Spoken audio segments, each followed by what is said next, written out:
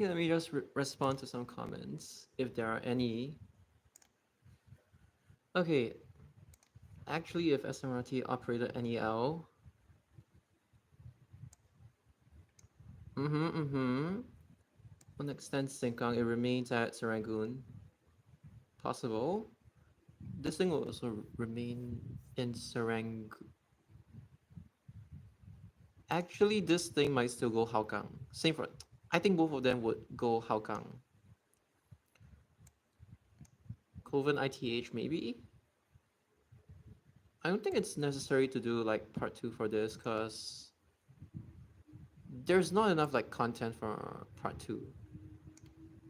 Like just not enough good content for this. The 8641, I have spoken to them privately. It's like I know, it's just that I was operating under the assumption that these roads existed way back then, but if not, just Upper Aljunied Road, Upper Serangoon Road, simple, and just make it skip stop like express for the time being, or just Bartley and Serangoon Avenue 1, whichever the case is. But yeah, they could revive this today, I think, if they had enough money, but I don't think so. Oh, okay, he has a video.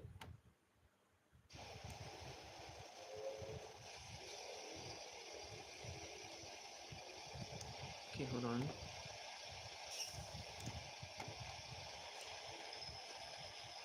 Oh, it's a 1618. It's quite precious. 7th August, nice. Alright. Let me see what else.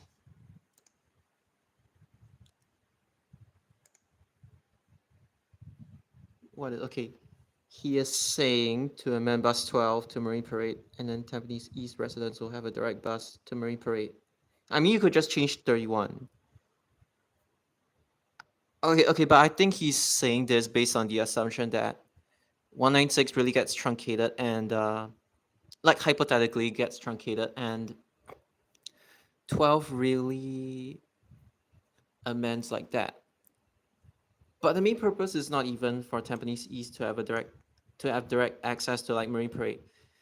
If anything, you could even justify that they have like DTL and TEL.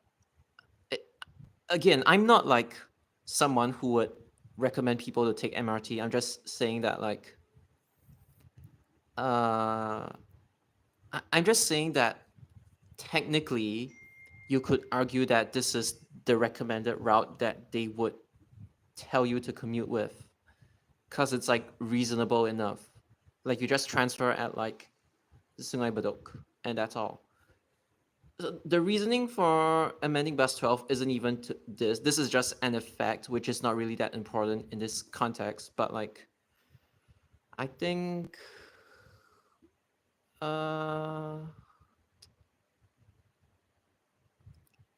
it is only to cover 196. That's all I will say. It's not really like so that Tampines East will have a direct bus to Marine Parade. But yeah. 50, okay, I don't give a crap about the operator, but because in that video I was like, okay, I'm gonna give a shit about the operator like for once. If 502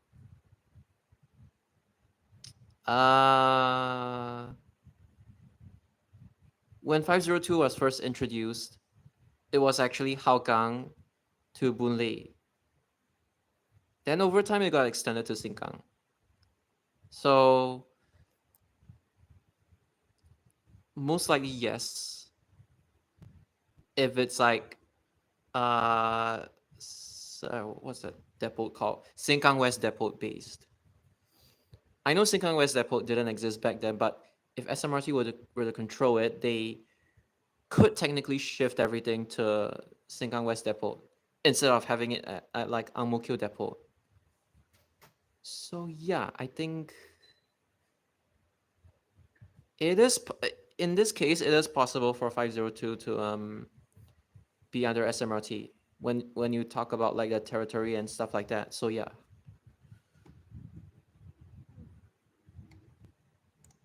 But yeah, I've already addressed this, so there's no need for me to reply it. Okay, I'm done. Now I'm gonna continue with this thing. What is this? Why is this even here? Is this an advertisement or what? I don't know. Okay, honestly, I don't even need to um check any of these, but I'm just gonna see what it gives me. Oh, it's like it's just a learning thing. Okay. How does this even work?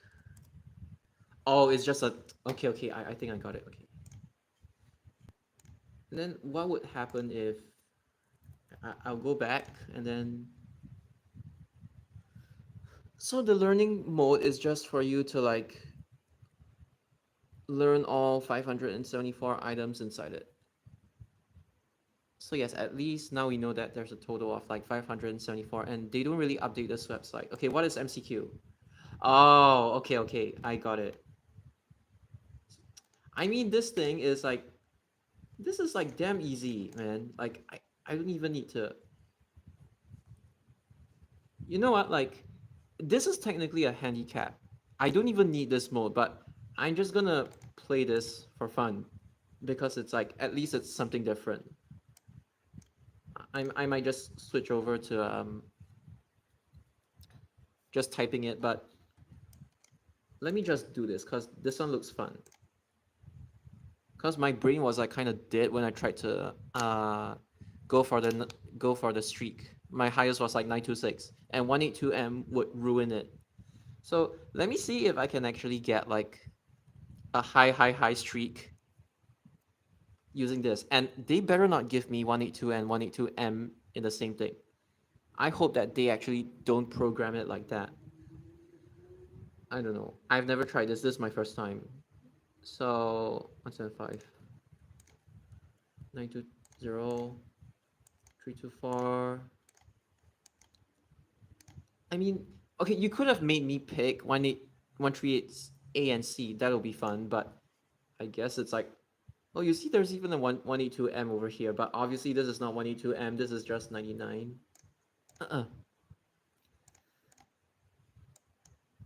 You don't even need to use like a lot of your brain power for this. I mean, obviously, they could have given me 268C if they really wanted to make it harder, but I guess this is the easy mode, so they don't really want to, you know, crush your dreams or anything. Yeah.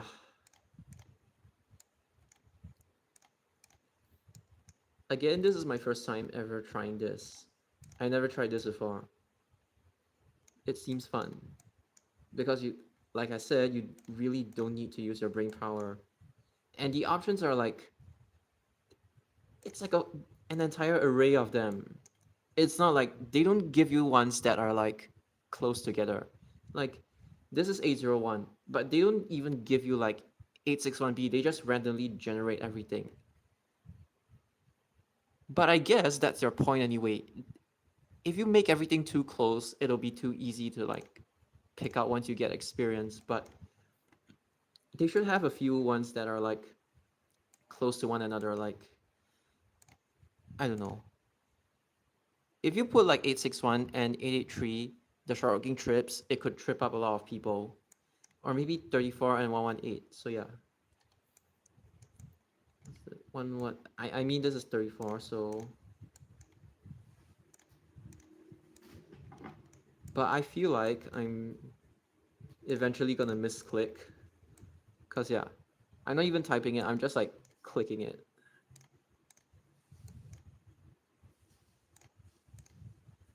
But again, as compared to like the typing mode, which I have a 926 streak, this one is like way It's way more fun, and it's easier in the sense that I don't even have to like use a lot of my brain power. I just need to like click, click, click, click, click, and that's all.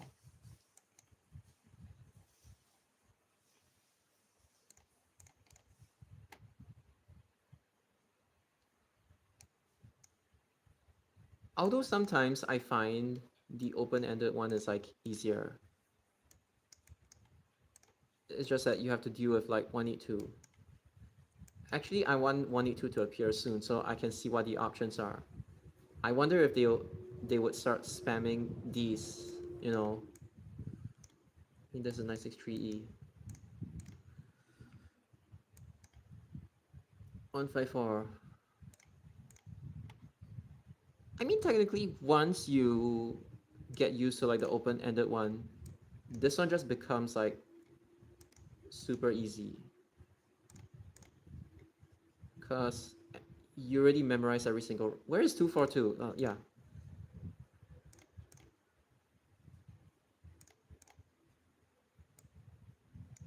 Uh, 27. Where's 27? Yeah. Okay, the number of options, they just keep increasing, so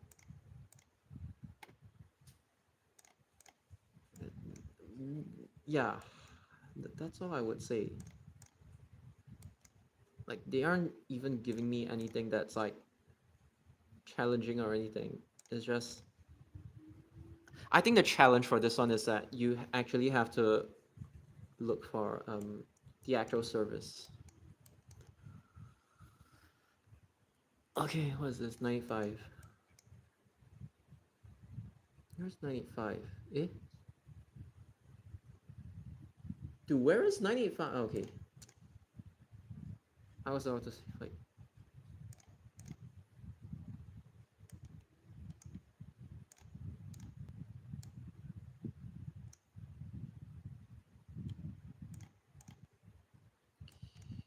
hmm.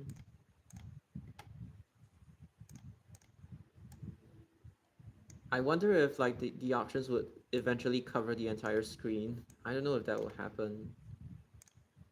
Because again, it's my first time trying 600p. And the one good thing about this is that I don't really have to like, you know, 81. And obviously every single route would feature the Passer is diversion. Yeah. 107. 975. Where is it? Oh, they don't even give me BRC. Where's 192? Okay.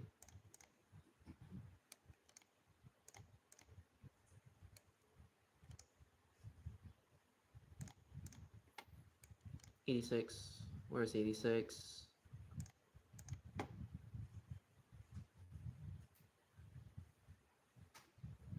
Okay, this time around they finally gave me 83T and 83. Thank you.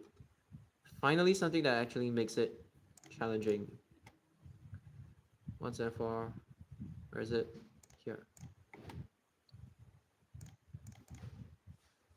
273.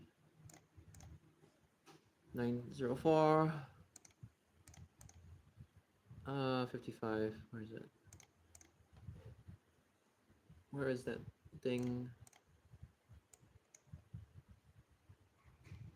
85. Where's 853? 1 112. 180. Same thing. Where's 88? Found it. 51. 859. Where is 859? 43E.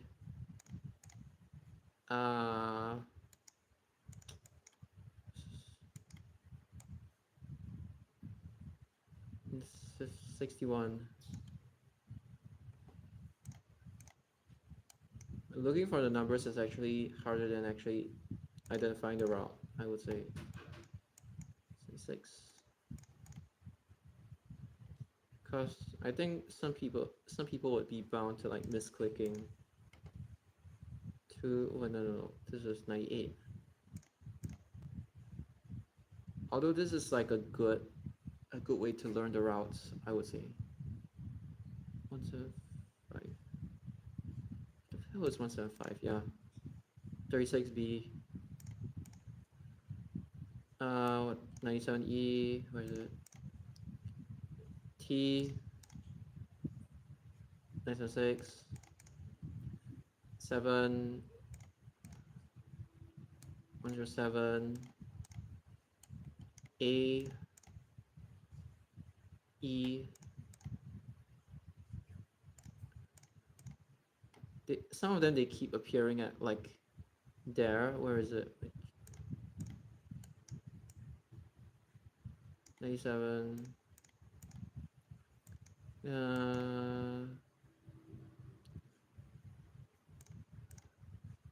386. 903. But where's the M? 77. 5. Where is it? 102. 98 again. 803. What is it? 48. 975. Where's 975?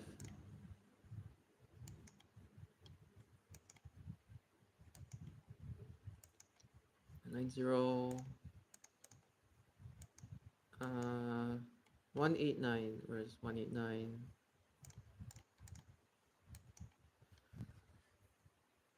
Okay.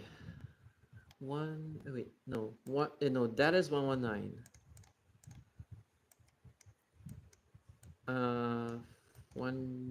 Okay. A 300. Yeah. 63. 132. 901. Where's the M? 3A. What the hell is this? Where is the short-working trip?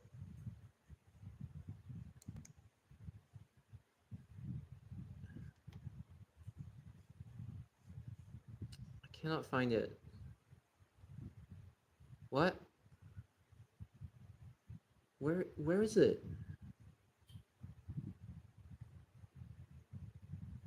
Oh, okay. I literally cannot find it. Okay. 33, where's 33? Dude, looking for it, it's actually so difficult. Looking for it. 15. 5.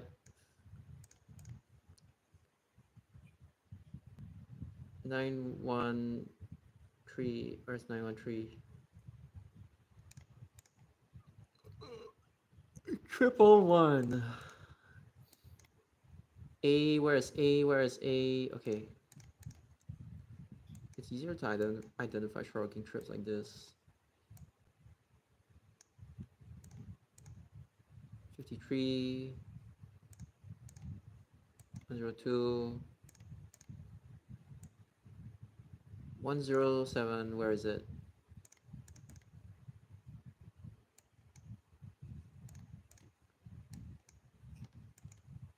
Oops. 12E. It's like easier to spot the short-working trips amongst other things. 103. 7.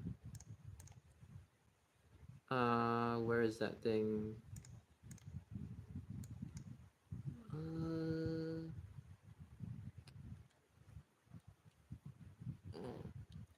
70. I don't know why I'm so sleepy right now. 7A, 7B, sorry. Hey, even when I'm sleepy, I can do this. 292. What is this? 258. Shocking trip. Shocking trip as well. See, the shocking trips are actually easier in this mode. As long as you know what shocking trips they are, but it helps you memorize anyway. 861. Where is it? Where is it? Where is it? Yeah. 925.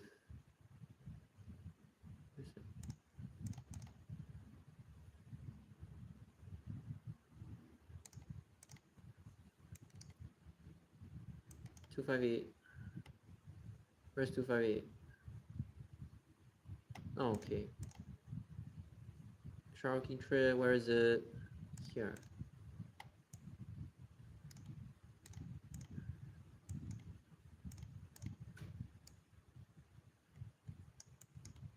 What?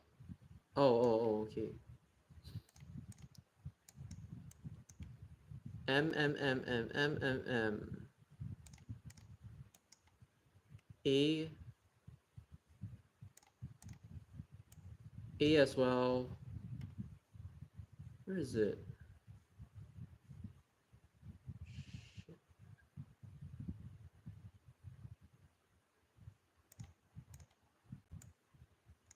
315. Where is it?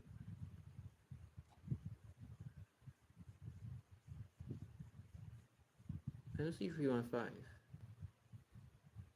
Oh, there it is. I'm telling you, trying to click on these things and the zoom as well. It starts to get like more difficult. Like there's just more distractions, if anything. A. Ah. Where is it? Okay. 139. 139. 854. 26. 52. 52. 52. I'm only gonna try this mode once. I'm not gonna play forever. 912A. A. 317.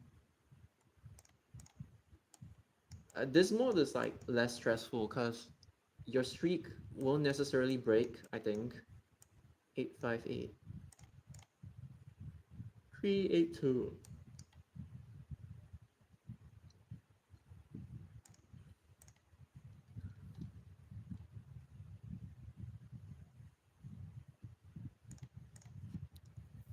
Terminating. Not terminating. Terminating.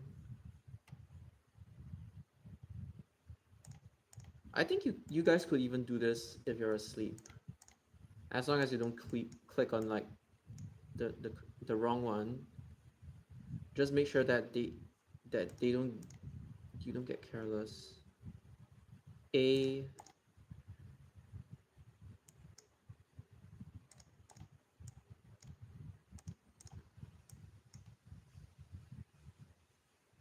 Like where is 859? 232.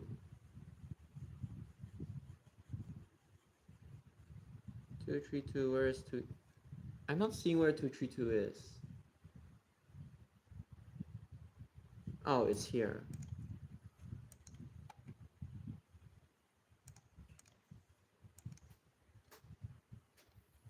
Mm, 85. Where's 85? 852.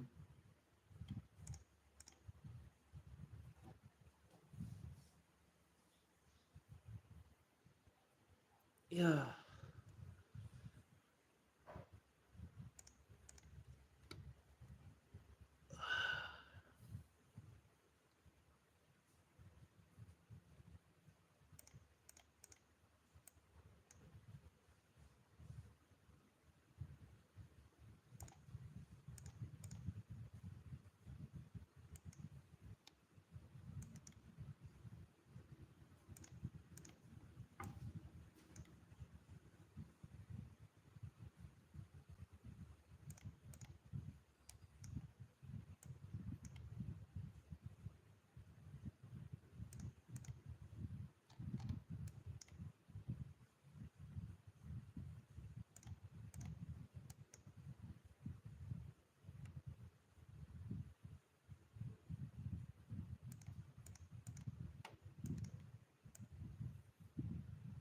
think this one makes you fall asleep.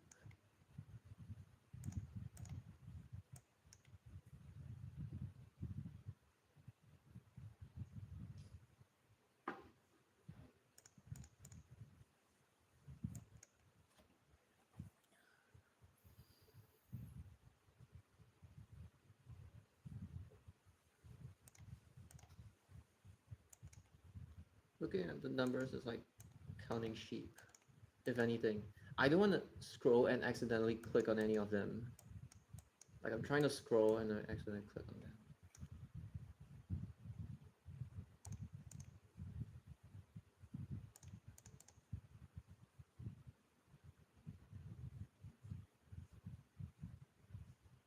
Like how difficult it is to look for 142. 172.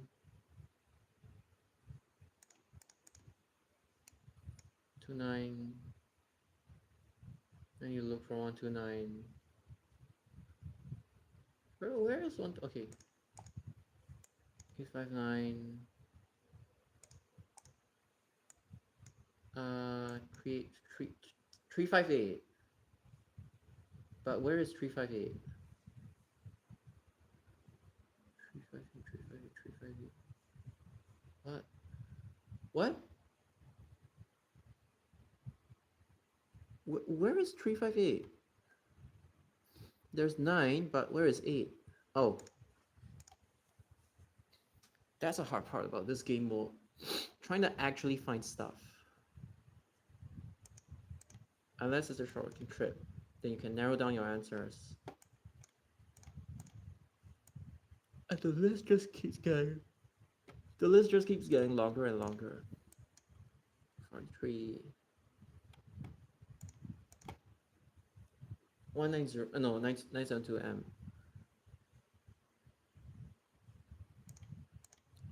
That's why short working trips are actually easier in this. 384. 148. 148. Where is 148? Okay, found it. Actually, I have to keep zooming out on this. 194. God, where is 194? Oh, this is gonna be a nightmare to 225.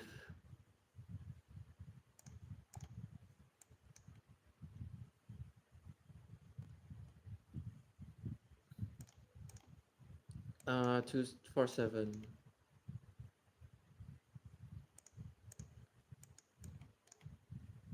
118, short working trip. 138.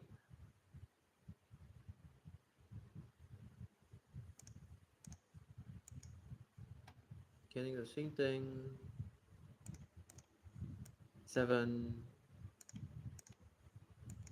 If it's single digit, it's like easier to guess, I guess. 861M.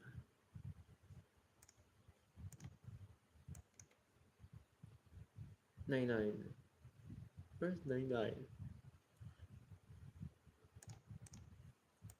106A. A. God, where's 106A?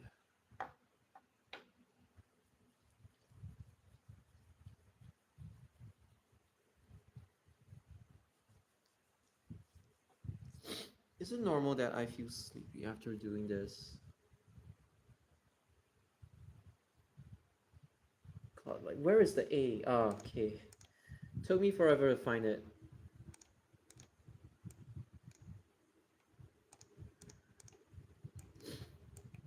$65.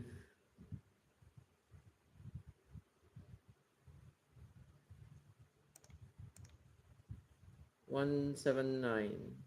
But where is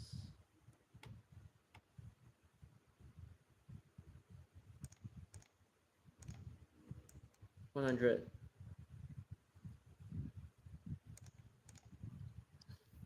12E. Where is 12E? Why am I not seeing it?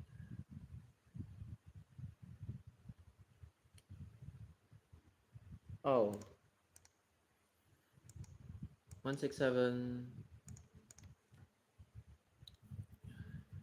I honestly think they should sort this in a numerical order and then alphabetical order as well. So that it's like easier to find stuff.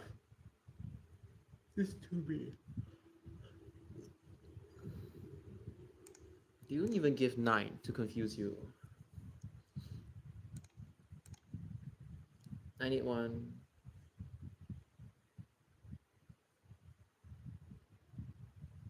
Where's 91?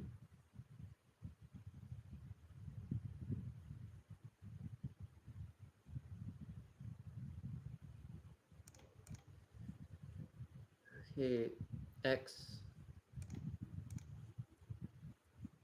Yeah, you literally want to get short working trips because it's like easier to identify.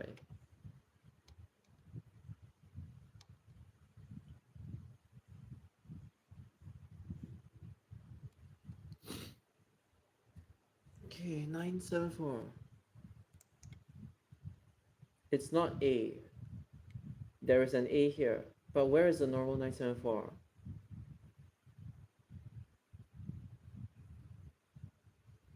God, I can't believe okay, here. Can't believe I actually have to comb this thing. 159 Charlie trip. Just look for the ones that are longer. Yeah. 92A 29.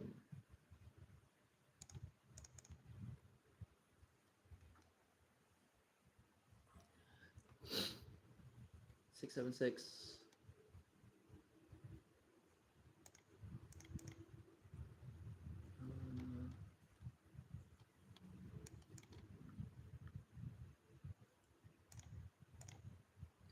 Oh, I have 6 rows now. 400. If I were to type 400, it'll be quite fast.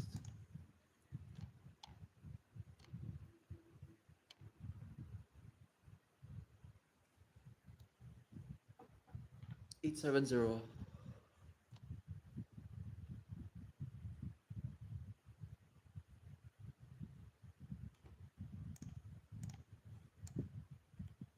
Terminating.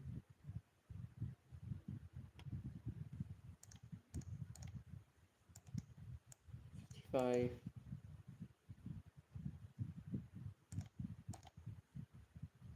21.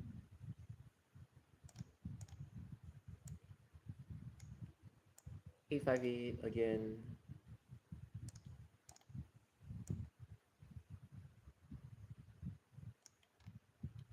502.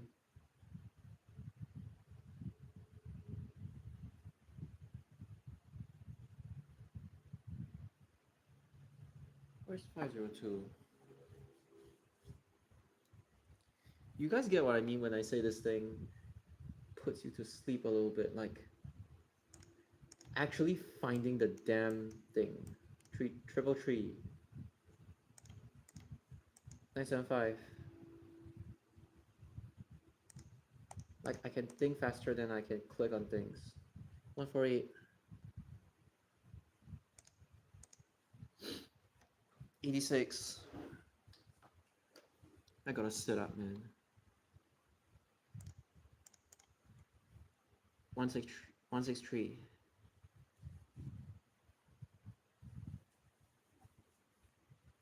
It is actually a headache. Really, they should sort it by like numerical order. I don't know if that would put more stress on like the website or anything, but yeah, they should consider that.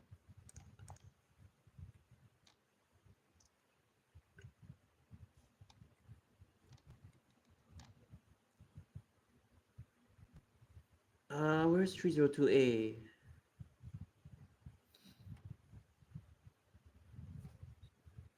At one glance, I cannot find it. Oh, found it. Okay, at last.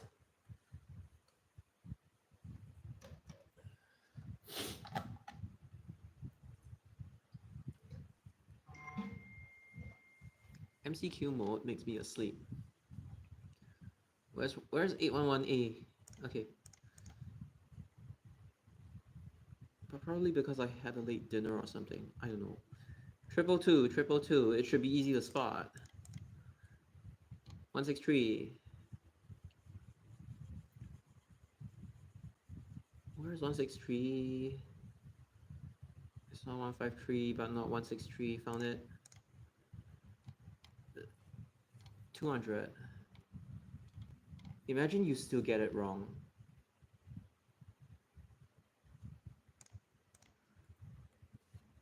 857, but it's a terminating trip.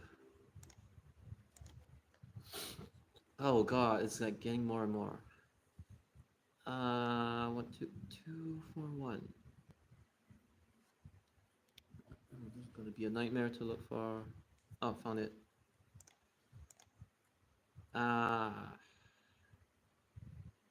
But this kind of content is good for a live stream. It gives you a lot more time to chat with your audience when you're finding the thing.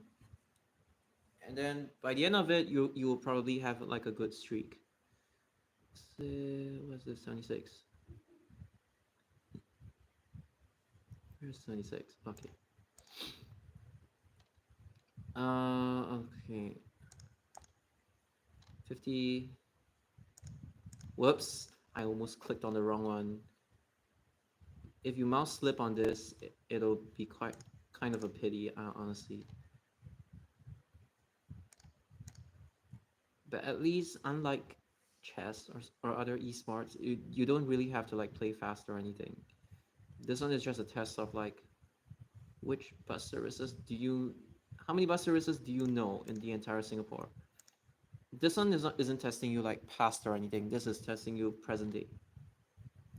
But it's not like they update the website or anything. It's testing you on present day. That's all. 64.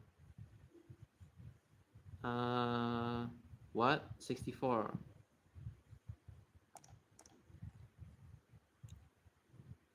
For 853.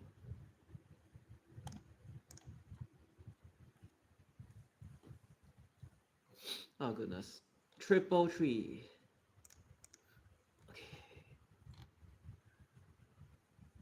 God, it's really getting a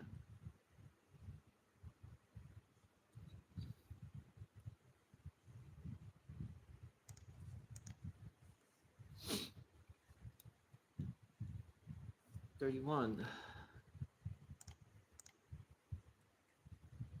2, 3. Does anybody else agree with me that this game mode, it's like at the first few stages it's fun. Like I even said it's fun, and then right now as I'm doing it, it kind of gets really really boring. Cause it wears you out a little bit. Where's 502? You're spending more time looking for the answer rather than like I know this is 131 A. It's just I actually have to look for 131 A, which is not too difficult cause it's like for 3 letters and 1 number, it's not too difficult to yeah, this one is M. But not that M, it's yeah.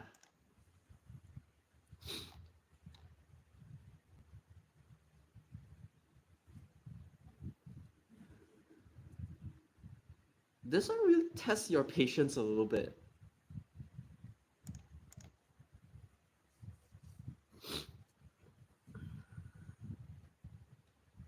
Nine seven four.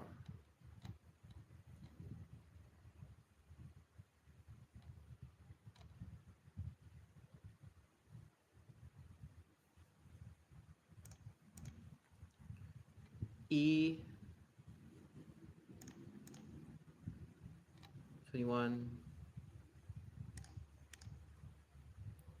Full route.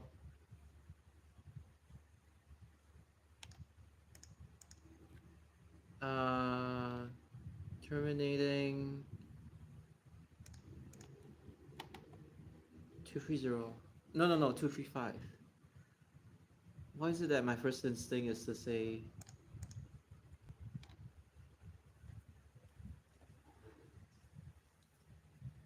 God, this thing really takes my patience.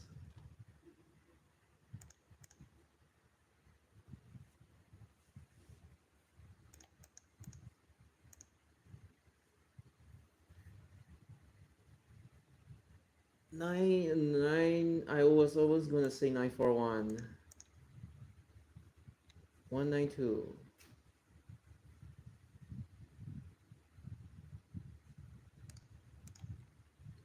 I actually have to say it out loud so that I know which one I'm clicking and I don't forget it.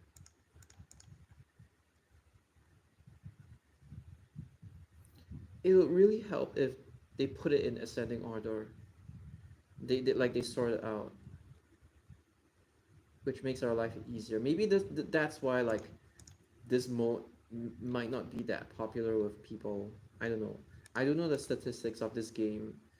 It's just a game made for fun. It's not a serious one, but yeah. A. Where's A? God, I don't know why I'm struggling. Okay, found it.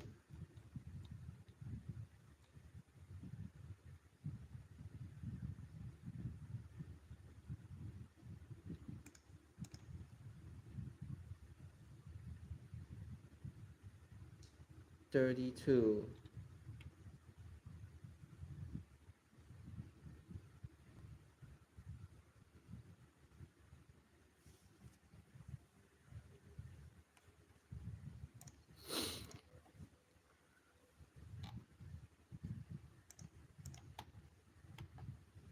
And the annoying thing about this is that you have to constantly zoom up, zoom down, zoom up, zoom down.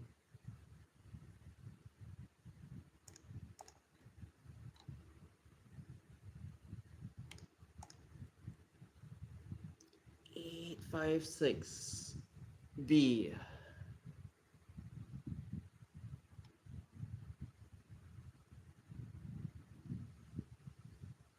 Wait, no, that's not 856. That's 81. That's one.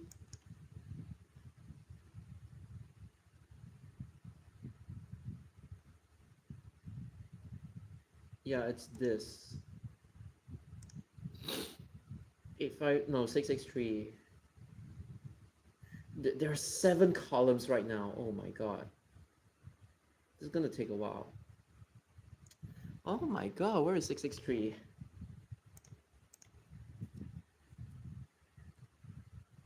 I don't know why there are 7 columns, but oh god.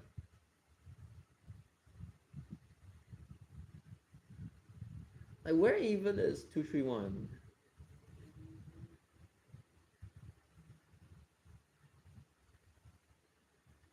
Oh, damn it. 231, 231, 231. Oh my god. Oh, found it. Yeah. It is really hard to look for stuff.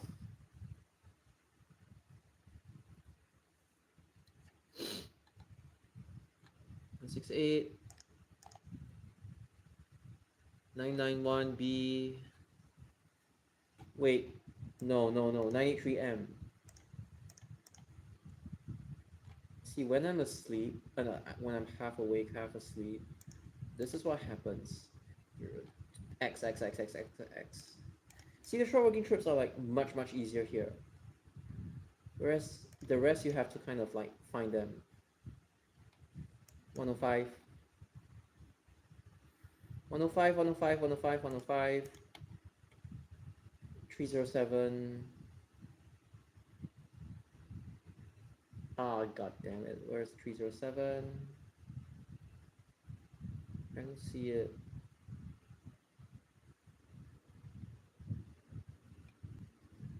Yo, are you serious? Where is 307?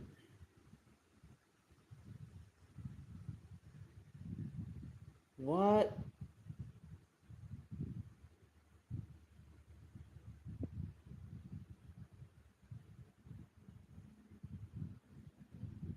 Okay. Took me long enough.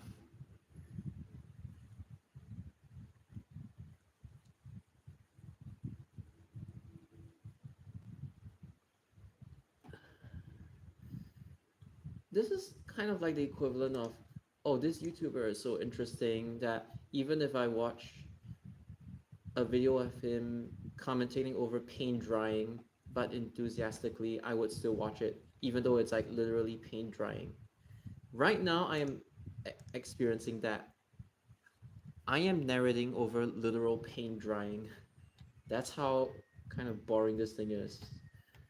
I can't even find like where they are most of the time. 850E. Where are you? Where are you? Okay.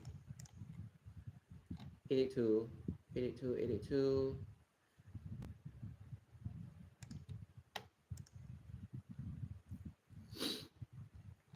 I scroll up, down, up, down, up, down, up, down, which isn't nice.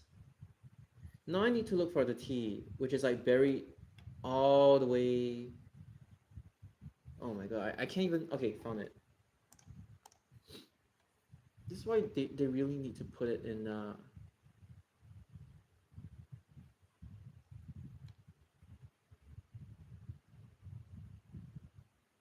Where's 122?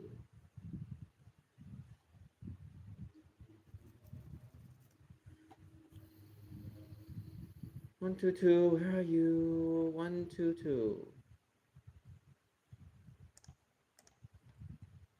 127.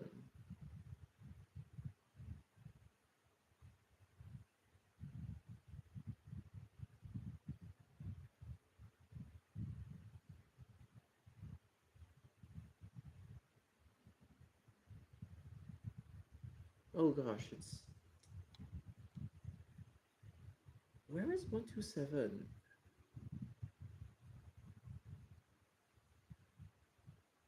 This is gonna take really, really slow.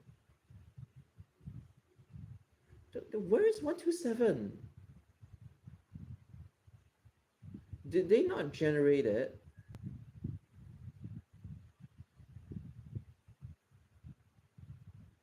Oh, okay. That's how long I take to like. Oh my god. This game mode doesn't suck. It's just very, very tedious to do. It's more of like they're testing your ability to like find stuff.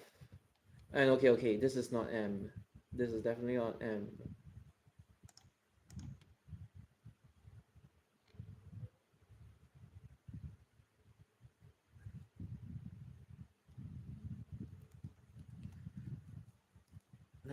No, 983. 112A. A A A as well.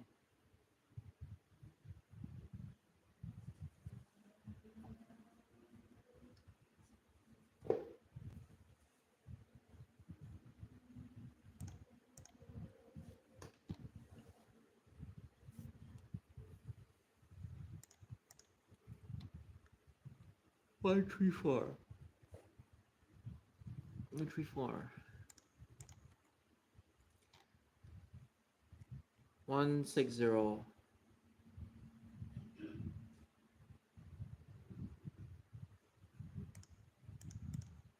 I swear I'm never gonna try this game mode again in future.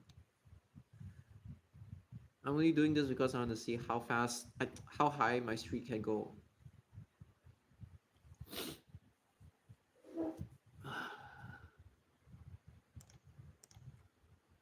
One, 121.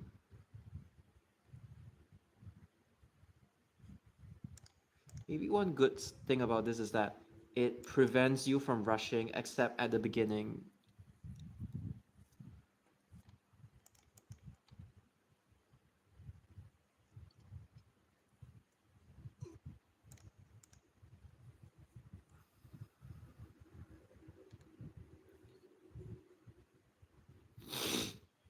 Where's the CDS?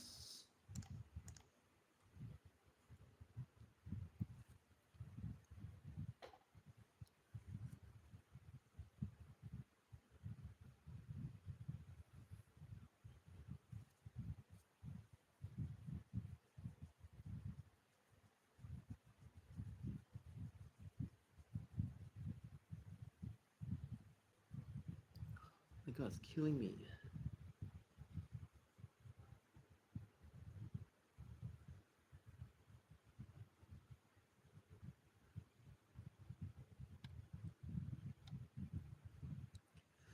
was like, I was looking at the wrong route. God damn it. When I saw this, I thought it was 668. No, it's 71. It's just 71. Oh my god. Maybe this isn't a good thing to play when you're sleepy.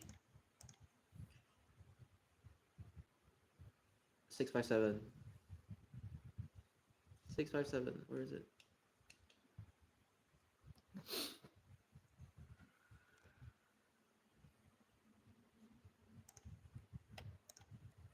117M. Okay. 76.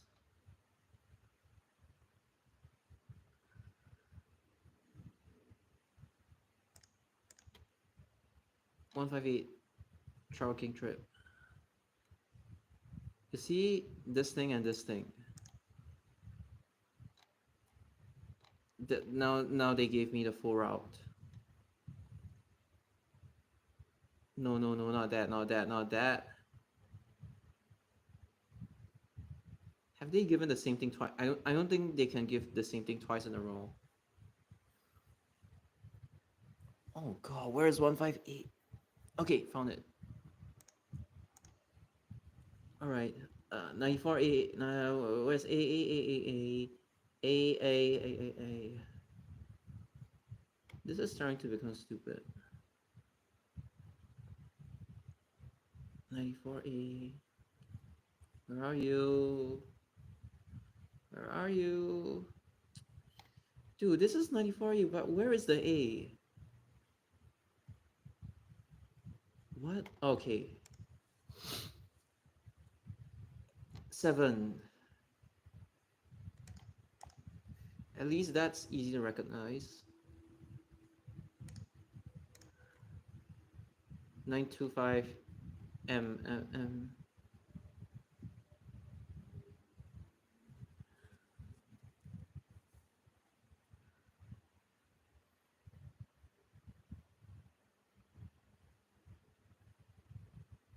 Maybe this is actually a good game to get hypnotized in the sense that you fall asleep, you wake up, and then you get to continue like your streak.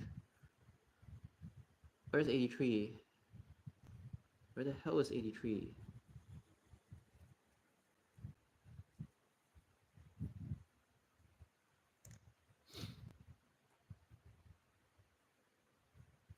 This is gonna be like a really, really slow grind.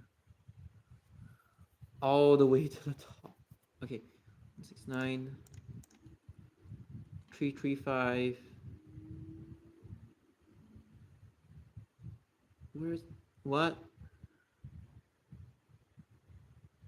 What the?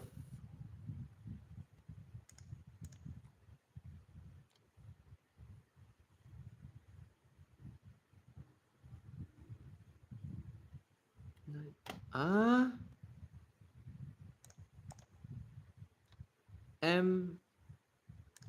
See, shrugging trips are easier here.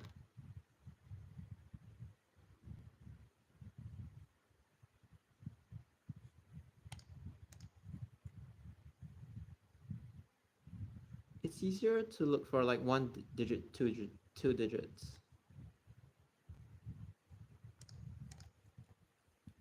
A. Not this.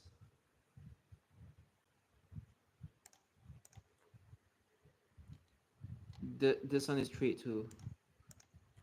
It's a programming mistake.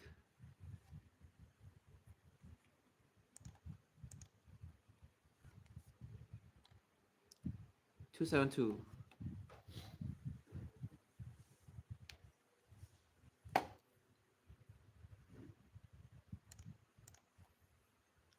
A4. W.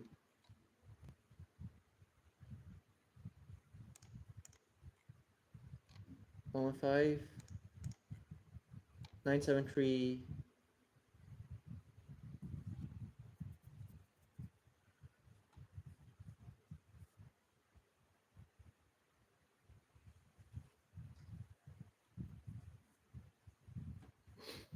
They really need to sort this in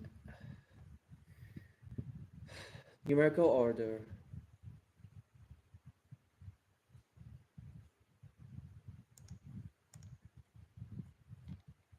43M.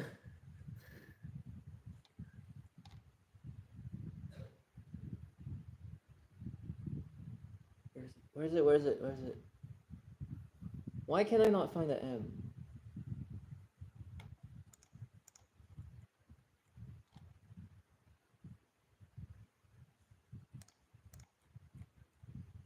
(92A).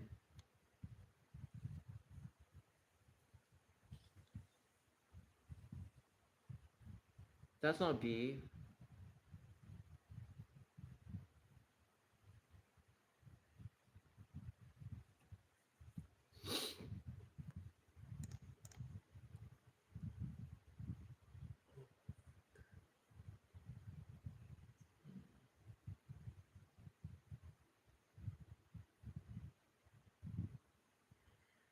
(161).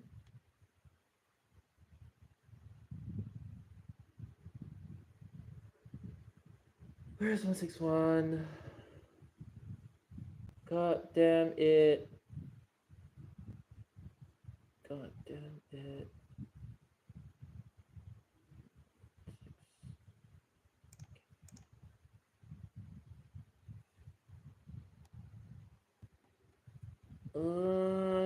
No, 675.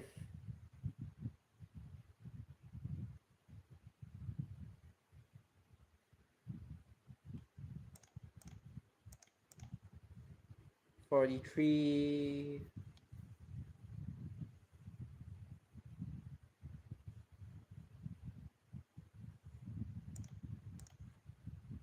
122.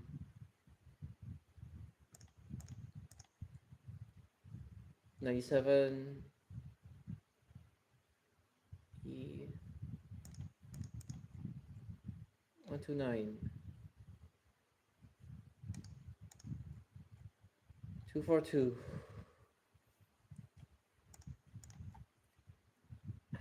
145. 32.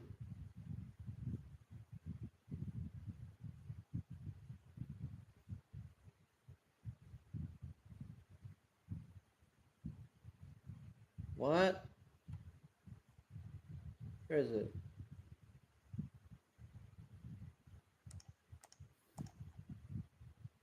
(806).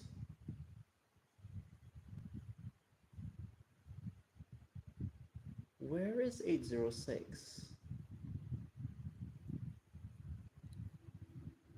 806はどこにある？ 806 806. What? It's impossible to find. 806. やっと見つかった。852。129。129。深みじゃなくて129。870。293。293。293。146。146。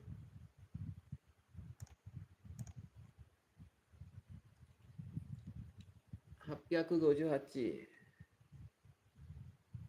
858。一番長い路線。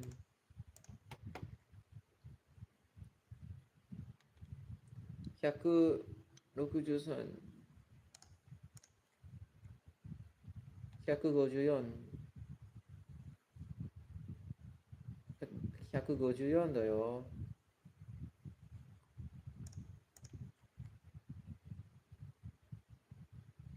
165。165. I sound like some listening comprehension thing. Where is it? How many rows? I've accumulated like 7 rows already. And they're all randomized. God, it's so hard to pick them out.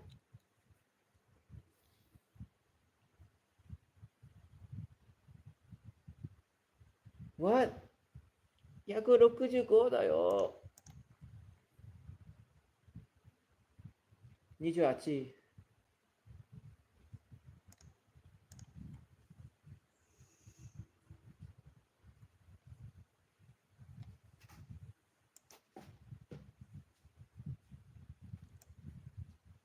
188。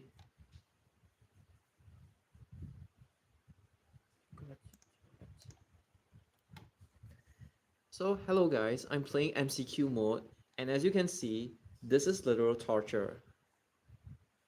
Because this is 114, but the issue is I have to find where 114 is, and then sometimes I just cannot find them at all. It doesn't help the fact that like I was kind of sleepy just now. Like, seriously, like I can't even find it. I have to go through one by one because it's not like put in. I know, right? It's like the reason why I'm even playing this. Oh, thank you, SG Busters. You arrived at the right time. They they really should put a type in mode so that like the reason why I'm even playing this is because like the last time when I got a streak, I got 926, and I managed to evade 182 twice, and then the third time it got me. So I didn't even make any mistakes back then. So right now I'm only playing this because I want to see if the same thing applies for like 182 182M. If it would come and sabotage me. That's kind of true because when you think about like a lot of people that are like playing this game right now, none of them, and I mean objectively, not because I'm trying to show off or anything, nobody is as good as me when it comes to like these kinds of like guessing games. Like I can tell this is like 960E right away, and the short working trips are actually a lot more.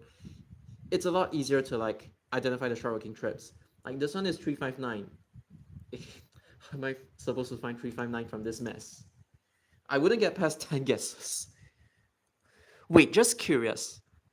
How many bus routes have you actually memorized in Singapore? It's okay if you forgot, but how many in your entire lifetime have you like? Okay, I know that sounds wrong, but how many have you actually memorized, like on average, if you can even remember them? 859. Where is 859? This is such a mess, and this one just doesn't do justice when it comes to dyscalculia. There's like dyslexia, there's like dyscalculia as well, which is not often talked about, but dyscalculia is like people who find it hard to count. But yeah, every bus route on the western. Nice. Good. Okay, maybe except like the modern day ones, like let's say 872 and stuff like that. Okay, for me, I've memorized every single thing except GIS. The issue is that like I could draw out the GIS routes minus 255 because 255 is super confusing. I don't even know how you're supposed to learn that route, even though it's short, but it's confusing. But like I know the essence of the every single GIS route. It's just those are the ones that I'm not confident with, as well as like I'm able to trace out 296, 298, 299 on the map. It's just that the actual road names, because they're new, I haven't really like committed my memory to it. I was like staring at the GeoGuessr like UI for years. Okay. I think I kind of get. It's like you have that big screen. You have all the bus routes, like OCC, BOCC. You get to see every routes and every single route, and then naturally you would like memorize them, like it's legit part of your job. And right now, I still haven't found 859. But thank you so much for being here. Right now, I'm like literally dying. That rumored feeder bus 802. Okay, I don't know if that one is like Chencharu or Yishun, but it's supposed to loop at like Miltonia, which is like the one that's near the reservoir. I don't know the name of it, but like it's Miltonia. But judging by the amount of space, I think that one is Chencharu to Miltonia loop. So it's supposed to pass through like Khatib and stuff like that. Okay, what's this? This is 965. Okay, found it. 371. 371, 371, 371. Found it. You know how you recognize the route well enough when you catch an off route bus without any other visual reference. Ah, okay, okay. Yep, off route bus. Either they lose their way or like, or maybe you're playing actual GeoGuessr. You look at a picture, you could decipher the route. As in, you could decipher like where the photo was taken and stuff. It's like photographic memory and stuff like that. Like this one, 854. How am I supposed to find 854 in this mess? Yeah, found it. It's a method to catch drivers accidentally taking the wrong turn or shortcut. Ah, okay. I myself have experienced it once. It was 66. They thought they were driving 506. They accidentally turned, but then they U-turn at Jurong East Central, and then they just went back. I was like, yo, I should have captured it. But I don't really want to capture people going the wrong way because if they get caught, then it's not a good look for them. So yeah. 119, 119. Happens more often than you think, especially if the driver has perma one route for a very long time. Then they are like delegated to drive another route. I have seen bus drivers like they mistake 58 and 53 or stuff like that. Or 858 they forget to go inside Yishun Central too. No, you know what's the biggest joke? The people from Tower Transit, like those young bus enthusiasts who join as BCs or like as interchange staff and then sometimes they drive, they can't even memorize routes. I that's the funniest thing.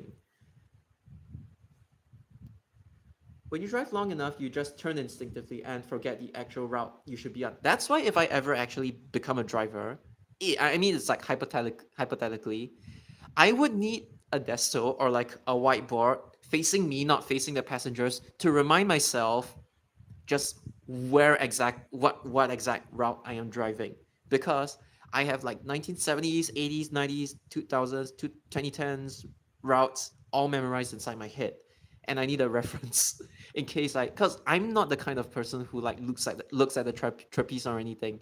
I would hypothetically just drive. Rejected MRT lines or LRT lines. Unfortunately, I am not an expert when it comes to that. The only one I know of is Coney Island. That's all. So unfortunately, I'm not able to explain that. I don't memorize routes either. TTS likes drivers back in their home country are trained to drive 50 routes as a new driver. They do get visual reference though. So technically Singapore bus drivers, they are like, just not as good, right? I mean, I'm talking about like, I don't mean to sound insulting because it's like, if they're just normal drivers, I could understand if they don't know the way. But if they're bus enthusiasts, they really have no excuse. And the worst part was that like, when stupid people like Nas Farihin, they go get interviewed, and then they are like, "Oh, I memorized like a whole ton of routes. I knew every single route from like Woodlands and stuff like that." They should. I'm not saying they have to, but they should go and interview me instead. I know more than he ever knows. Like I am a real bus fan. He isn't. That's the difference. uh,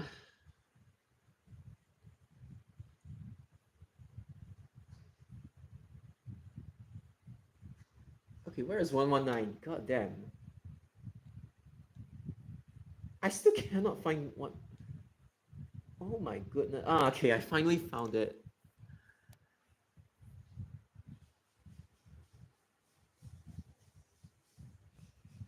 I have seen Tengah line alignment before as it run under Tengah Park Avenue with one station under the junction of Bukit Batok Road back to Bukit Batok. Okay, that one I believe.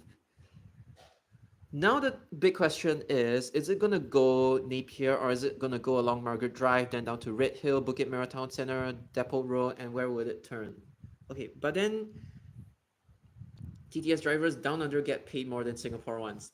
Yeah, that's why. Knowing every single route does help to land you a job in the industry though. Just have to be better than the average person. That's true. Unfortunately, I am blacklisted in Singapore, so good luck to that. No, I mean some of like I think even Jarius, he applied to like GAS, he applied to SBS, he got rejected. SMRT was willing to take him in, but he has to wait because they need to wait till he has space. Wonder why it had planned to extend to Bulim after Tengah Station for. You're blacklisted? Why? Okay, to be honest, I wouldn't ask, but I'm surprised. I wonder why it had planned to extend to Bulim after Tengah Station for Tengah Line for the plan. Bulim, I think there might be new developments, or maybe like the some I don't know what you call it. It's like what do you call it? It's Innovation District. Singapore loves that name. They hate my guts. Singapore hates people with guts. Haha. Stupid. They hate people. I get the feeling that they hate people who are like too self motivated, people who question stuff. They just want you to be yes man. Oh my god. That really sucks. 975A. Where is 975A? I found it. This is 125. 125, 125, 125, 1. Yeah, I almost thought that was another route. Where was. Okay, found it. They don't like listening to fearless advice, even if it's necessary. I agree. Sometimes really, as what you said, they should really learn how to not be so quote unquote safe all the time. Also, in Downtown Line 2 extension, it had a planned extension to a station after Sungai Kadut to interchange with. Huh? Seletar Line? So like you're telling me Seletar Line actually cuts through Manda?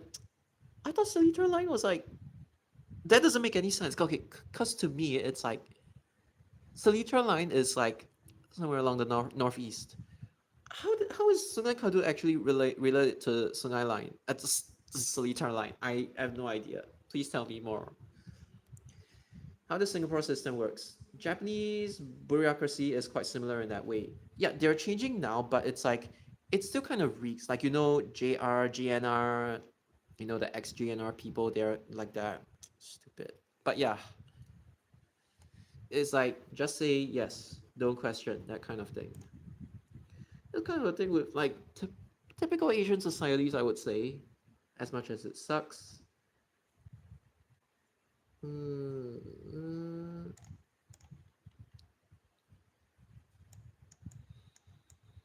858. Okay, now this one is easier because I just need to look for B. JR East has now the same reputation as Doshban these days. I think it just gets like underreported because no, it's like all those comments about people saying how clean Japanese trains are. Well, I agree in the city because that they have to maintain it. You go to Chiba Prefecture, not like near the Tokyo border, but if you go to like uh Chiba Station, no, not Chiba Station. What is it? No, Chiba Station. Chiba, Soga. Eh? Have I forgotten everything? Chiba, Soga, Narita, that area, the trains are all like under maintained. They don't even bother to like clean their trains. I mean, I know I joked about Tobu before, but even JREs, they don't even bother to like clean their trains. When it's like, I mean, I get it. It's like they don't have to maintain it that frequently, but like, come on, man. Like, the tourists are going to get like the wrong impression. I'd rather they just be honest about it. I heard the 1 month converted lines are now frequently late, the same way SMRT does in peak hour. Yeah, because it's like they put so much. Again, it's also because not enough people are applying for the job. That's why I want to apply for that in the future. But like, it's putting a lot of stress like on the driver. It's like you have a driver and a conductor for a reason, so that they can do their respective jobs and the train can depart on time. I really feel for the people who actually have to 1 month everything. It's like a lot of stress. And I wish they actually had like a pay increment or something, at least.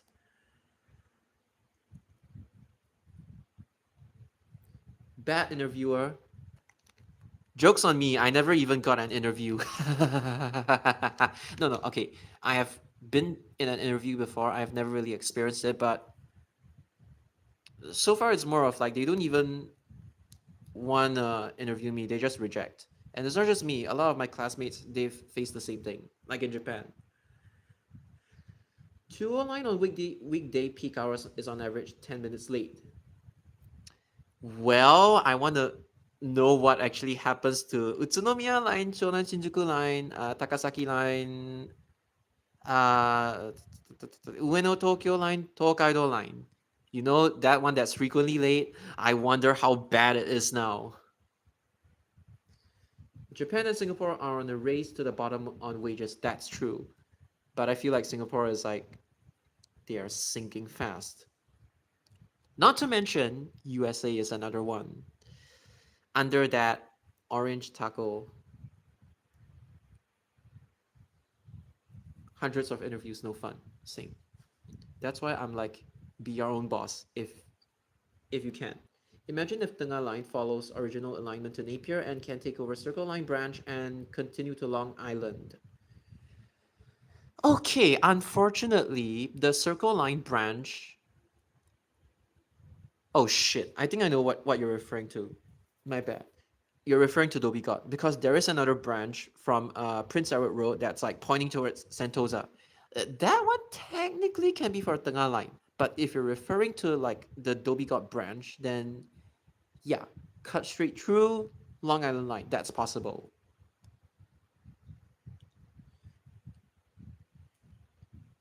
They only chit chat. Yeah, honestly, that means they suck.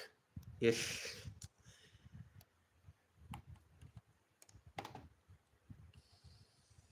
If they want a Tengah Line, they need an alignment that can effectively relieve the Ulu Pandan section. Yeah, because the alignment that I had in mind is Bukit Batok, then you run it through Ulu Pandan.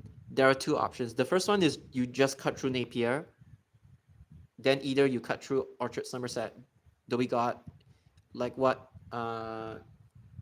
Gotizo said, just merge it with the Circle Line branch. The other one is from Napier, you twist it down to Thompson East Coast Line. Actually, that doesn't make any sense.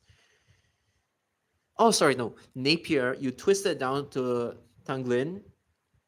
Or if you don't want to go Napier, then from Holland Village, you just go straight to Margaret Drive where Queensway Secondary School is. But either way, you're gonna pass through Red Hill, then Bukit Merah Town Center, which is like Red Hill Close, and then go down Depot Road, and then either you twist it left to Labrador Park and terminate, or you twist it right, and then somehow go to like what Pulau Brani, and then intersect with like that Circle Line branch line, that Sentosa track. Wonder how they how will they rebuild Promenade Station if Tengah Line can take over the Dhoby Ghaut branch? Okay, rebuilding is not a thing for Singapore, especially when it comes to like underground stations. I don't think they will like actually spend money, like invest in rebuilding. Like if it's above ground, it's still worth it. If it's underground, I don't think so. They are not Japan, and then I think it'll still be the same thing. No, actually, I. Oh wait, no, I get what you mean. If they use the Circle Line tracks, they're kind of doomed.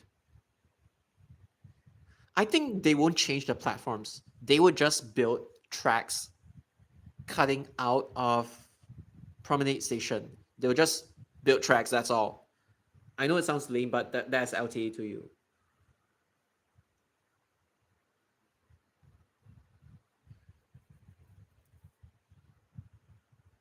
Because like there are a lot of people saying that like they want Tengah Line to cut through Dover. They wanted to cut through One North. But I'm like, there's not enough space for you to like dig underneath. And then for people who say they want Queensway and Jalan Bukit Merah to have MRT, I say no. The population density there is like so small to the point whereby an MRT station would just end up wasting money. The same concept as like Bayshore. I mean, even 7-Eleven, the one that's like downstairs near where I stay currently, is gonna close because they just cannot break even.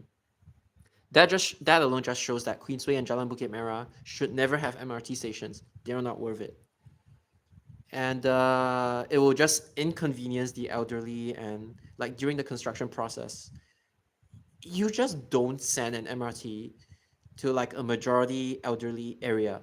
I'm not saying they don't deserve MRT. I'm just saying that like if bus does the job, just use bus. It's not like the bus is overcrowded or anything. Bukit Merah has survived with buses for a very, very, very long time. They should just continue with that. It's okay if you disagree, but it's like that's just how I feel. It was funny my that for my first job, I felt I was insulted by the interviewer, but I ended up getting a job. Oh wow, congratulations. Talking about rebuilds, SMRT Exchange are practically ghost towns these days. I agree. I haven't even heard of like my friends mentioning the name SMRT Exchange at all. If they redevelop those or CityLink Mall, then I will believe stations will be rebuilt. True. Tengah Line had a paid link provision on Maju Station. That explains Ulu Pandan. I think that's possible. Whampoa Seletar, yeah, possible. So basically what my friend suggests is that you don't cut through Kallang. What you do is Seletar Airport, you run it down Yishun Road, then Tavistock. Wait, actually, it has to twist and turn. My bad. It's not Serangoon North because Serangoon North there isn't a provision, but Tavistock has a provision. Tavistock, somewhere along Lorong Chuan, Toa Payoh East, Whampoa. Then you cut it down, either like no, I don't think it's Boon King. From Whampoa, you go down to Farrer Park, then you go to Esplanade, you terminate there. And if you want to send it down even further, if you want to terminate at Prince Edward Road, it's fine. But when I say Prince Edward Road, I do not mean the Sentosa track at Circle Line. I mean just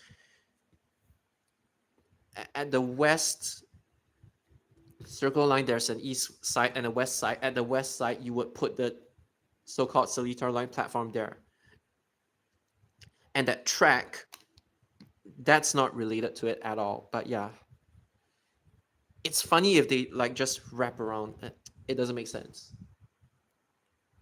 69 going to yeah, that one is confirmed. By the way, that one I can tell you it's confirmed. 69 is going to amend inside the road where 299 serves.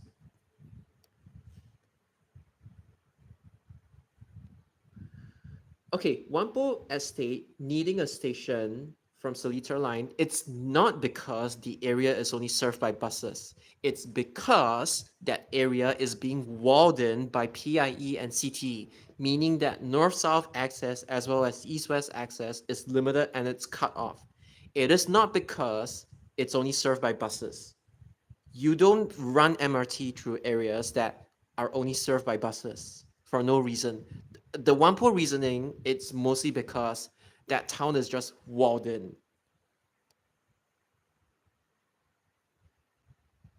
Lorong Chuan, lack of space. I also don't really know, but I know that the provision is Tavistock.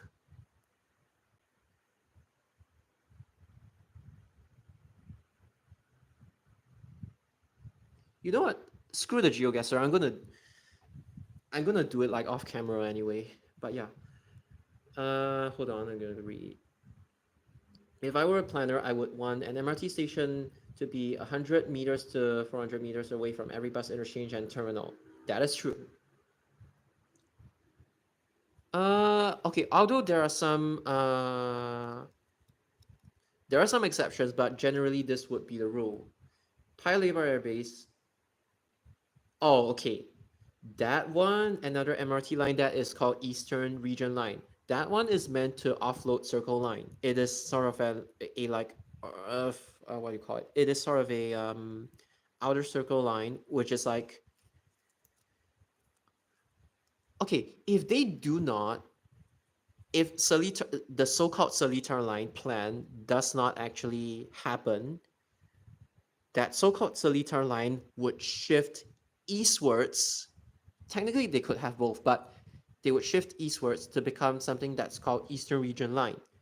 And PLAB is one of the stations. Then I don't know whether it's like Tampines, Simei, Tanah Merah, or Bedok. It'll cut through and then it'll probably intersect at like Long Island or maybe Laguna Station, the so-called secret TEL station. I don't know if that station is going to be built or not, but there is technically space for a Laguna station. Near the golf course or former golf course. I don't know if it's like former or like current because Singapore destroys stuff for HDB. So yeah, I wouldn't be too surprised if they destroy the golf courses. I mean, some people say golf courses are like a waste of space, but I think some of them, they should just be kept. The Orchid Country Club, that one, I will never forgive them. That one is such a wonderful place. It's not even like it's low demand or anything. There are people that actually go there. And then they're like, oh, I want to redevelop into like Miltonia. Stupid. At least that would be the blue ribbon mindset. That's correct. That hub spoke thingy. Is it possible to build a station in Serangoon Garden as it... You mean Tavistock cut straight through down to Serangoon? Okay, that would depend if like there's space. I don't think there's space there. But okay, I just want to clarify this. Misconception number one, you do not send an MRT line to a place that's only accessible by buses. You send MRT lines to existing places that have very poor connectivity.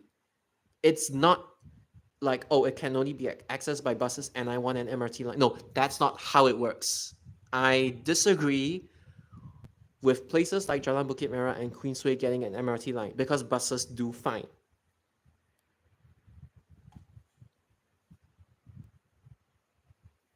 Noise pollution. Wait, if I was a planner, I wouldn't even build PLAB. I would reforest the damn area because those motherfuckers, they deforested Pongo to hell. Now they're trying to deforest Dover and wherever else. I wouldn't forgive them. I hope they have okay. If you're wondering why I haven't commented much on videos recently, I got shadow banned by YouTube. No point commenting in the meantime when it gets deleted automatically. Yeah, that's really, really sad. Because, like, I don't know. It's like, why do they even do this? Like, they shadow ban you, and then those actual spam bots, they actually let them roam free. Yeah, I don't get it. It's more of like, okay, for me, it's like, I comment, whether they reply or not, it's fine. I just comment. But YouTube doesn't even notify me when people reply. So, haha, sucks to be me, sucks to be us. Actually, metro lines are built also with planning and development in mind, sometimes more if they want to increase land value. That's true. Where the new developments. But Jalan Bukit Merah and Queensway, there aren't really any new developments, so there is really no need for an MRT line. Although, when you mentioned that, my mind actually went to Changi Village. That's a reason. There's a reason why Cross Island Line doesn't touch Changi Village, because I know the residents will get pissed off when their quiet town gets disturbed. It's kind of a not in my backyard NIMBY thing, but I actually side with the residents there. Tagore, it'll open when the buildings are up. They love building stuff, so okay, I explained. The residents wouldn't like it. Just take your word for it. I also don't really like how they're like, as in, I don't really like the idea of just spamming MRT lines for the sake of connected, like just for the sake of it. Because right now there's like two 1989, 59, 109, 29. They all go to Changi Village. That's more than enough. In Japan, that stupid place would only get one bus service. In Singapore, there's already 7. You don't need an MRT station at Changi Village. Let's be real. Nobody would want to visit there. Loyang kind of needs it because there's actually an industrial estate. Changi Village it's way too low density to justify an MRT station. That's why from Loyang they go to Aviation Park immediately.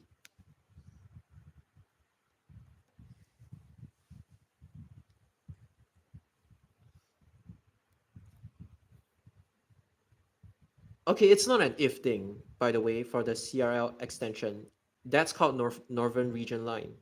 It's bound to happen. Like, it wouldn't touch Yishun Central because there is no space to build another MRT station in Yishun Central. It'll just go along Yishun East, like Yishun Avenue 8, Canberra, Sembawang a little bit, and then Woodlands North.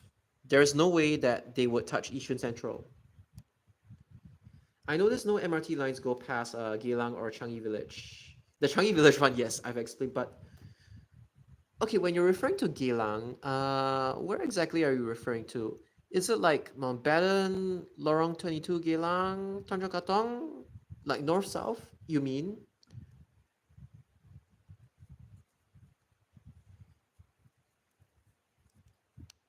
Yishun, yeah. Although, to be honest, Yishun and ARRT that replaces 807, it could still work. Although, to be honest, I hate that people are like constantly just those anti-bus people. They are like, let's build Yishun LRT to kill the buses. I'm like, you're stupid. But yes, I do acknowledge that there were like kind of vague plans for Yishun LRT in the past. 655. 655.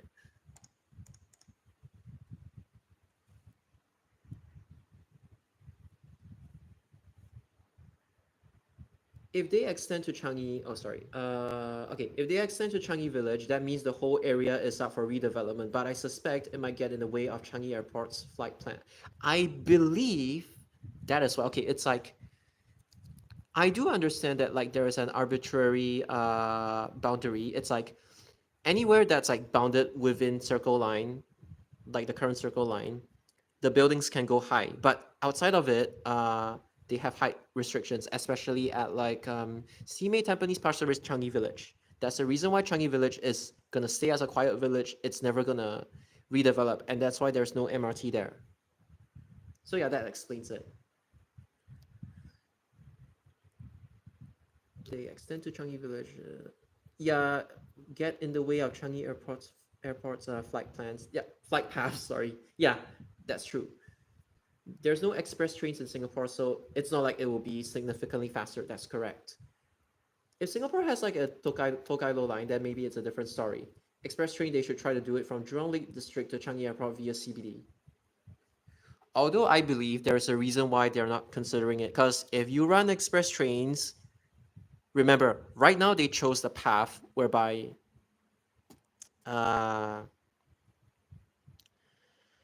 they're choosing to cut underneath the nature reserve.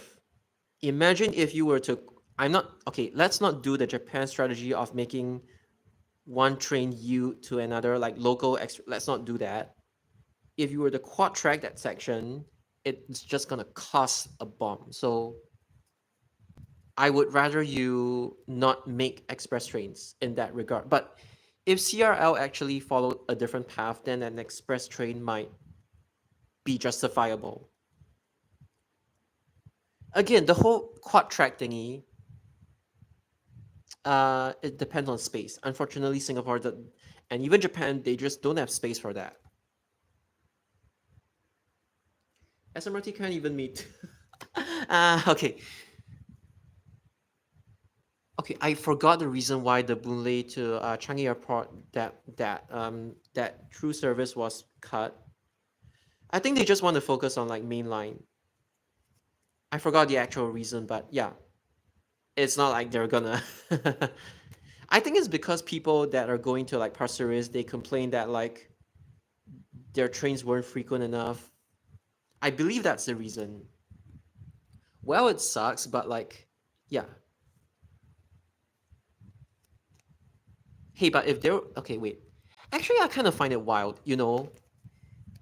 There was 506 to Changi Airport, which is around the same timing whereby from Jurong East you could have a through train to Changi Airport as well. I just find that a little wild. Singapore's train ops is actually, yeah, it's very simple. It's not complex. Rochor Station being an interchange, okay, that's widely known. The reason why it failed is because they wanted to construct North-South Corridor, that new expressway. So they messed up, haha.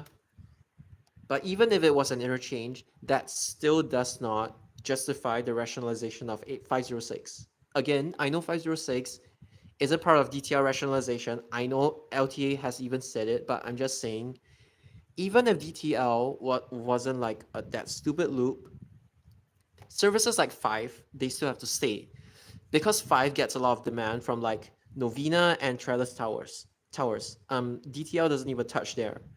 So it's not like, even if you made downtown line not a loop kind of thing, it's not like the services would be rationalized in any way. Wear and tear from the points frequently having, oh yeah, the crossovers. Like, you know, one place that I like to observe the crossovers, it's like Hiyoshi Station, Tokyo Line, Shin Yokohama Line, to Meguro Line, and then as well as like Toyoko Line. That one, you can actually observe the points shifting. And even now, they're having a nightmare. CRL had another option to Choa Chu Kang via Mandai as option 3 in alignment planning, but obviously, as you can see, that's not worth it. The ones in Jurong East are starting to... yeah, the NSL one. Well, unfortunately, they didn't really build NSL. Historically, it was just a Jurong branch line. They never expected it to join up together. Sorry, what you call it? Choa Chu Kang to Yishun in 1996. The newest stretch, that stretch opened. They never expected it to be linked. They thought it was going to remain as a branch line forever, and they obviously didn't expect Singapore's population increase. So, yeah, you could say that, right? So yeah, they thought Jurong East was fine with just one platform. They were wrong.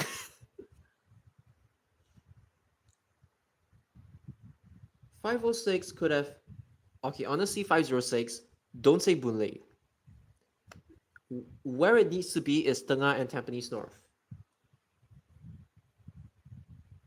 It's so delayed. Okay, that doesn't matter. Whether it's delayed or not, it's fine. As long as it gets constructed, I'm not even going to complain. In Japan, it's slower, by the way, construction-wise. Thank goodness GRL went to SBS Transit. At least they have a very decent train service recovery SOP. Speaking of SBS Transit, in the 2010s, the early 2010s, they had like the overhead line sagging incidents, and that period of time, NEL was crap. Right now, they have improved, and downtown line is like actually okay now. I blame it on SMRT's TOPM, top management. They are absolute trash, like fucking trash. They cut costs, they keep giving excuses, they bond together with LTA to give excuses to people. I'm not saying I dislike SMRT or anything. I'm just saying when it comes to real ops, technically SBS, hey, I like SMRT, but when it comes to real ops, SBS, at first glance, it seems to be the better one. But to be honest, SBS is not really the nicest company you would want to work for, honestly. SMRT is like quite chill. SBS is like quite stuck up when it comes to rail. Okay, I got a feeling that Cross Island Line is going to be SBS Transit as well. Seletar Line can interchange with Sengkang LRT at Sengkang West. Fernvale, that would be one good spot. If not, Jalan Kayu, but I could suggest Fernvale. SMRT exchange.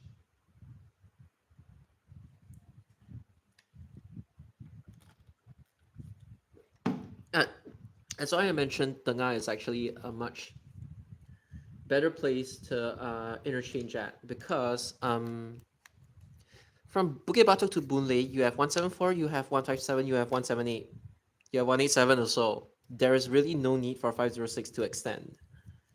Dude, like, there was this one really brain rot person who suggested, okay, like me and my friend were just suggesting 506 merging with 129. Then he went on to suggest, oh, I want a rapid bus service that starts from Boon Lay and ends at like Tampines North, then cut to Tampines. But if you extend to Tampines, he was Tampines North, it's like you have to change 129. You cannot make it go via Avenue 4 and 7. He was just doing a lot of like things that don't even make sense. So I had to like come up with a video just to disprove his bullshit. He's the same person that wanted service 19 to absorb 291. And I'm like, what the dude, like 19 is as good as it is. It has to beeline, it has demand. It has to beeline to Tampines. Just because you don't see 19 having demand at the times you take it doesn't mean that like the bus service is failing. I mean, these people, they really need to get a grip on reality.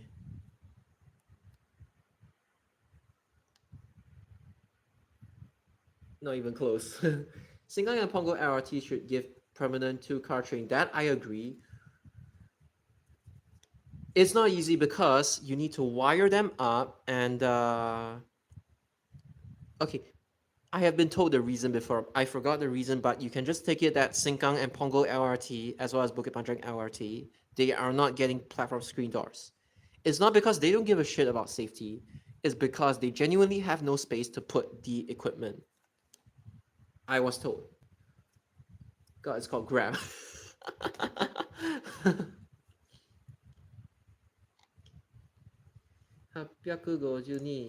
Okay.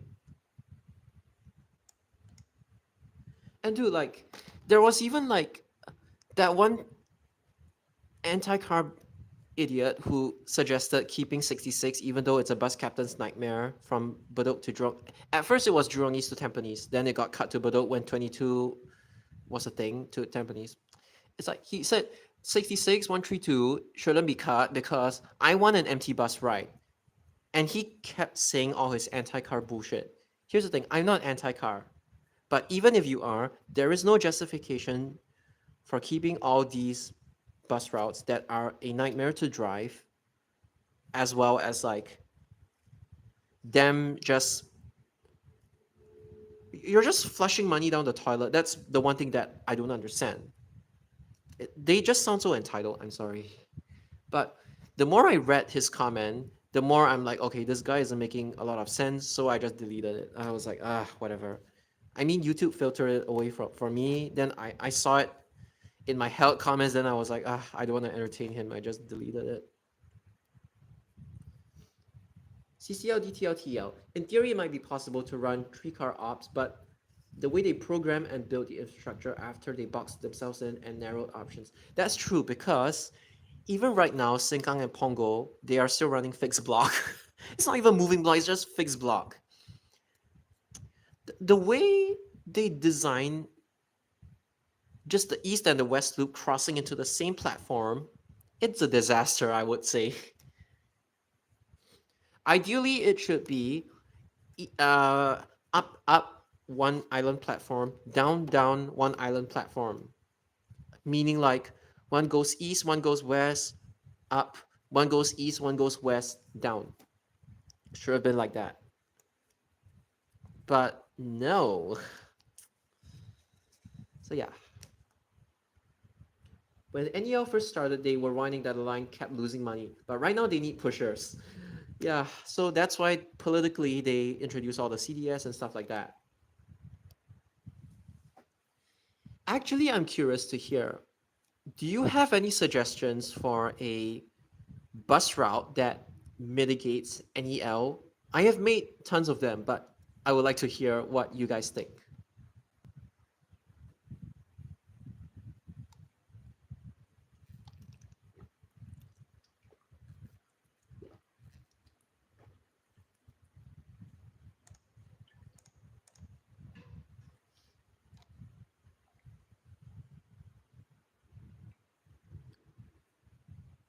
Okay, to be honest, space constraints, 4 cars, I can accept it, but Circle Line having 6 cars is a little impossible. Just look at what happened to Promenade or Promenade, however you call it. But Singapore follows British pronunciation, so according to you guys, it's Promenade, I guess. Oh, it sounds so posh British.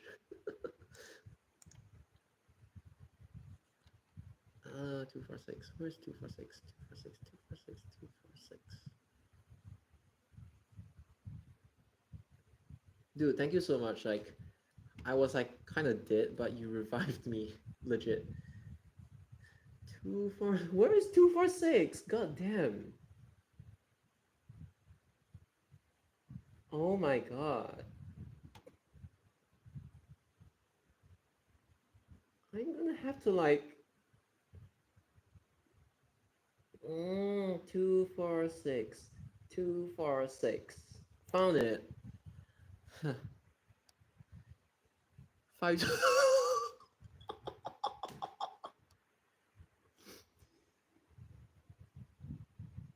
Oh, thank you, thank you.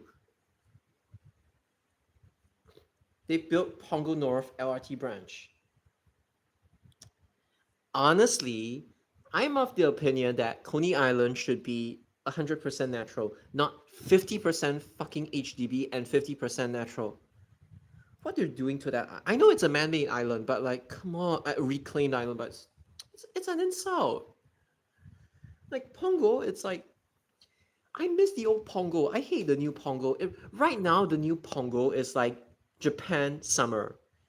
There is no shade at all. Like no shade, no trees, no fucking nothing. It's just Japan during the summer. And even Japan is not that humid. Tuas South Extension branch for okay, to be honest, I don't know whether that one will be JRL or EWL. Like JRL, you just extend it from Tawas. Sorry, Bengkang Hill. Whatever that station name is called, Bengkang Hill, I think. LRT branch.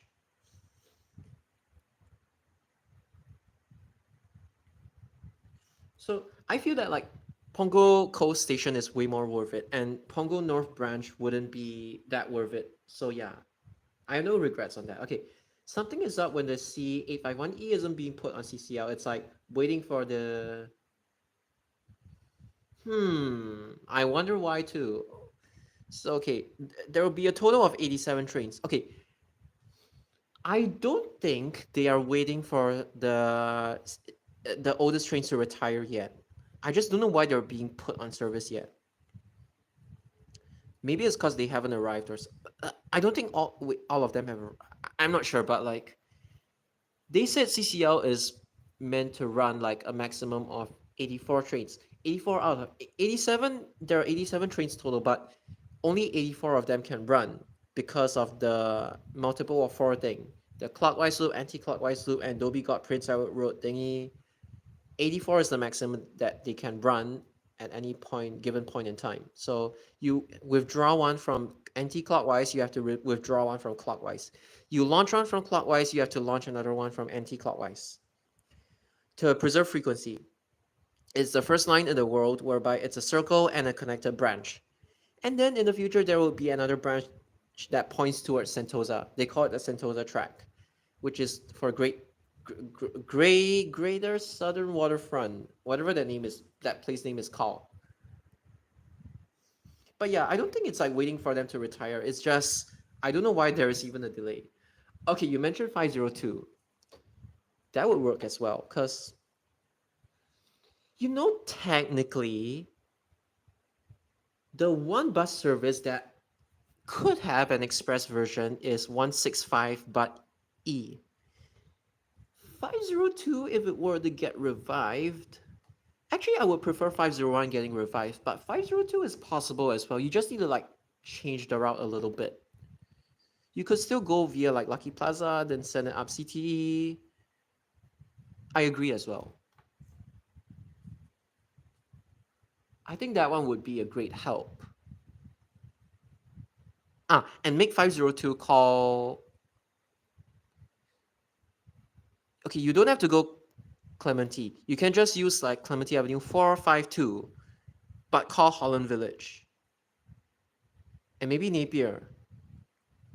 Just call all the major MRT stations and you're good to go. As well as like the intermediate stops that have like high demand. It's like, okay, at the ends, you make it local. In the middle, you make it express, but you call the major stops kind of thing. That I think that's one good way to bring 502 back.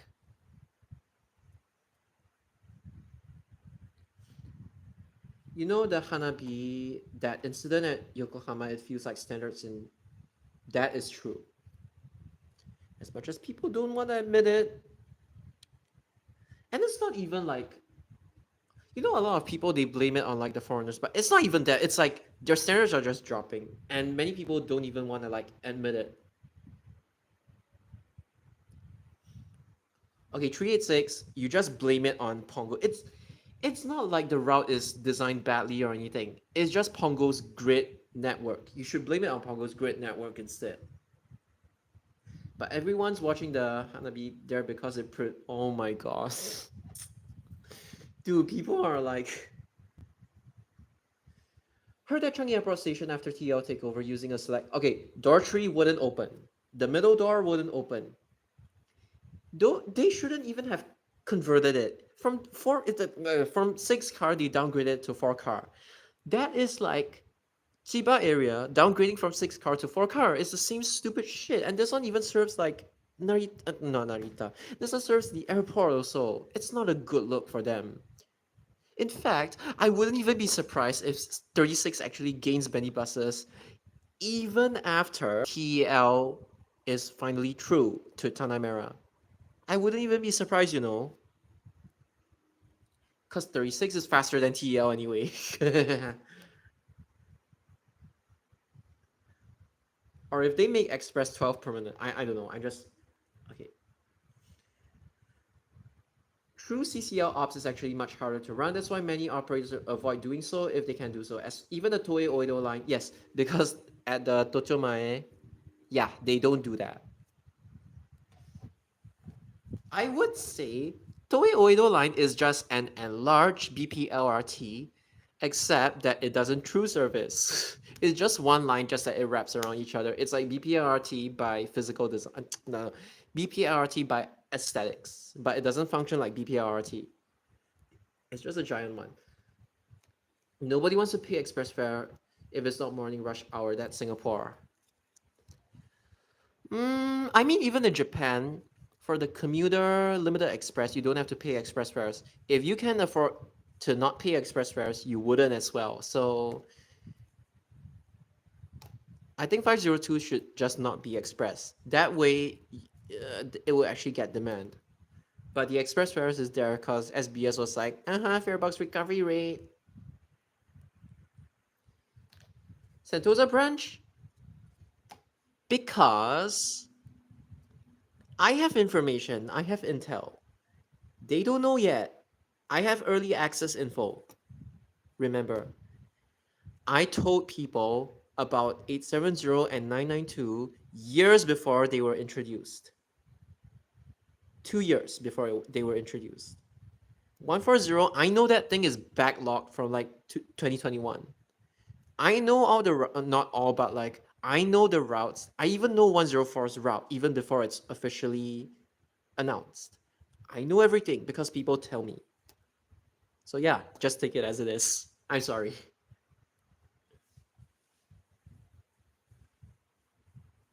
Like how green car and even right now the Chuo line, that green car is free. I know they are just trying to like they are like aggressively marketing the green car on Chuo line right now. Oh my god, that one is a joke. It's like my friend was like joking that the Chuo line green car is like for entitled people. Okay, but truthfully, that line is not fun to ride, especially if it's not special rapid. The special rapid, the frequency is piss. And like, if you are stuck with rapid, you would rather go inside the green car if you had the money, because nobody wants to squeeze on board the train. Sentosa Express is yeah, correct. Everybody knows this by now that you shouldn't take Sentosa Express in. Taking it out is fine. Take 123 in, take LRT out, Sentosa Express out. I can already see how they will convert the Changi branch line. Oh yeah, by the way, I leaked to that before, but you are correct that they will shut one side, convert while running just one train for the whole line, and then stand by it if it breaks down, since it can operate bi-directional. Wrong rail link, which is correct. Unfortunately, some other sources have been telling me that for a period of time, they would actually shut the line down and just run buses like Express 12, and then in the meantime, they would just add more buses. But there are not enough bus captains. I'm like, what the fuck are you guys doing? All of this could be avoided if you guys stop doing stupid shit and just extend East-West line, branch line to Terminal 5. But you guys are stupid. Skytrain to okay, number one, T4 is not a priority. There's already a bus.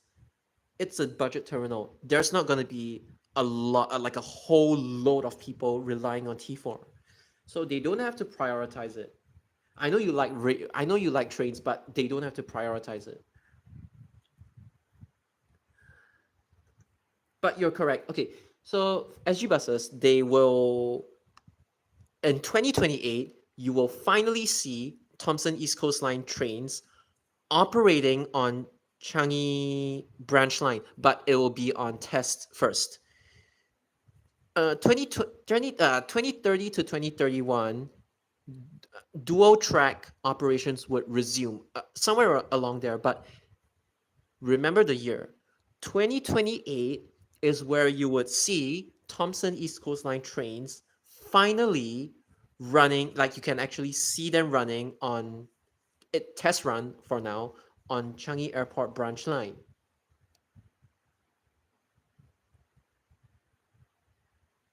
Seletar line would interchange. Shenton Way. Wait. 19 to 22. Okay, 22 is Gardens by the Bay. No, I don't think Gardens by the Bay would be an interchange.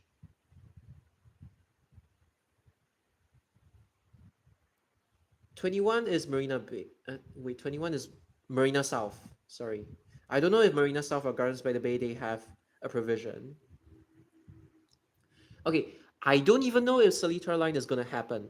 I don't even know if Seletar line would even touch GSW. I highly doubt so. They are just blowing hot air. If it actually happens, I'll be surprised. But yeah, do not take LTA's words literally.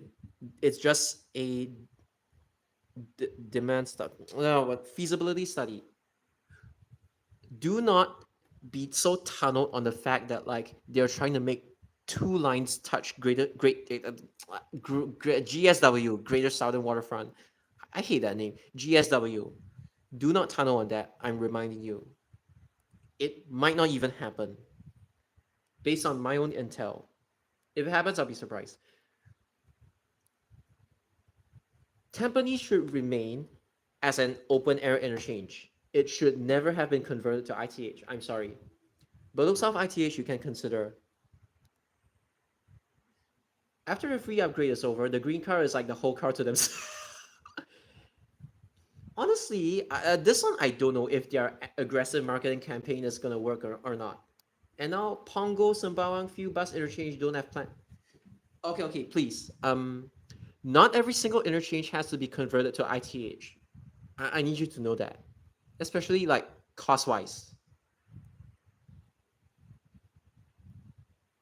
Guy, please do not rush. I don't know why you're so impatient. Like, you, dude, like,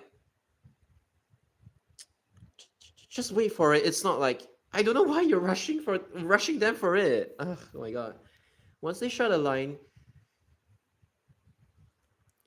okay, if I remember correctly, Eastern Region line was supposed to run to T4 and open by 2017. I remember there was a news article, but it got shelved. I guess they're bringing it back. They're reviving it. Just that they didn't really disclose Eastern Region line. They are saying stuff like, here's a liter line, tengah line. But Yes, I just want to remind you that Eastern Region Line is indeed in the master plan, just not disclosed to the public. Sorry. Okay, once they shut a line, they are under pressure to keep it back up ASAP. I think they would want to avoid that altogether, but I don't mind public pressure getting 506 back. Yes, yes, that's what I'm talking about. I know it's midnight, but yes, that's exactly what I'm talking about. Then got follow up saying it would go T5 instead. TEL. Okay, by the way, sorry, the Eastern Region Line, I'm not referring to Marine Parade. I'm referring to like an actual Eastern Region Line that's like from Seletar area to PLAB, then either cutting to Tampines or like but Sime, Tanah Merah, Bedok, and then to like Laguna or Long Island. I don't know which one's. I don't know which one it is, but yeah, it's one of them. Japan economy is so bad, everyone is skimping on things. Maybe except Japanese rice. Hey, but Japanese rice is good because it's like filling. You don't have to eat so much of it. Ah, okay, okay, I got it. Old map had NSL to Marina. Correct, correct. They called it. Hold on, Marina Bay, and then Missing Station, and Marina Gardens Bay. But obviously, that one became TEL, and then NSL became Marina South Pier. That one I am aware.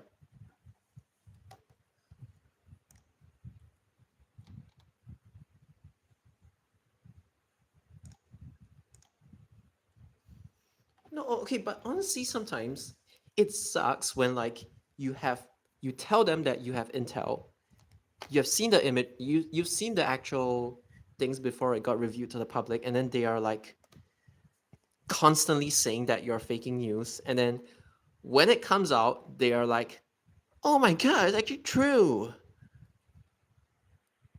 This happened with like 46. This happened with like Bangkok, Bidadari. I already told people what services would go through, and one of them got rejected. But like, I don't know. People are just like old map. Okay, for the old map, if you have like the previous version, the previous years of like, I think in like 2009 or something, of like Street Directory, Mighty Mine Street Directory, they actually show NS29. So yeah, that's a legit thing. Speaking about Circle Line, running out of one depot is very risky operationally. If the track in and out of Kintron depot is blocked, it's game over. You will only have the handful at sidings to run a bare bone service. Okay, let me research about it to see if it's really only one depot. Let me just to confirm that it's only really one depot. Okay, let's go to Wikipedia. Let's scroll down and let's see if there is. Oh shit, there's only one. I don't know what they're doing. They should have built another terminal at like Prince Edward Road. Are they dumb? Are they dumb? Oh my god. Okay, okay, by the way. Oh. Ah, okay, okay, okay. There is history for you. Okay, but right now I'm just gonna explain a little bit. Okay, can I screenshot this? All right, I can. I'm sick of playing the stupid GeoGuessr right now because everybody knows I'm the best at that game. So I don't want to continue it, like especially on camera, because if not, everyone would be bored by it. But okay, wait, I'm not getting the okay. Let me just yeah. Hold on.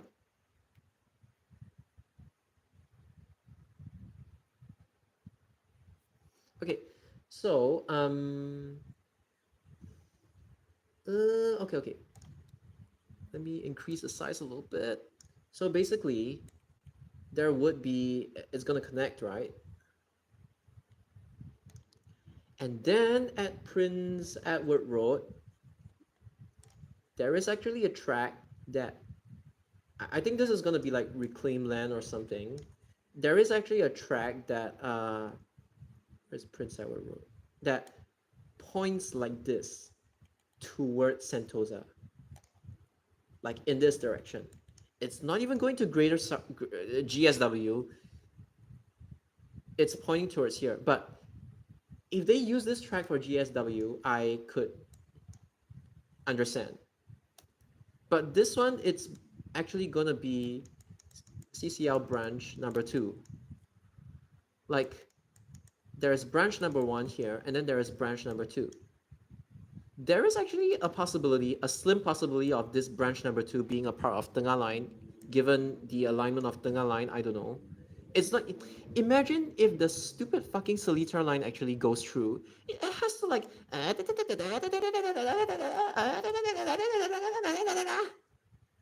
makes no sense, right? That's why this thing, it's actually pointing. I've already confirmed it. It points this way. It doesn't point towards like up here or up here. It's actually pointing this way. So yeah. And then, of course, clockwise loop, anti-clockwise loop, clockwise loop, and then the other service is basically. And by the way, this CCL branch, it is no true service. It is a standalone branch. Unlike this branch, this one is standalone. So it'll be like this up here, and then like this. That is either 1 in 2 or 1 in 3 trains. I don't know which one is the case, but yeah.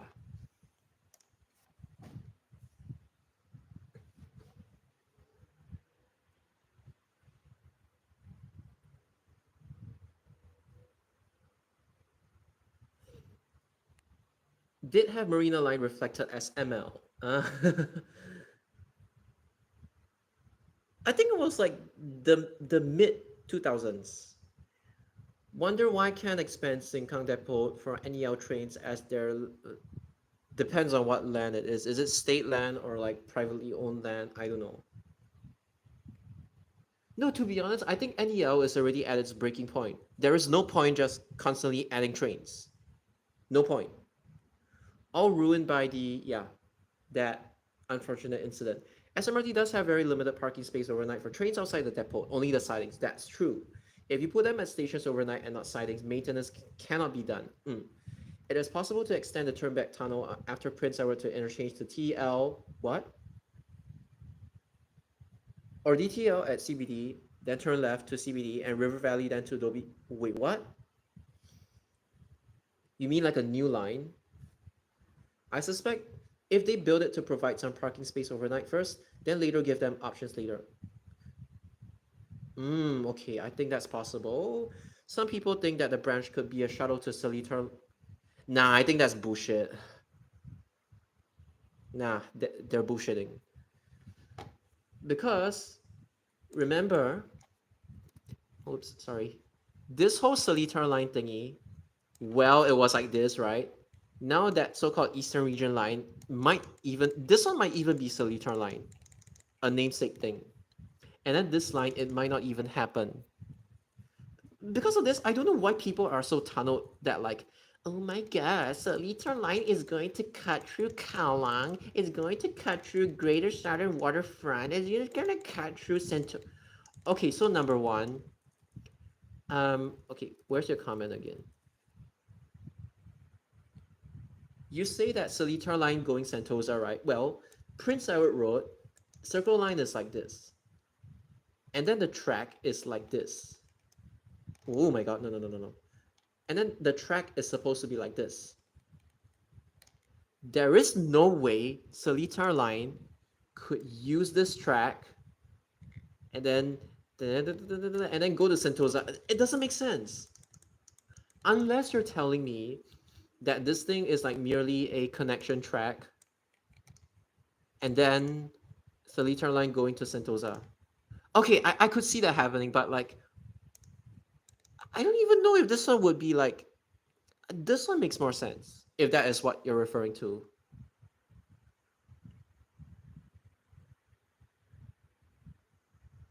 No, I think a lot of people, they just like blindly, they lap up whatever LTA says. Since the turnback tunnel for Circle Line is next to T19 on TEL. Does the Sentosa CCL branch track come with CCL6? Yes, it is part of CCL6, the construction. So this thing, it would come together with it's already planned, by the way. There are already blueprints that I've showed people before on YouTube. You just have to find that video.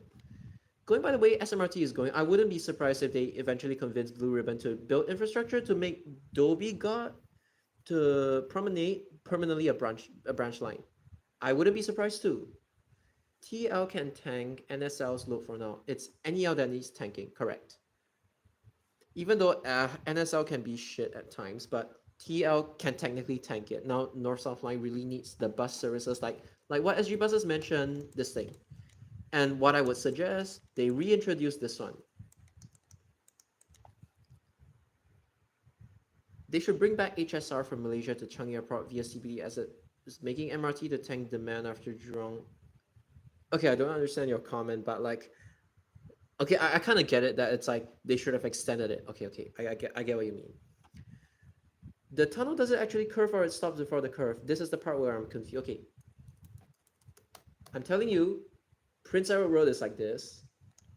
There is an overrun for the Prince Edward Road trains to turn back. The Dhoby Ghat Prince Edward Road trains to turn back. And then there's also a line that continues to Marina Bay. And then the new branch line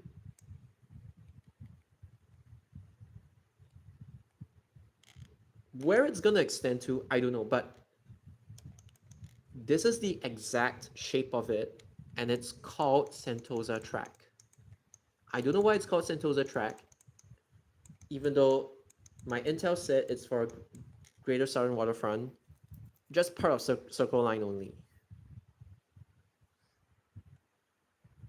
Singapore wants to kick the HSR can for as long as possible. They just got rid of that huge national security risk called the KTM line, and they don't want it back anytime soon. You know, if the KTM still exists, you would see this thing still having bendy buses. But even then, this one is actually more suitable for, I mean, you know the west routes, right? You know this one is actually more suitable for bendy buses as compared to like double deckers. This one, DD is fine, but this one needs bendy. I've already talked about it. They should give an MRT line on Eunos Link sector as buses can't handle the demand from Hougang to... Okay, to be honest, there's 25, 55, 854. There's already 3. So because of that, they don't have to prioritize it. Okay, but, having said that, they could technically make Eastern Region Line cut across, okay, like let's say near Bangkok, PLAB, and then they twist all the way to Eunos Link. So it kind of like, it's an alternative longer route to 854, but yeah, it's possible. The yellow track is the entire form that is being built, right? Yes. So this, I know it appears as yellow to you, but like this kind of like orangey track, this was just what I saw. It was just like that. And it points towards Sentosa. That's why it's even called Sentosa Track.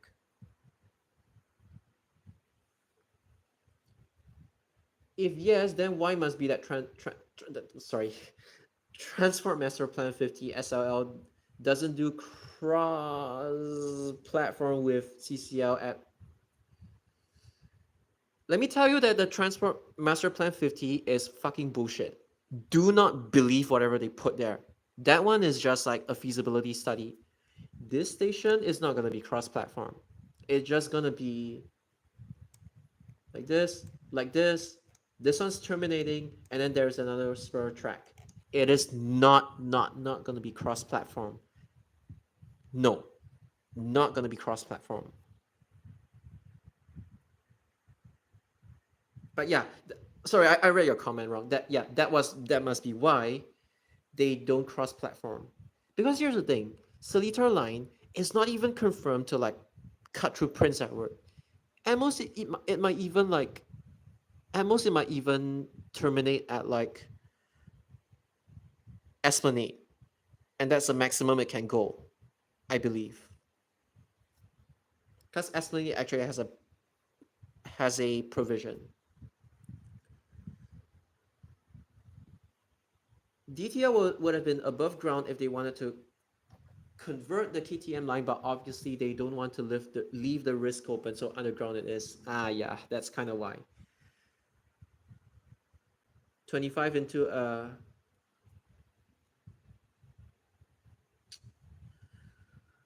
okay, honestly, okay, some of the TM50 people, they are okay, but you know that, like, I was telling them, keep the fucking plan to yourselves, don't make it public.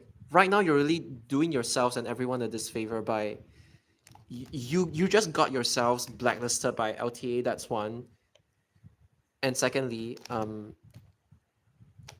as in, like, they just I don't know. It's like, I'm telling you guys, keep it low key.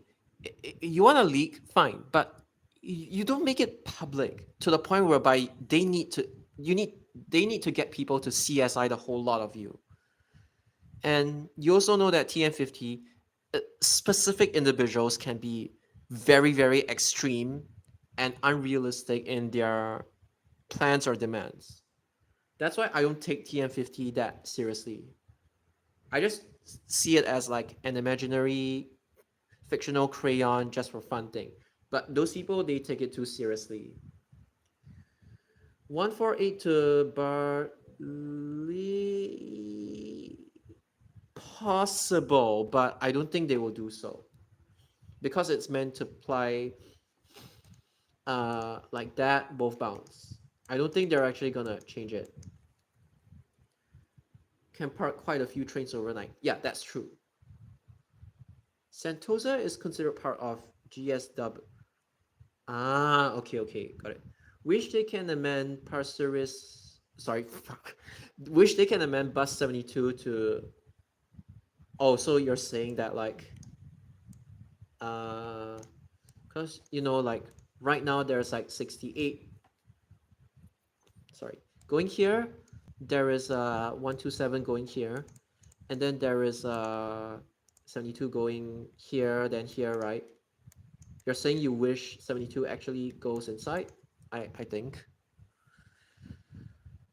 Well, if 72 goes inside, you would have to make 127 go outside.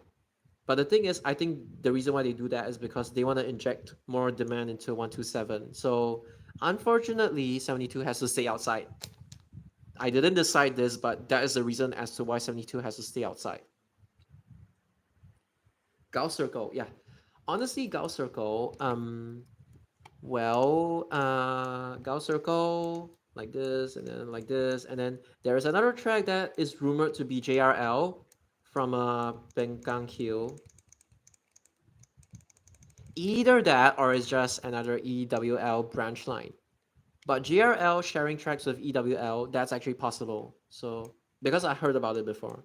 But this one, take it with a grain of salt first. I don't know if my intel is correct or not, but yeah. Blue ribbon blacklist just about. Okay. Let me just. Okay. Okay, let's do this for fun, okay?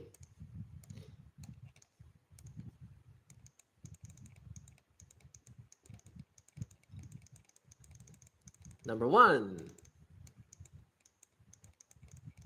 Number 2.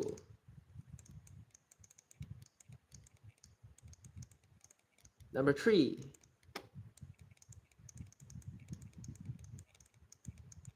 Okay, so number 3, I'm friends with Maxon. He actually told me before that LTA got so pissed off with him that even though Maxon wasn't even like spreading fake news or anything, he was just he has the right of freedom of speech. He's just exercising his right of freedom of speech. But LTA didn't like it that he was exposing them. So he got people to silence him. Not really silence him, but it's like they did background checks on him. They checked him. They checked his family. They like tried to like dox him basically. Yeah, it wasn't fun for him.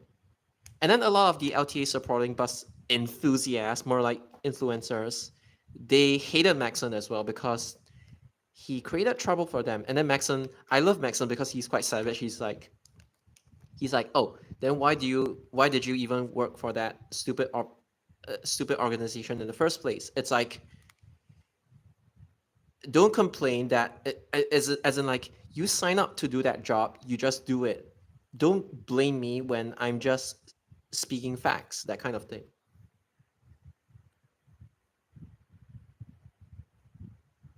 That estimated provision is labeled as Art Central. Okay, but although there is actually a legitimate provision for Esplanade, 127 honestly cannot be helped. You just have to hope that like Tampines North's demand grows further.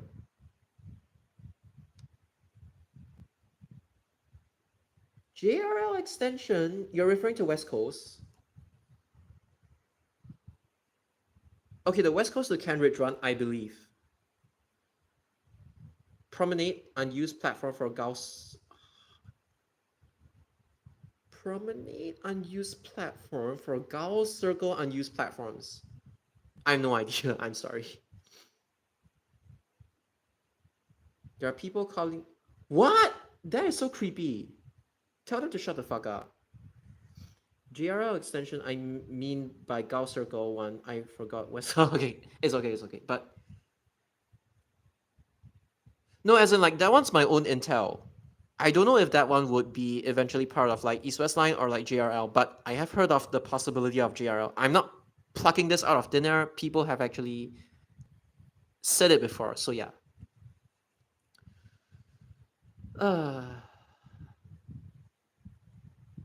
So yeah, the you know, every single like person that has done content on Singapore buses and trains that are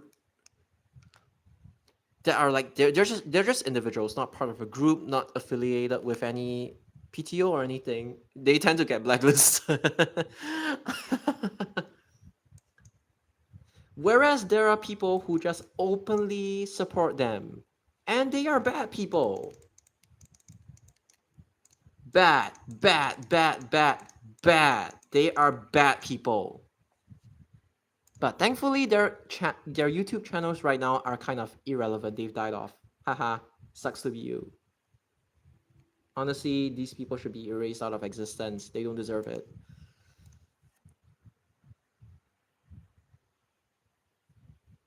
So 127 and 20. You still have to pass by Tampines interchange. Okay, so by the way, okay, history.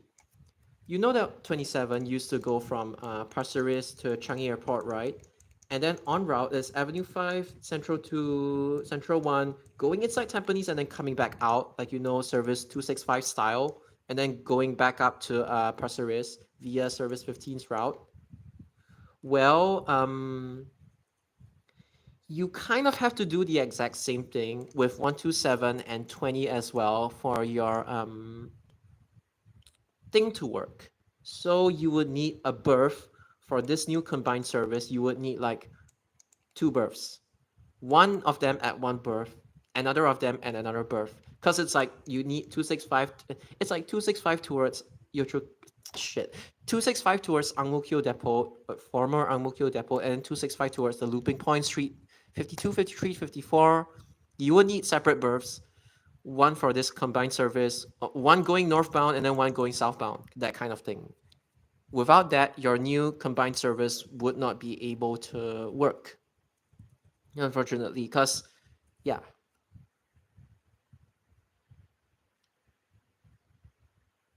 Okay, let me tell you, you know, stereotypically, a lot of Japanese people, okay, again, stereotypically, a lot of Japanese people, they are unable to take criticism, like in their channel. You know, how do you recognize like a Japanese channel sometimes?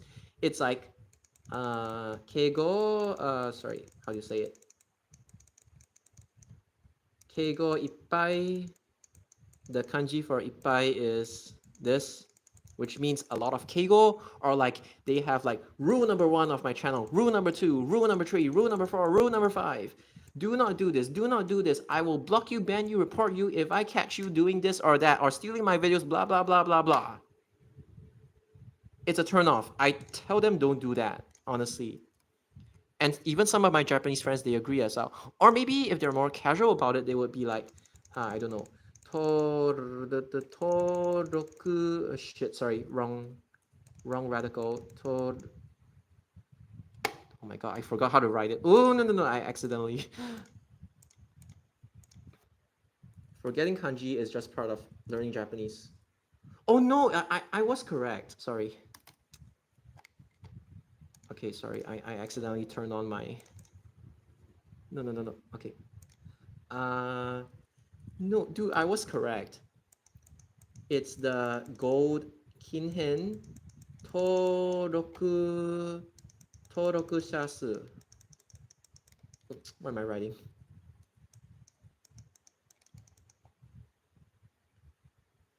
Oh my god, did I?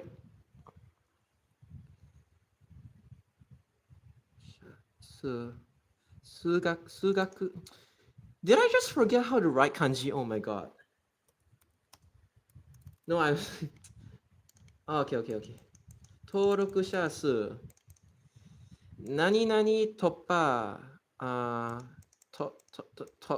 Toppa.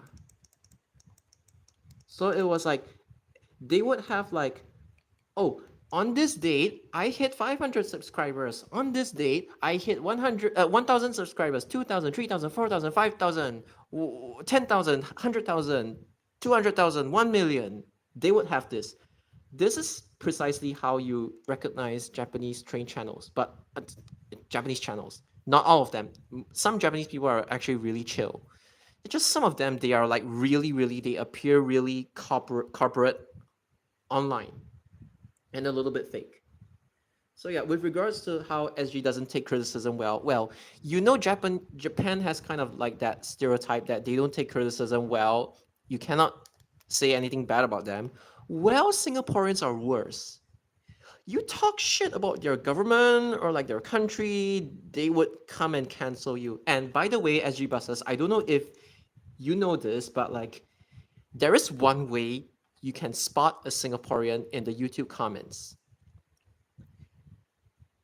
You don't even have to ask if they are Singaporean. They will tell you that they're Singaporean. They would outright proclaim their fucking love to their country or the love to or their love to the PAP government.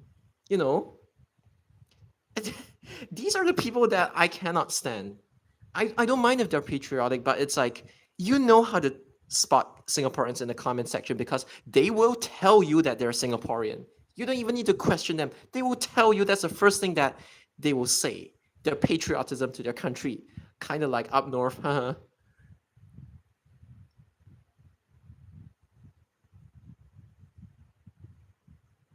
By committing promenade, I meant URA once proposed to turn Gauss circle unused track into a transfer link.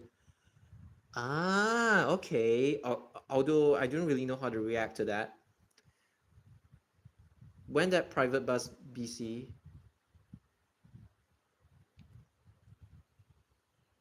Let's not talk about Nas Farihan anymore. He's a piece of shit.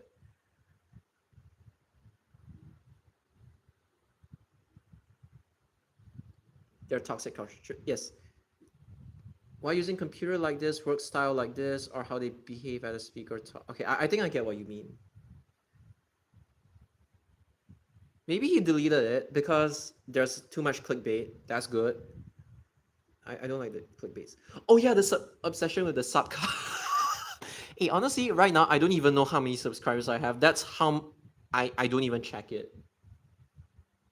No, okay, I'm not referring to you. I'm talking about like the commenters online. Tell me you're a Singaporean without saying you're a Singaporean. Yeah.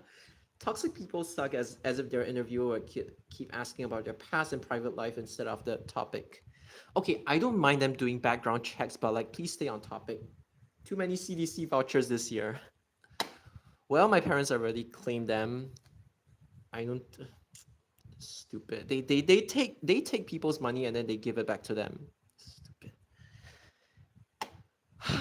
But I mean, Singapore. It's like the whole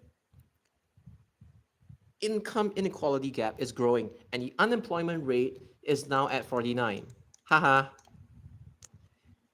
it's even at least in Japan, looking for a blue collar job is like actually pretty easy. Singapore is like they don't want you. Oh fuck.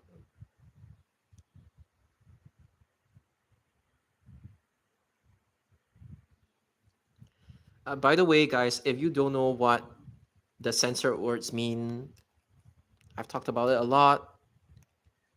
The ANS bus enthusiast BC, that infamous one. Don't mess with him. You'll regret it.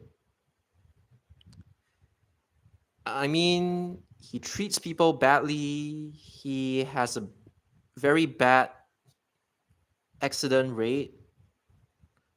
Ugh, I don't even want to. And that's only like the tip of the iceberg. He's just a horrible person in general. Okay, let's just not talk about him anymore. I don't even want to talk about him. As long as you know that Nasruddin is a piece of shit, yeah, we're all good. I need to drink water a bit.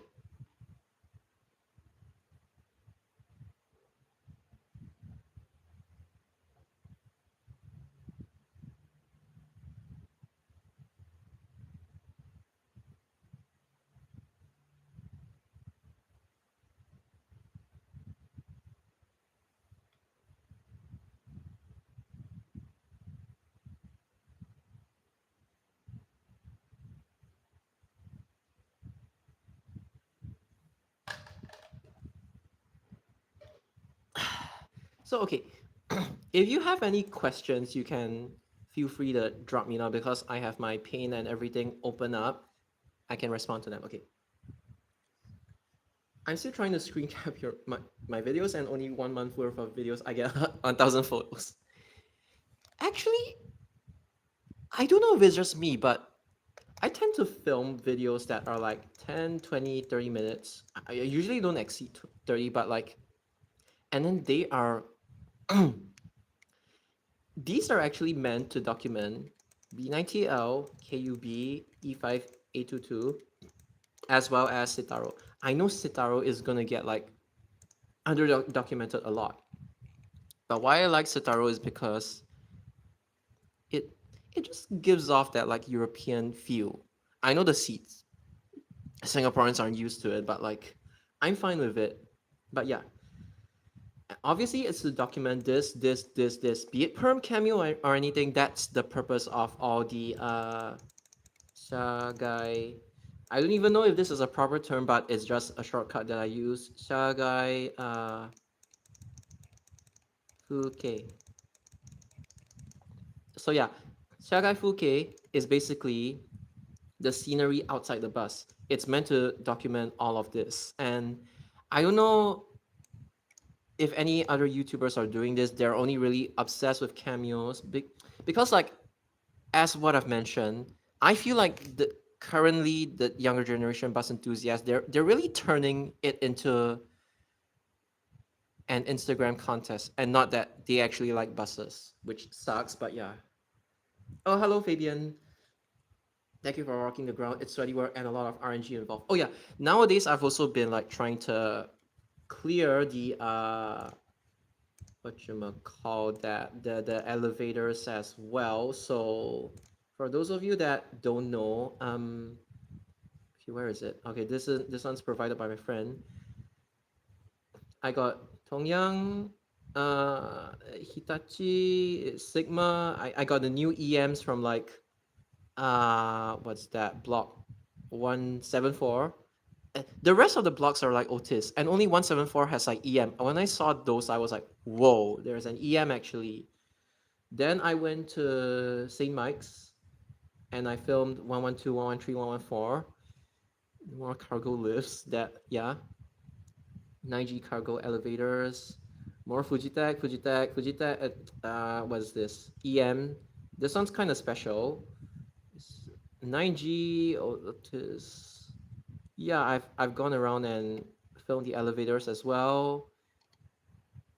Yes, the old EM at block 89 and 90 at Red Hill, and even the modded one. Okay, this one it sucks, but at least it's an actual Japanese elevator. There's like 53 Toa Payoh, which is Otis, Tongyang, Sigma, Otis, Tongyang. Yeah, I've also went around filming the elevators as well. So yeah.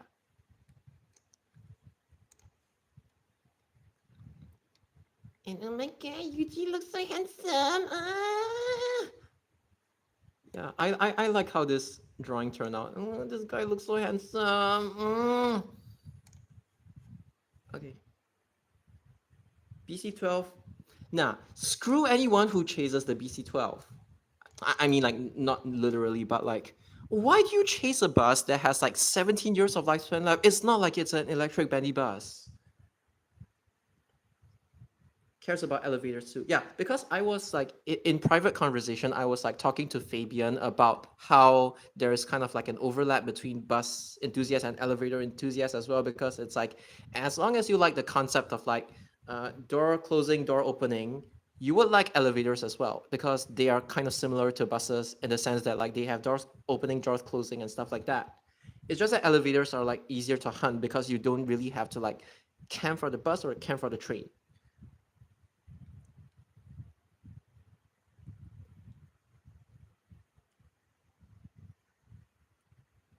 Yeah, it's okay. Basically, the 1.1K followers, it's like, ignore him.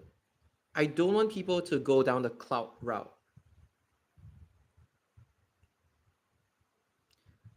The weird smell in the interior on new refurbished Citaro. That I agree. I mean, when something is refurbished, it would have that like plastic smell or like the leather smell. Vinyl, I don't know what you call it, but yeah.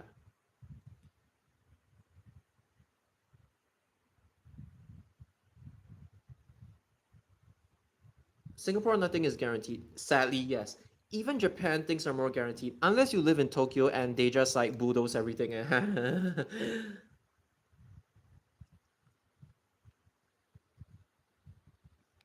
Unless the electric buses last 7 years, well, I wouldn't be surprised.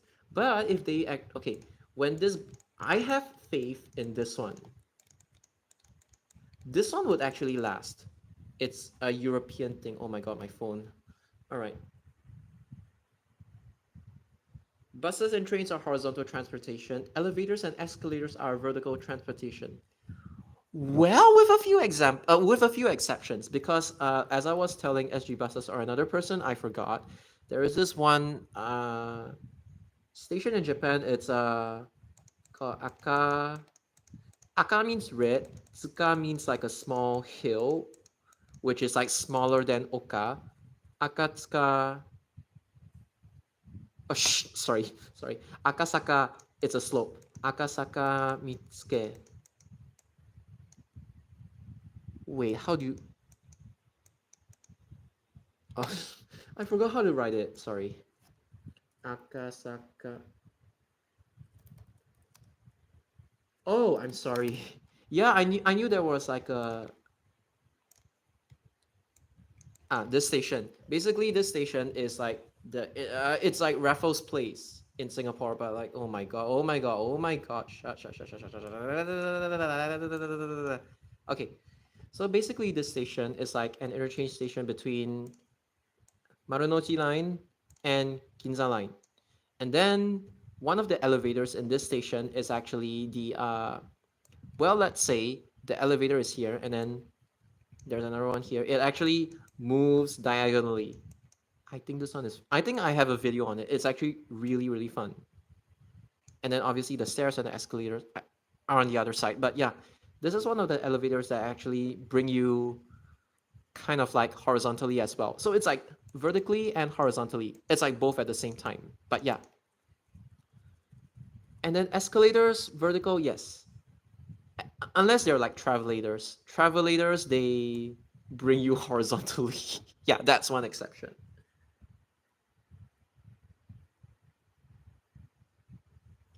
That bubble lift in Little India. I don't know if I've ridden it before, but yeah, I know there are videos. Men couldn't sell their e-buses in Australia. Yeah, taken 3 years ago. There's another one in Toyota line. I think quite a few exist. Yeah, Japan is like quite cool when it comes to like all the elevators, escalators, and stuff like that. SG has one similar elevator that moves like that, but it's private property. Telok Blangah area. Okay, I've heard that some live into. Again, I don't condone, but I heard that some people have actually snuck in and filmed that. Again, I don't condone, but I'm just saying people have done it before.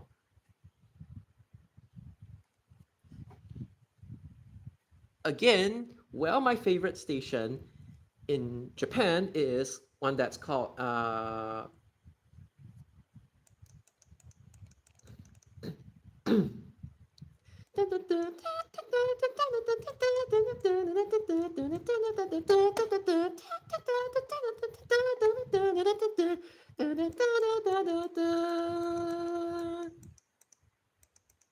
Koriyama. So yes, it's called Koriyama. Basically, for anyone that doesn't know, in Japanese, OU, OO, and YU, like basically something HU, and then a U as well, they become U with a dash, O with a dash, and O with a dash. That's why you see Koriyama, even though it's actually spelled as Koriyama, these two becomes an O. And it's the same as like how Osaka is not Osaka, it's Osaka. It actually becomes like this. It's the same as how Kyoto Kyoto becomes Kyoto. And then Tokyo becomes Tokyo. This is the actual spelling, but it romanized to become like this. So yeah, that's how Koriyama becomes like that. Kiseki. Oh, by the way, Kiseki is Shinkansen, but the one I'm referring to is like the local line. That one is far nicer. But I know Kiseki is like some drama song. How do you even write Kiseki in kanji? Kiseki, I think. It's like a miracle. That's a translation for it. Kiseki. It's like a wonder, a trail of wonder. It's a miracle for some reason.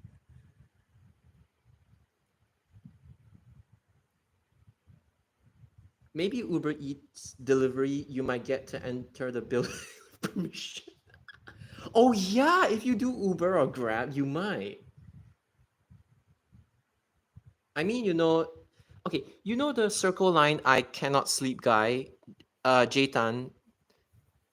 His real name is like Tan JC. JC is his initials, but yeah, he actually works with Grab right now. So technically, he could film them if he wanted to, even for Shinkansen. Snaps the lips off whatever building he delivers. Oh wow, that's amazing. I remember that interview where they interview Osaka locals. They pronounce the zoo as such. Ah, okay. The Romaji distinction is needed. Like Osaka, not Osaka. Yeah, basically, yeah.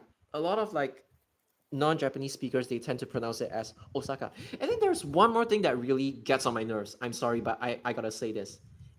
I don't know why Singaporeans.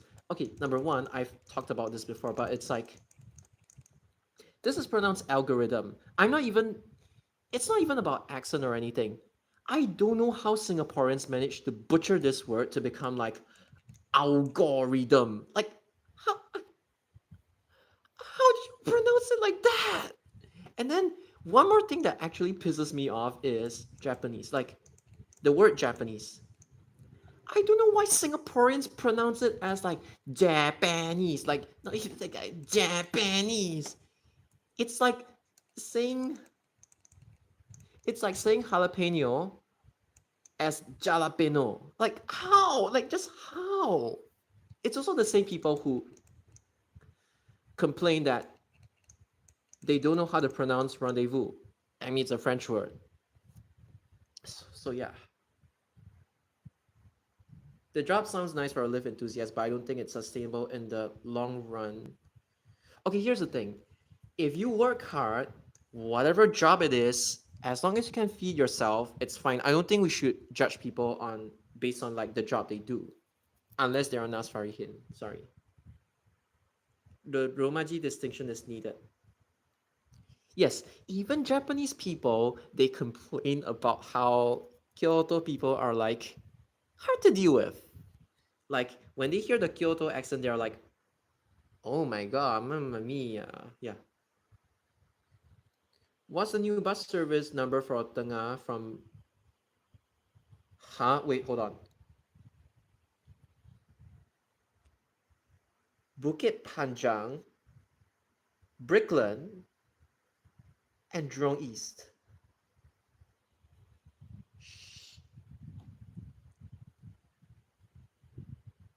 Uh, I have no idea. If you wanted me to guess, I have no intel, but it's this. Extending. Okay, but here's the thing. I only know Tengah would have this, this, and this under planning, all of them. I hope this one actually doesn't get cut to Beauty World. But yeah, these are the three services that are going to Tengah. I hope they don't get shelved. Algorithm, the same way you pronounce Hapsai in McDonald's. I'm sorry, I don't know what Hapsai means. The Japanese might be better at pronouncing rendezvous because of Tokyo Shandy rendezvous. Okay, because I find that some places in Japan they actually do a decent job at romanizing things in general. Like I don't know, saying I don't know how to pronounce this, but I think one of the Tokyo bus services they actually go to like this place, and they actually when they romanize it, it actually helps you. Not in all cases, as long as they don't. Hold on. Kaihin Makuhari.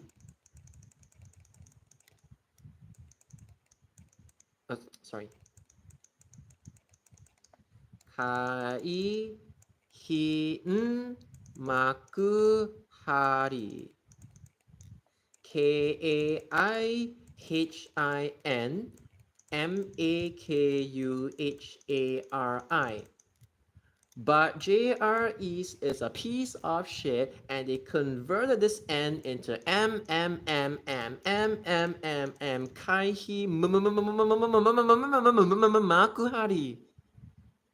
Why? Just fucking split them like a normal person would. I don't know why they do this. I'm more glad KUBs are kicked out from, yeah, because SMRT didn't want them. That stupid RW forced them. SMRT needs to focus more on what they have correct. Japanese help me pronounce some non-English words. Yeah, you know, okay, one famous example is, okay, I think in the olden days, okay, let me just teach you guys a bit of Ateji. So, this one, oops, sorry, wrong. And then there is how do you draw Russia's flag again? Sorry. Oops.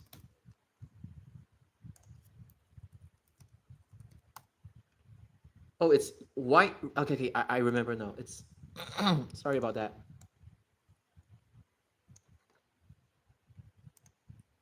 And then there is Germany. I hope I didn't get this wrong. Like it's red, it's black, red. I know I can use this, but I'm lazy. So France strategy is this. Like when you see it on like newspapers or what, this is like a shortcut. And then for Russia, it's this. For Deutschland, Germany, it's like dokoku. And then fukoku. It's like, I shouldn't spell it out in English because it sounds wrong. Fukoku, dokoku, or something along those lines. And then do is basically for Russia. I think there is like another. I forgot how the actual strategy works, but something along those lines. So this is how you would do it. And then obviously over time, nobody really calls them dokoku anymore. It becomes like Deutsche, which is Deutschland. So Deutsche actually helps you learn how to pronounce Deutsch, Deutsch in Japanese. So some Japanese words that have German origins, it's Deutsche, which means Germany. And then there is also energy. It's not energy, it's energy. This came from German as well. And then there's another famous one, which is Arbeito, which is like, I think it's this word. It's for a part-time job. So yeah, these are the words that have German influences, I would say. So yes, Fabian is correct. They actually teach you how to pronounce stuff. Okay, maybe let me just do some shameless promotion. So basically, this fuckface over here. Oh, sorry. Basically, his name is. His name doesn't mean anything. So, oh fuck. This is like make and model. So the way you pronounce this name is basically Ku Ba Yun Vayan Vayan Ku Ba Yun Vayan. And how I came up with this name is basically from Vogren. You cancel away the R, you cancel away the L, you pronounce the G like a Y, which is not how you do it in Norwegian. It's just my own poopy way to pronounce it. And K means CMYK, K means black. So this fuckface just means, his name just means Black Vogren, but pronounced Voyen. It's so stupid, but yeah. This is basically how. This is a really obscure example of how a Japanese teaches you how to pronounce shit properly. Ironically, even though Japanese has like really, really limited sounds. Okay. And Japanese are clearly a lot better at pronouncing ice cream.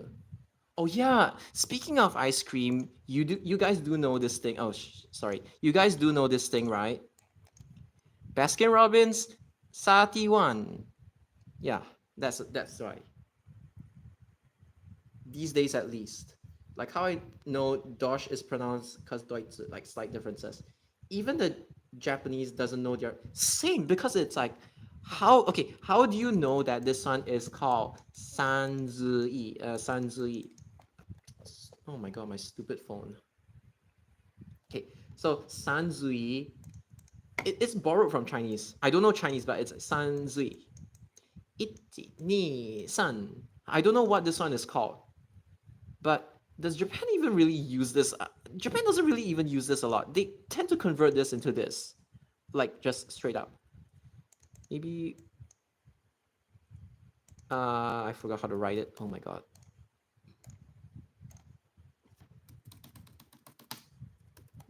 Yeah. Okay, wait, no. Oh no. That's not what I was like referring to. Cause okay, this is Kori. And then I was referring to like, this one, this one. Now, there are two ways to write it. It's either this or this. Both are acceptable. So, how you pronounce it? Day. Or, hiyasu, hieru. The transitive verb, intransitive verb, hiyasu, hieru. So, there are many ways to pronounce it, but like, yeah, this one just means cold. Now again, I don't know Chinese, but a lot of people have told me that like from Chinese to Japanese, they actually converted a lot of the 2 water radicals to like the 3 water radicals. I don't know the specific examples, but yeah. But even at times, I have seen like the input for like the Japanese keyboard, be it on phones or computers. It's like how umi in Japanese, it's written like this. Oh shit, sorry. It's written like this. Like this. But somehow, okay, and then haha, which means mother, it's like written like this. But somehow the stupid computer always changes it to this one, the computer or phone. Whereas the correct way to write it is actually like this. But haha is like this.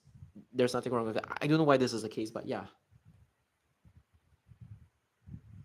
Imagine buses finally allow passengers to board from all door instead, as that will help with boarding time. Depending on the bus stop, like for 807, obviously you can do it, but okay, for the new MAN NLC, what they're planning to do is that, okay, let's say you have a new MAN NLC, not obviously not drawn to scale, because there is like, you just do this.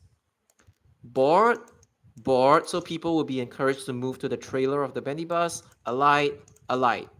So they're debuting this on 969, and then even Norman Abdullah, he has said PM it will do 801. I don't know, take it with a grain of salt, but 969 is like more or less confirmed. The bus will arrive in like early to mid 2026. Hopefully, I'll be able to catch it before I go home to Japan. So yeah, yeah, this is what the new bendy buses are supposed to do.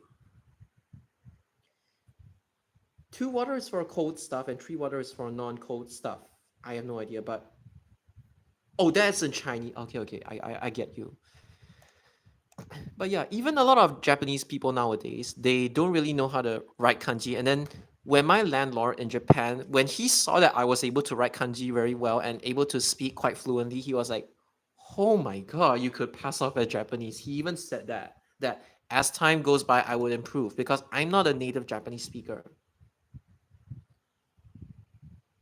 Okay, I need to clarify something regarding DD versus Bandy. The capacity depends on the model. Yes, bendy buses on average, they could carry more. Again, depends on the bus model. But if people, they take it long distance, like CDS, DD, if there's a lot of like board alike, board alike, board alike, I'm not talking about Changi Airport. Changi Airport, even if 858 was DD friendly, this kind of board alike, board alike, board alike would be suitable for 858. Not really in the case of 118 because 118, everybody like alights at the same places like IT College East as well as Temasek Poly. So because of that, it's not really worth it to like put many buses. But here's the thing: if they want to trial the bendy bus on 118, I am not against that because they have like this that they can try it on 68. They can try it on 382 as well. These are the 2 services that I would recommend. But obviously, if they want to stress test it on 118, I have nothing against it. Or maybe if they want to try putting bendies on 359, I'm not against it as well. 358 is a little difficult because Street 41 to Drive 6, I know they widened the turn, but even right now, it's still not safe. I'd rather you put them on 359.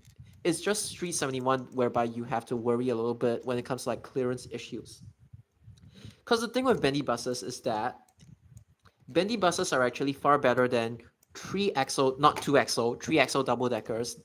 When they do a 90-degree turn into another road, they are far better at doing that as opposed to like double deckers. Whereas double deckers would actually struggle if it's like too narrow.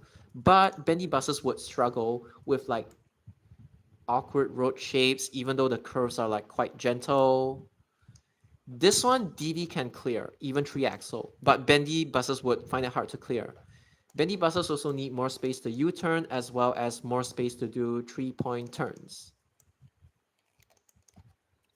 But when it comes to 90-degree turning or almost 90-degree turning, bendy buses are better. It's just like when you get narrow roads like Kim Tian Road, let's say Kim Tian Road, the stop line is here, you would have to like push it back so that it can accommodate the bendy bus turning a little bit. You don't have to push it that far back, but like if you want to accommodate bendy buses, this is what you have to do. But typically 90-degree turns, bendy buses are far better, which is why 195, 945, these ones, double-deckers cannot run on them, but bendy buses can. Commonwealth Drive, by the way. And then 807, I think even 806, SBS Transit, they actually tested 3D2S on, you don't even put double-deckers on feeder buses, but they tested 3D2S, obviously they failed. This one failed because of like Yishun Street 71. Yes, only 3-axle DDs and bendies, they are able to go in. Any double-decker bus that's longer than 12 meters would have trouble turning at Yishun Street 71. And not to mention that 3-door double-deckers, when they, okay, here's the bus stop. When they turn into the bus stop, their overhang would cut into the other lane. And then when they turn out, they might swipe the bollards. That is why 3D2S, they cannot be deployed on like these services. This one got rejected because IT College Central, the opposite bus stop, is just not suitable for 3D2S. So, and then this one, Bukit Panjang, whoever built Hillian Mall, you suck. Yeah. And then this one got rejected because of one of the stops at Dunyun Road. It's the phenomenon that I described just now, the rear swinging. Yeah. 2-axle DD. Well, some routes you can consider, like 124 having 2-axle DD, I actually welcome it. Like, put Enviro 400 EVs. I actually support it.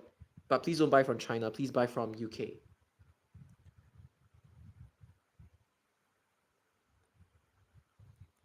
$72 doesn't need an express service. In the future, there will be cross-island line. You don't even need express.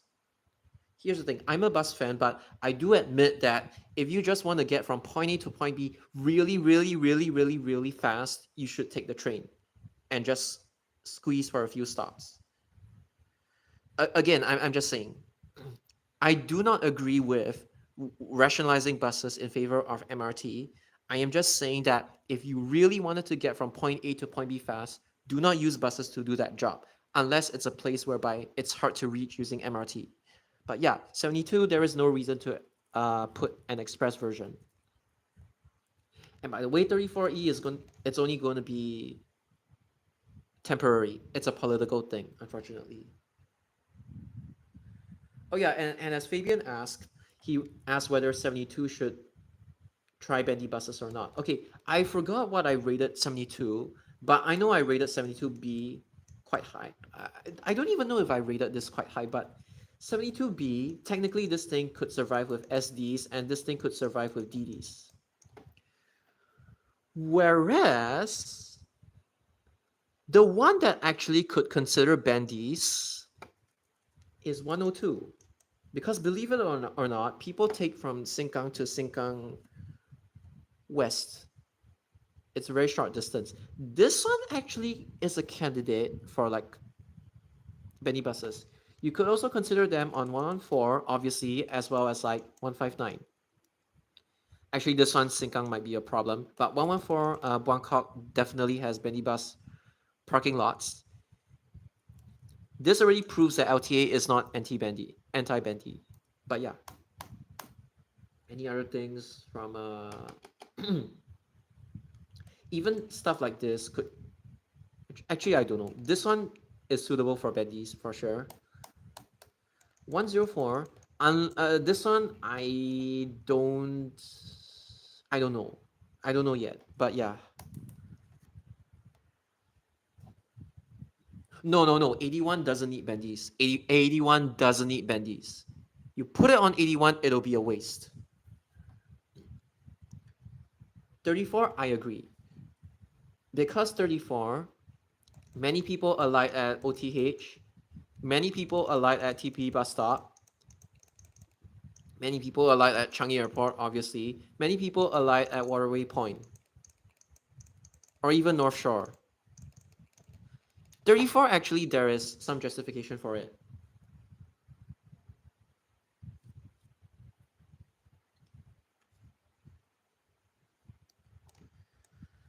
Okay, maybe let's talk about the airport bus services.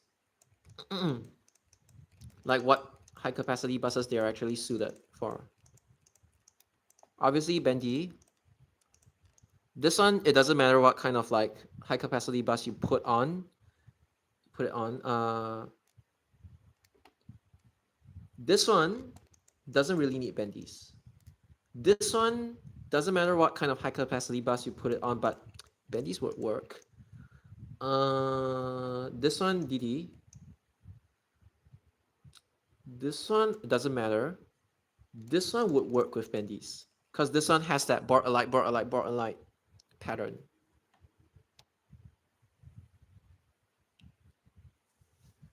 Remember, SBS own self. I like bendy buses, but I'm not gonna force SBS to use bendy buses if they really don't like it. Okay, I know that Norman Abdullah has said that like SBS would be trialing bendy buses later, not together with the other three operators, but like again, you just keep in mind that SBS doesn't really like bendies. They only bid it so low for Seletar Depot was because they didn't want to lose Yio Chu Kang Ang Mo Kio, their stronghold. That's all. The bendy buses being given to Woodlands to Yishun feeder services, they were just a byproduct of it. SBS, they were just like, okay, we'll just take it anyway. They never really liked bendy buses, but yeah.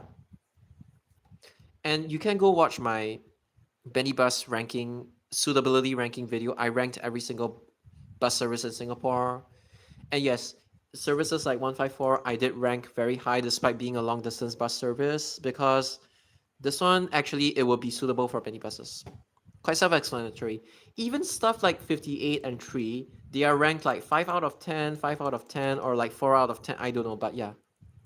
But 154, I definitely rated high. It's not the highest priority by any means, but like this one, bendy buses would work. Just that they have to fix that fucking right turn from Clementi Road to Commonwealth Avenue West. It's a jam-prone area. That's why 184 has bendies. Eventually, if they will change their mind, well, maybe when they change their leadership, then yeah. Okay, number one, you realize how short 803 is, right? You realize putting double deckers on this bus service is a disaster, right? Same for this. That is why this bus service and even this to some extent, they run it like 238. You put double deckers, they wouldn't go up. This one can just spam SDs. This one actually needs bendy buses.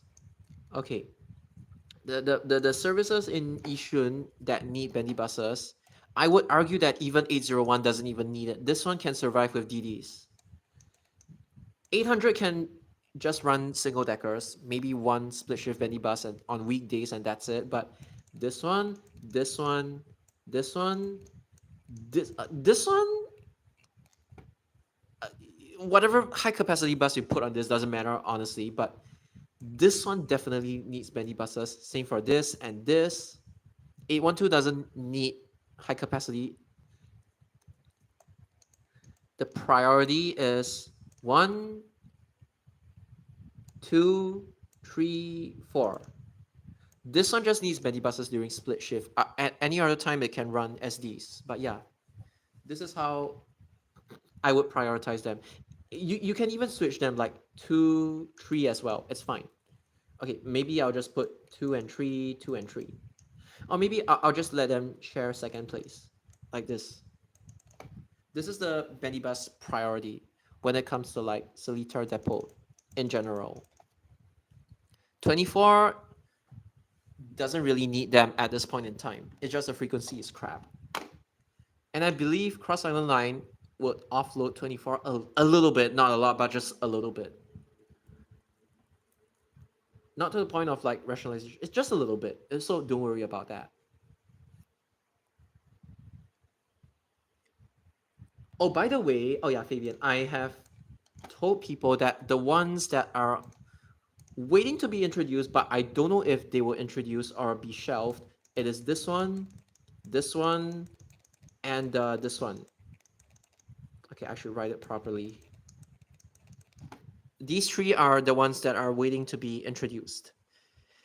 And depending on the residents' feedback to 140, they might have to introduce an M or an X variant of it, just like 230M. I don't know, but yeah. 807. Okay, 807 is just way too, the demand is like way too high.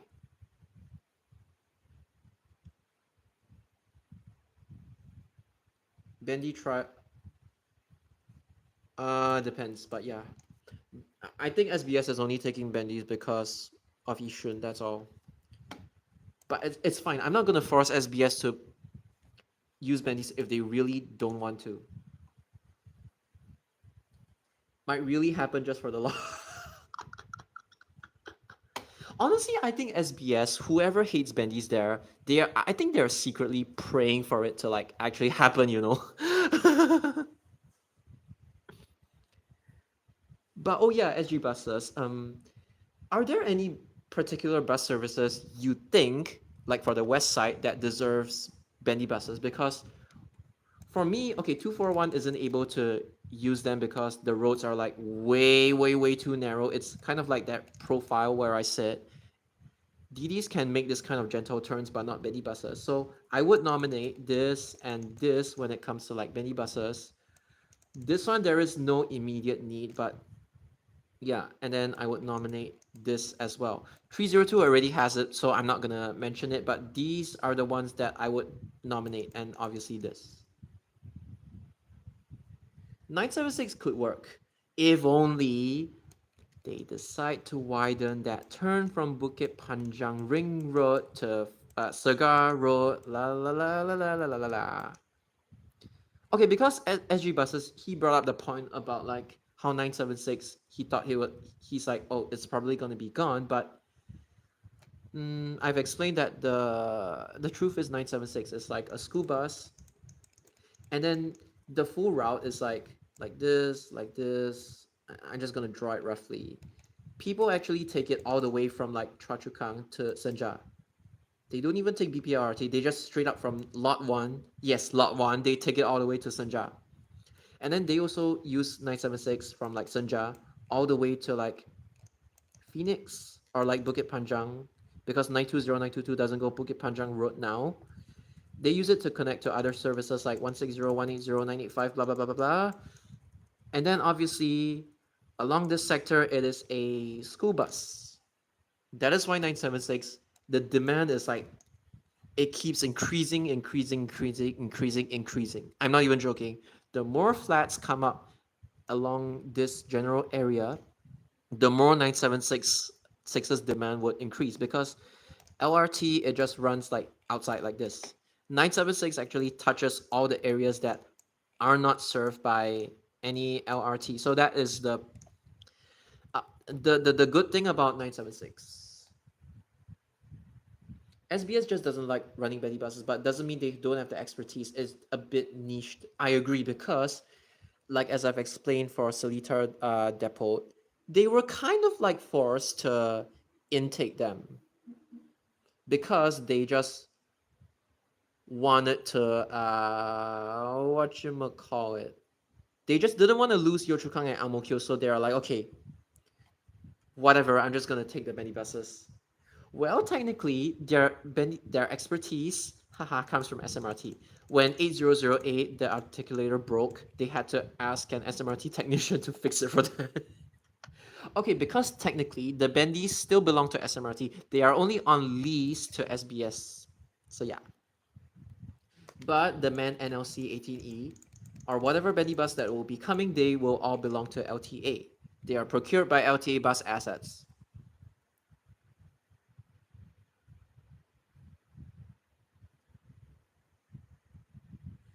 I think 976 might outlast. Correct. I also think so. In Sydney, they do have a large, super long fleet. Like 997A, but they took in DDs to keep their country. Oh, I got it. I got it.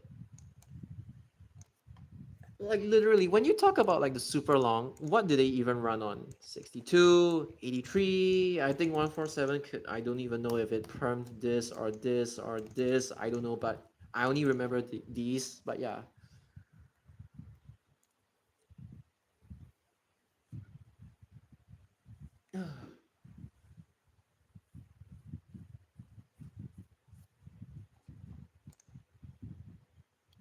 Not much routes are good enough for it. That's true because Singapore's roads are like they are wide enough for bendy buses, but they just don't support super long in that the bus stops as well. Dude, dude, it's dude.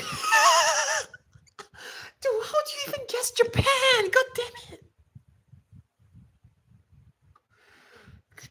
Use your brain. Oh my god! Of all countries, you said Japan.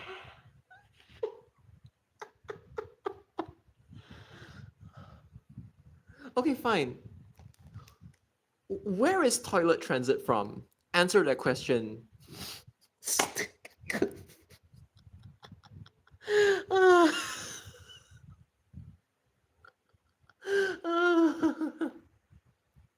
Two, I think doable hypothetically because it's a straight correct.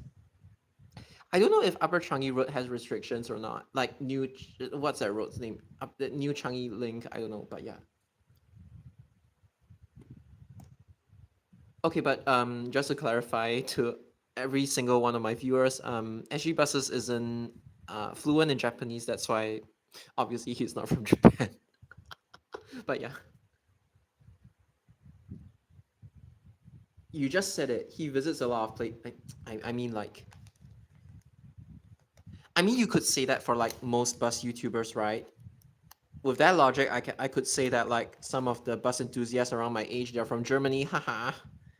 Well, the only one that's easy to guess is Maxon. He's a British boy. British boy. Same. When I go back to Japan, I don't even want a tour. I just want a domestic tour. That's all. Yeah. But driving trains allows me to domestic tour. But whatever. Yeah. Germany is on my bucket list though. Although Germany, when it comes to filming, they have like similar rules. Like Google Maps, they don't even have Google Maps until like recently. How do those people even like? Okay, but yeah, Germany, I heard stories about them that they're similar to Japan, and then some places they just don't open except on weekends. But yeah, Malaysia, hey, maybe you would do Malaysia hyperlap. Anyway, Leisure Frontier is like having a new premium service. Are you going? PM, AM? I think they would allow you to film, realistically speaking. Okay, hold on.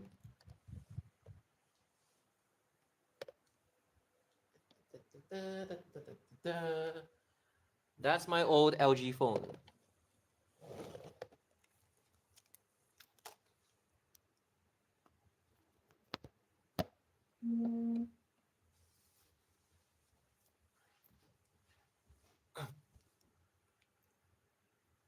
I did film the old KT. Oh, that's amazing. 7 to 1 p.m. Ah, nice, nice, nice. Imagine they actually use Man 822, I will laugh. But honestly, if you pay that much and you get an 822, I'll be pissed off, honestly. I mean, I like Euro 5 822s, but like, I'll be pissed off.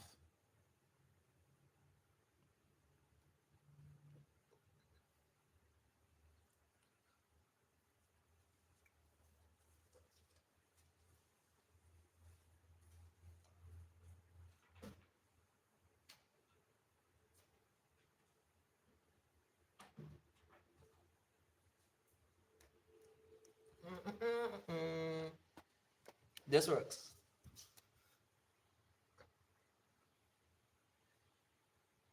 Yeah, like, who the fuck even goes for an 822 tour? It's so stupid.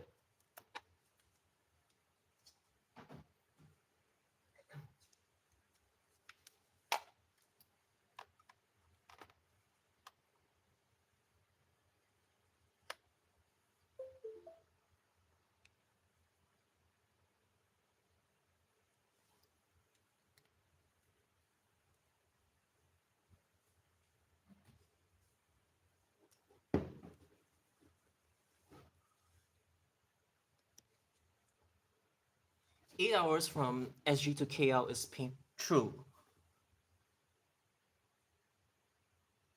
Oh, I didn't even. Okay, I haven't even been to A22 tour, but I know it's not going to be worth it. Like, these buses are literally speed locked to 60. I don't know what's the hype with them, honestly.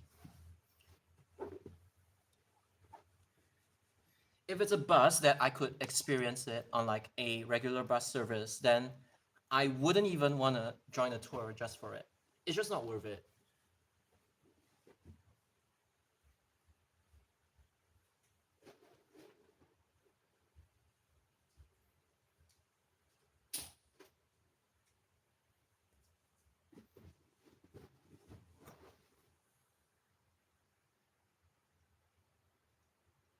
Yeah, it's only for the clout, honestly.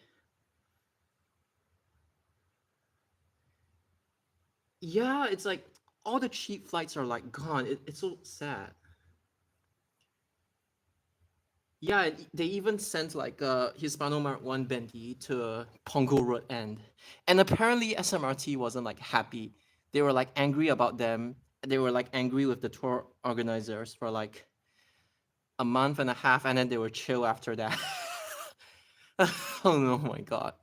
I just heard. I don't know if SMRT was truly angry at them for like sending the bus to Pongo Road end.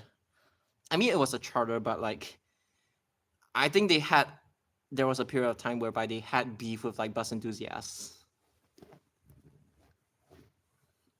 But honestly, I wouldn't even want to charter these because I know the kids nowadays, they're full of shit. They care more about their online clout as opposed to the bus itself.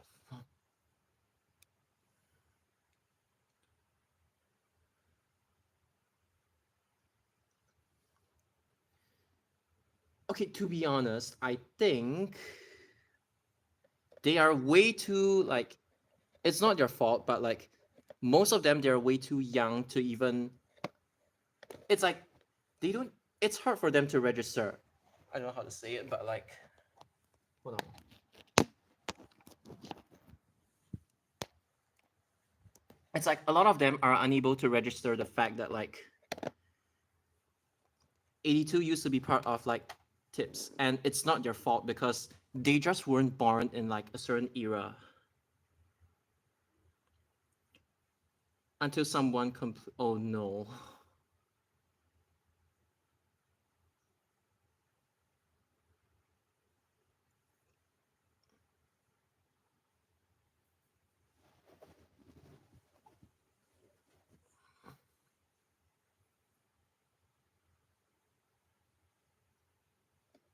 But at least I'm just happy that like tips 82 actually had photo evidence, like actual photo evidence of like the box bandy running on it. It was by the Singapore buses of yesteryear, that account on Instagram and on Facebook. I think it's on Instagram.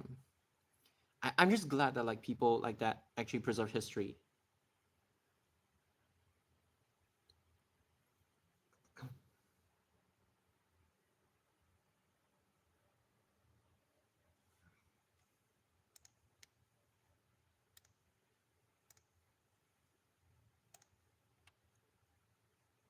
Oh my god. So yes, Fabian. Basically, I was playing this thing, and it is a nightmare to play because I had to search for like 972A, like from here, and it's like, yeah, MCQ is really you could get a streak going, but like it's so stupid. Thoughts on autonomous bus taking over the industry? It's inevitable because you know Singapore just has that like it's not even in Japan. Bus driving is like 10 times harder than in Singapore because of their roads. It's narrow and stuff like that. There's a lot of like bi-directional roads where you have to yield to the other side, and it's quite stressful, honestly. That's why most buses in Japan they don't tend to travel long distances. Yes, there are trunk routes, but it's not there aren't many of them because their roads are just not designed for like larger sized vehicles in general. But yeah, even in Singapore, people tend to look down on like blue collar workers. I mean, it even starts in school. People, I don't know why, like Express Stream, they look down on NA, they look down on NT, and then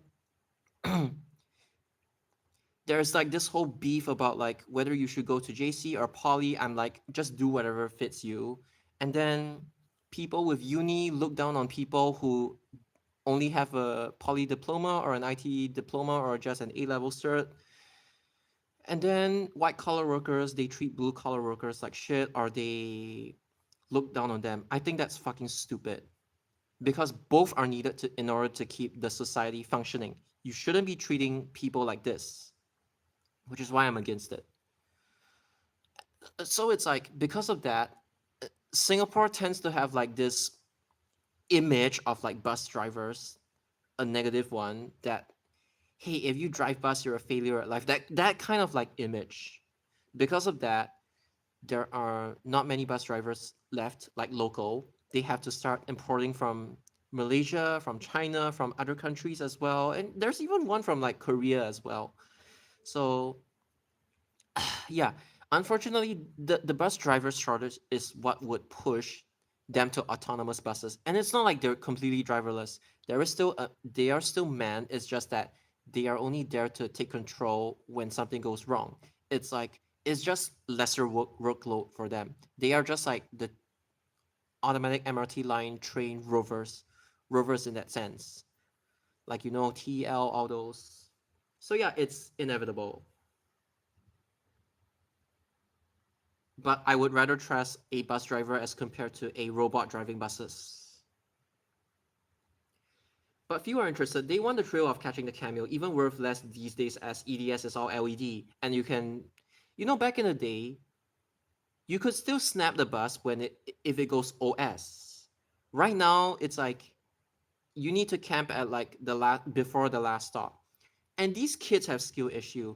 They control car their oh my god, they harass the BCs and I talked about that, but yeah, stupid. Like that guy called TIB 1105H Productions. When he was younger, he shouted at another enthusiast who is clearly on the spectrum. Shouting won't work. And then he even tried to gaslight people that like, oh, he didn't actually shout, even though he did. Excuse me, this is not American Idol. And then this guy criticizes other people for fighting for their rights, whereas he himself goes all out to harass people on board 299 B5LH and 812 KUB. These are feeder services. Why do you even get them to control car? If you cannot snap them or your friends cannot snap them, you guys suck. The skill issue is on you.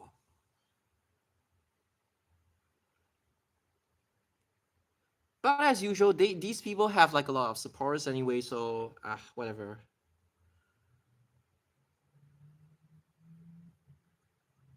Still a long way away, yes.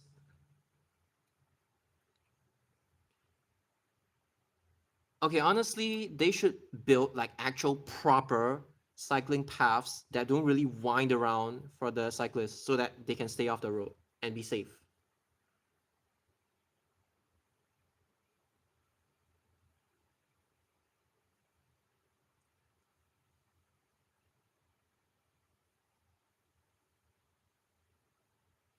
I can get a B5LH out if I called in a favor or two, but not worth the trouble. Same.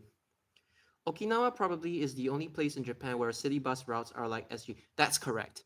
And even, okay, not just that, but even in Kyushu, okay, there is this one amazing YouTuber that I would like to introduce you when it comes to like bus routes. He's really passionate. He lives in like the Kyushu area. I just need to find his yes, yes, yes. Thank you, YouTube.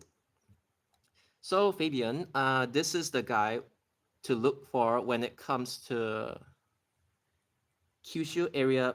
It's all Nishitetsu. I don't think he films anything else. He is obsessed with Nishitetsu, which is a good thing. You would see 1 hour, 1 hour, 1 hour. Oh, these are all coach buses. This is like a normal bus, 1 hour, 30 minutes. Just like a normal bus. It's like 1 hour, 55 minutes, 1 hour, 1 hour, 41, but this is a coach. 121 on a coach. 105 on a normal bus. 109, 104, 118. I stream his videos all the time. 56, 41, 45, 56. You get the idea. 105 on a normal bus. 104, 101. It's not just Okinawa, but even in Kyushu, a lot of these trunk routes exist. And even in Kyoto and Osaka, a lot of these trunk routes exist. Not like Tokyo, whereby everything is like fucking train dependent and stuff like that. Maybe because of population density, but yeah. And holy shit, I don't know if this one looks like a normal bus. It's 150, man, 123. Wow, look at this. So yeah, this is the wonderful guy's name. They actually go that far compared to mainland, correct? Urban to suburban. Blue collar workers are treated poorly in Singapore due to weak labor laws. And the unions, they're kind of useless as well. And Chiyongta is useless. Australia, they get paid more than office workers. Yay! Unfortunately, the local BCs of the future are probably going to be those into, whatever, screw them. Food workers, yes, Singapore, they treat their hawkers like shit. Their rent is like sky high.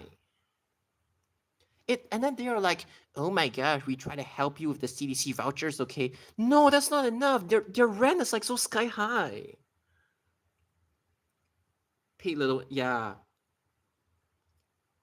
Realistically, many blue collar jobs should be higher paying than white collars because construction workers, they have higher risk, whereas office people, they just use their brain, they so-called high stress environment, operate on a computer, must do things fast, I don't know, but they are all in an aircon room, whereas the construction workers, they are all sweating, busting their ass off to build things for you, and people treat them like shit, which is so stupid. That's why blue collar workers, they should be paid higher. Even in Japan, some CEOs are paid lower than like their lower ranking counterparts, if I would put it that way, in many developed countries. I think it sucks. Public service in Singapore only refers to white collar. Yeah, I mean, construction, just as an example, it's a form of public service, but fucking hell, I hate. This is why I hate this country. Oh, leaving out the blue collar workers like drivers. Yeah, it's so sad. Like, minimum first class honors for officer roles is fucked up. I hate how this country places so much emphasis if you're born the wrong gender. As in, like, if you're born with an XY chromosome and you don't get to get past F, they place way too much emphasis, so civil service, on like your qualifications when you get conscripted, your achievements when you get conscripted. I don't know how to say it, but yeah. Anything less, you get fixed term contract, no certainty of yeah, that sucks. Unless you're the top. Yeah, I hate this like whole top down system. I know Japan has it as well, but like even Japan's trying to change. Singapore needs to change big time. Hawkers are gonna disappear soon, and then everyone would be like, oh, just food court, catering. It sucks. Because as much as my own palate is more fine tuned to like Japanese food, uh, Mediterranean food, Indian food, Korean food, not really Singaporean food, even though I like Malay food, but it's like my taste buds are like so different compared to like the typical Singaporeans, but like I can relate to them how their own food culture is like disappearing. I know not many foods in Singapore are considered like uh actual Singaporean food. The only Singaporean food is like roti john, chili crab. I researched this. The drinks are like bandong or maybe some of the noodle dishes, like the dry noodle dishes. Only those are like truly Singaporean. The rest is all imported. But it is sad that even those like Peranakan dishes, they are like slowly losing their hawkers. Even like maybe say kueh tutu or something along those lines. Yeah, it's quite sad. Office politics. Yeah. Yeah, even $2 vouchers, you can't even spend it at an Indian Muslim stall. That's quite sad. There's a company where it had a rule whereby once reach work site, then can change the work outfit and work shoes and after work change. That is so fucking ridiculous. Black company, kurogaisha. The argument of if you don't study well, you end up working like them is same. It's very toxic. Honestly, you should just get passive. Screw what other people say. If you have a condition that allows you to get passive, for me it was because my classmates were like toxic as shit to the point where I was put in a mental institute. So yeah, that was how I got passive. Even though I'm not on the spectrum, but that's how I got passive. I was like fucking lucky. Mainstream school, I was technically not supposed to get passive, but I somehow got it. It's only cause the job market sucks. Otherwise, they'll be working where same. Like it's not just in Japan. In Singapore, the job market in Singapore is way worse than the white collar job market in. Okay, Singapore's job market for blue and white is worse than Japan's white collar. Japan's blue collar workers, they need people right now. That's why they even want to hire foreigners to like drive trains and stuff like that.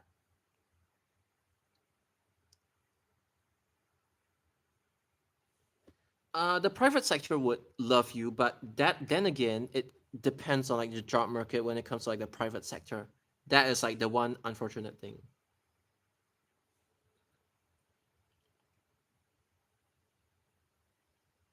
The interviewer is an obsessed with okay, then if the interviewer is obsessed with NS person, leave the site immediately. Don't even continue.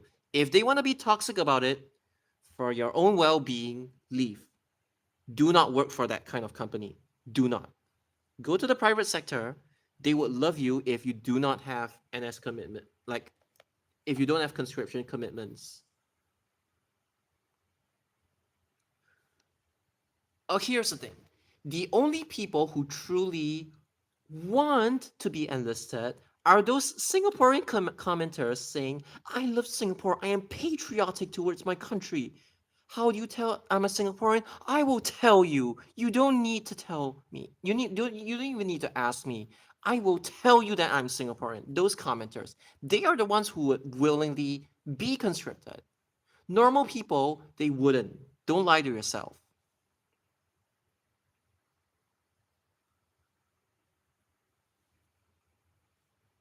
But if you got conscripted, you get picked on over foreign talents because they don't need to do reservists.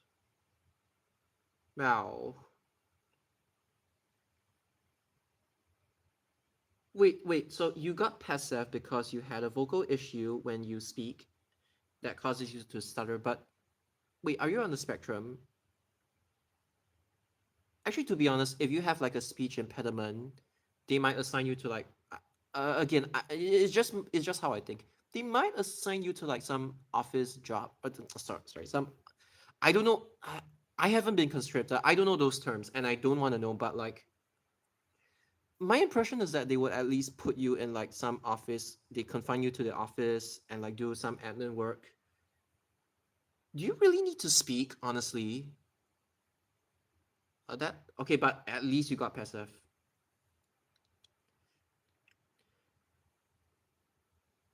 Acquaintances that signed on only cause of money and cause of like their job stability. I don't blame them. If you are so xiao on, then sign on. Mm-hmm. The food company applied for is a famous Japanese fast food brand, which honestly, okay, here's the thing.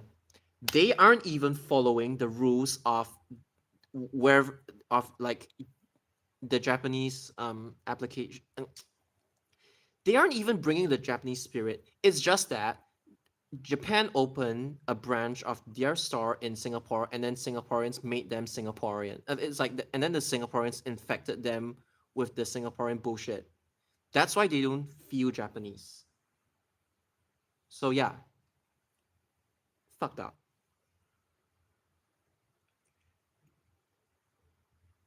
Oh, okay. So you got kicked out because of. Okay, that's quite mean.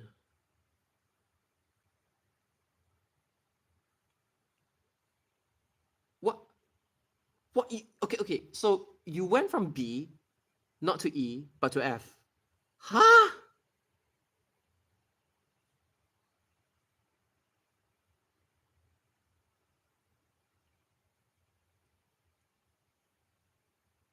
Okay, the whole thing about caning, I don't agree with it.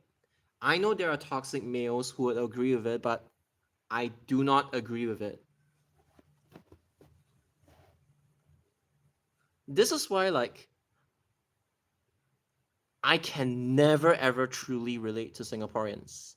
I'm sorry to anyone watching this. I can never ever relate to them. They already like sideline me because I'm different from them. So yeah.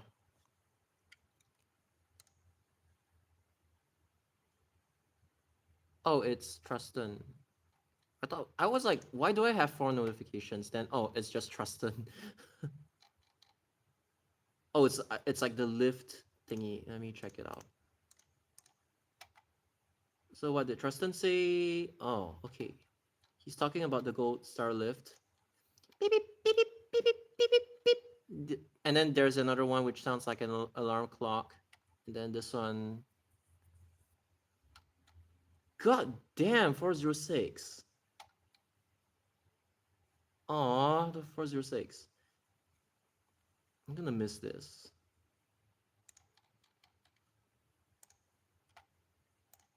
Yeah, gonna miss this.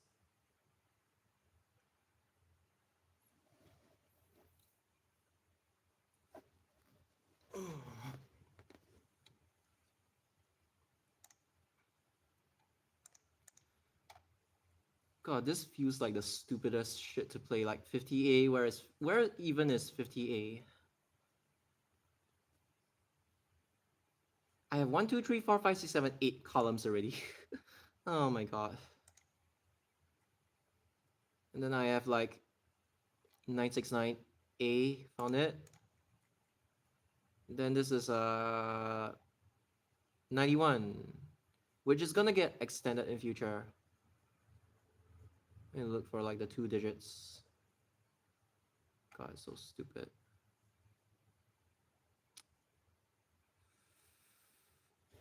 Dude, where is 91? Ah, found it, found it. And then here is 28.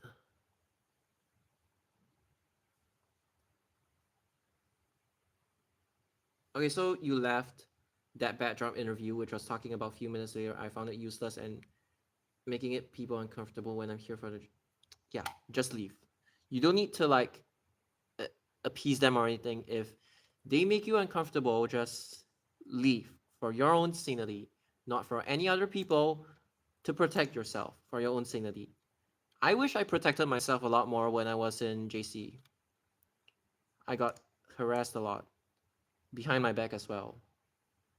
Didn't even do shit to them, and then they started talking behind my back. I just existed, and then they just had to do this kind of shit to me. So yeah, protect yourself. Not just that, even I had to like, dude, it's so painful when it's like, you even have to like fake an accent in school, like try to speak in a more Singaporean way in order to appease them. That fucking sucks.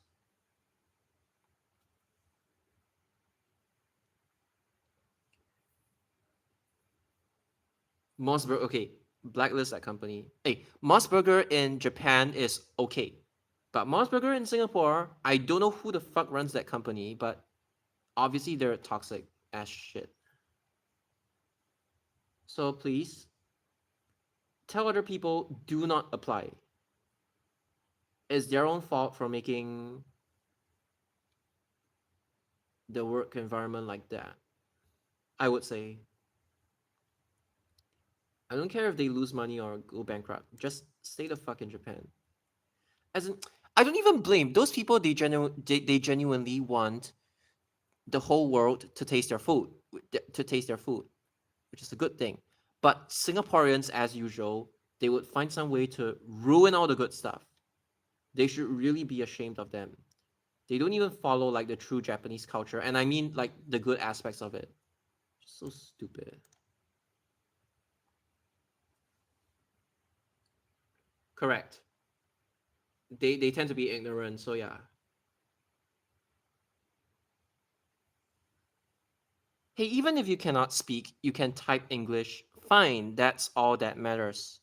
Or even in like the worst case scenario, okay, don't take this the wrong way, but You could even learn sign language as well. I mean, as in like, if it really goes to that stage, I'm sure there are ways to like mitigate it. But please don't take it the wrong way. But yeah, what is this?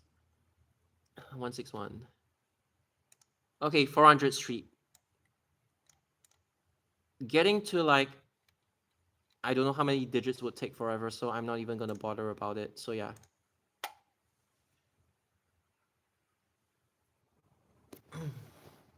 Dude, it just sucks. Even about WhatsApp, okay, that's stupid. Okay. When they ask about like conscription, especially for like a full-time job or even part-time, it's fine. But if they pester you about it and use it to weed you out of the interview process or weed you out of a job, that is fucked up. Singapore as a country prioritizes way too much on its like the whole military stuff on things, and that is not good.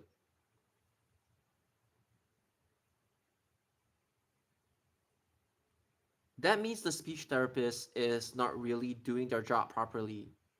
You deserve better, honestly. You really deserve better. I get really mad when I see a lot of these hospital people, as in like these workers not doing their job properly. They're supposed to help people, not hinder them.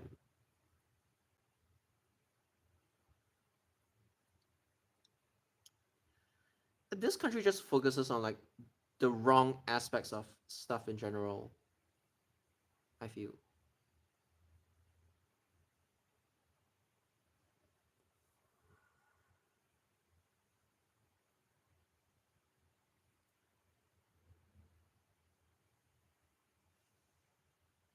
Okay, hold on, I'm gonna refill my water.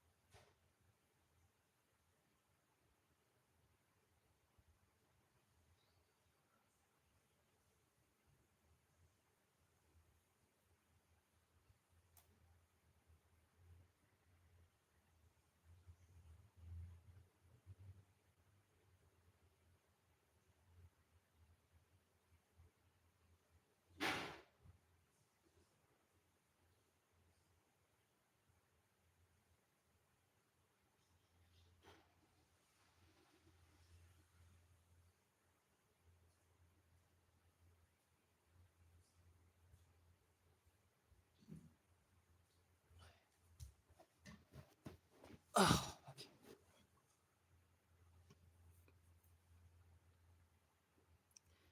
if you continue to interview on other F&B jobs such as Jollibee or supermarket job as stock restocker, then I feel sad after that interview.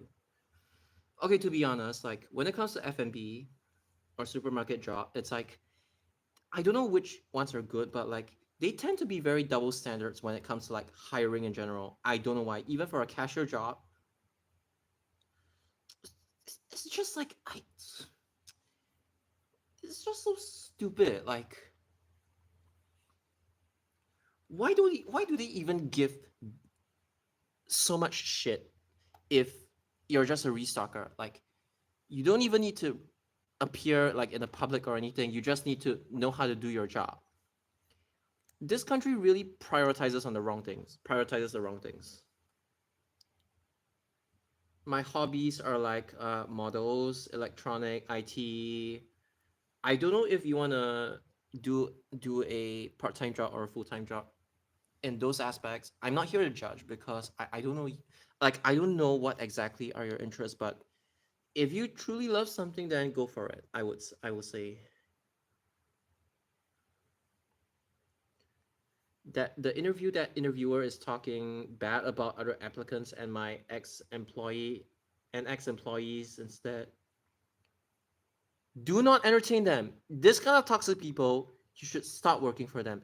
They're supposed to be professional in an interview, especially. They're not supposed to do that. And I think they should be reported to MOM, if anything.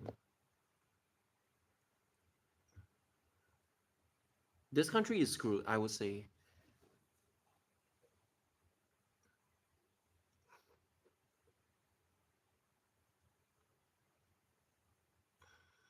Okay, so if you want to give your social media accounts, you can do so. I'll just stay out of it. You two can settle it.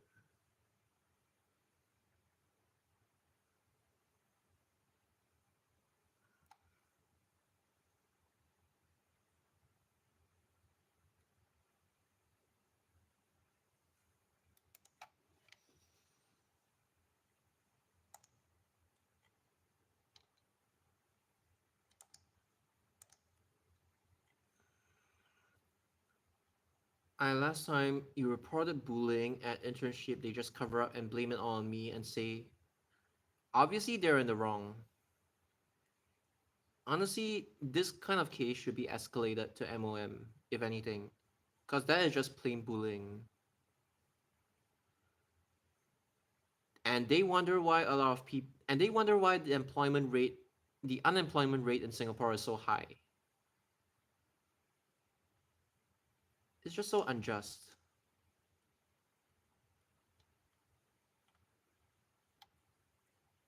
If anything, expose them on social media. They won't have nowhere to hide. There is even a page called like a group called like Complaint Singapore, where you could air your grievances there as long as you are in the right. But Singapore work culture is like really, really toxic beyond belief. And SG buses would agree with that as well.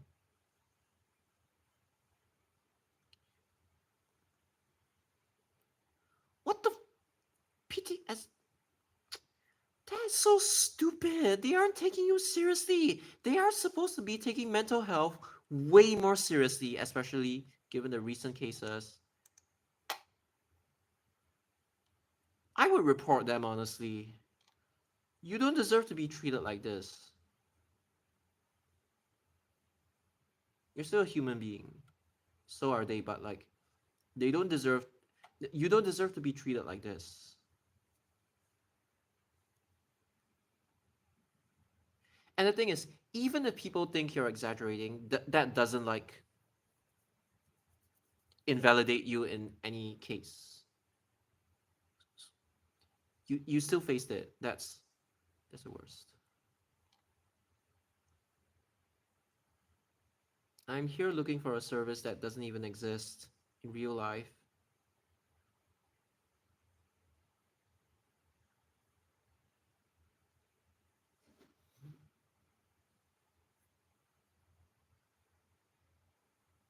Did they actually mess up? Okay.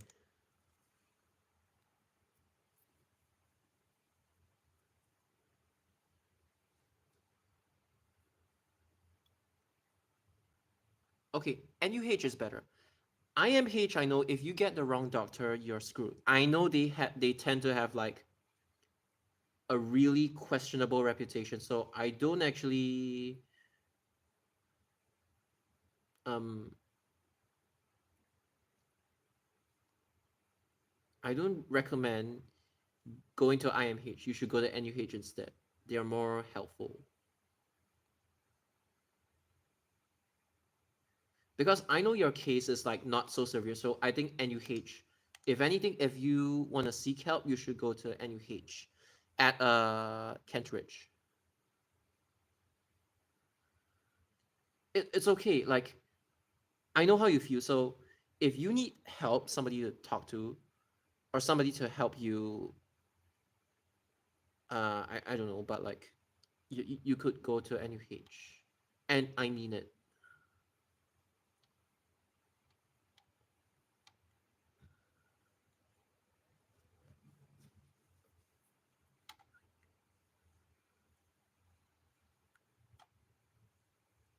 Where the hell is 166?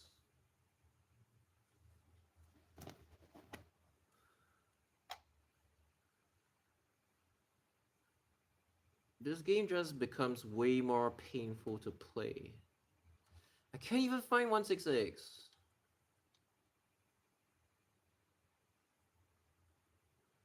Is it just buried underneath all this bullshit? I can't even find it.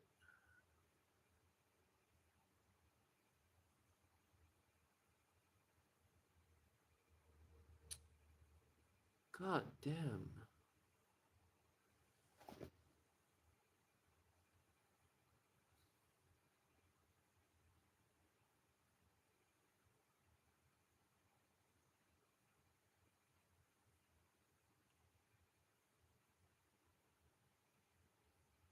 Ah, found it. Okay, at last.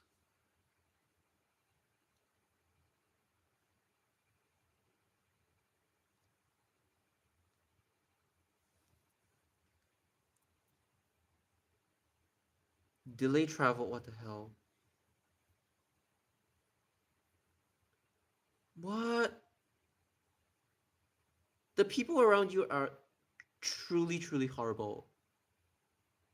I'm really sorry that you feel this way.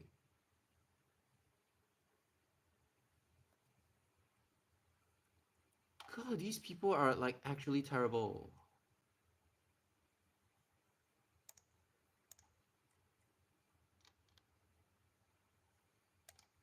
I know like even in other countries this kind of problems exist as well, but in Singapore it's like it's just magnified.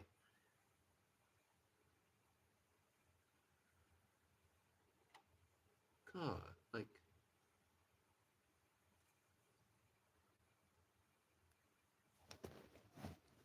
you guys are the only like non-toxic Singaporeans that I've met. So thank you to you all. And that applies to SG buses as well because SG buses is somebody that I can confide to, I can trust everything. It's like you tell the other bus enthusiasts or influencers this, they would fucking judge you like hell, like legit. God damn. And I myself, having been a victim of Nas Farihin and gang, I know how it feels to get sidelined badly.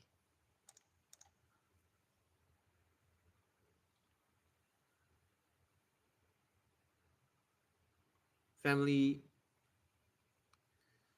uh, so-called friends, quote unquote colleagues, you name it. SG and GP love to judge each other big time.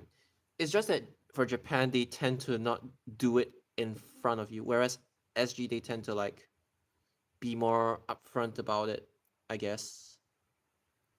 But then again, the current generation of Japanese people, I know there are still some of those typical ones, but I've seen at least some improvement. Unfortunately, I just cannot say the same for South Korea. South Korea is like still living in the 1980s, unfortunately, and even their K-pop scene is like low key dying off, unfortunately. You get compared from a young, yeah, the school bullying is like really rampant when it comes to like in Asia. You don't really hear a lot of these cases in like Europe, for example. I don't know why.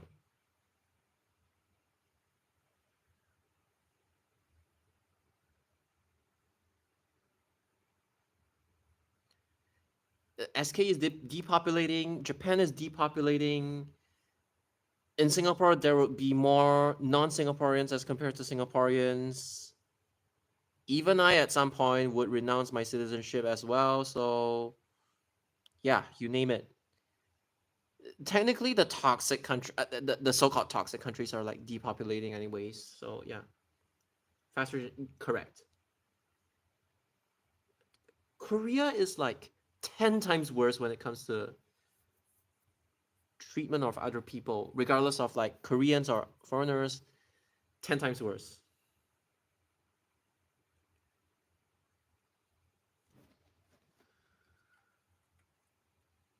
And it's quite bad because some of the bus influencers are behaving like the toxic K netizens. They are like on their level. And they even Pofma that I am against Jared. Like, what the fuck? Okay, I know Jared, like, some of his actions are a little bit questionable, but, like, I know who's the one being bullied right now.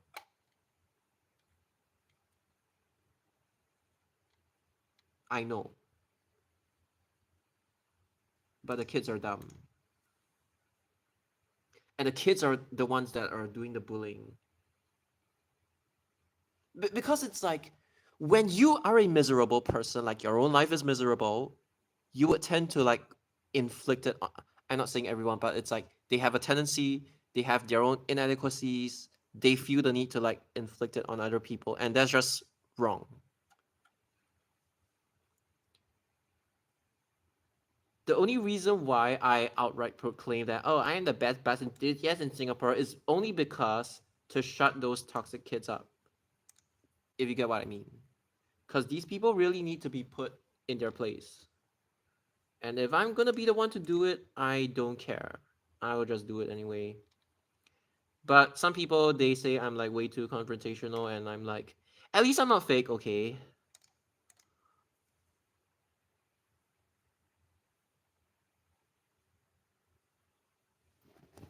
Yeah. So basically, the person that you're conversing with right now, he's like a little troubled right now, so he really needs help, and not enough people are like supporting him because they're dumb. So yeah, I feel for all those people. It's like you have literal adults bullying kids or grooming kids, and that's not okay.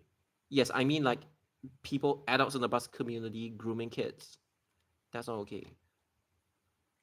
They have like this big army of supporters that try their best to like cancel you. Yeah.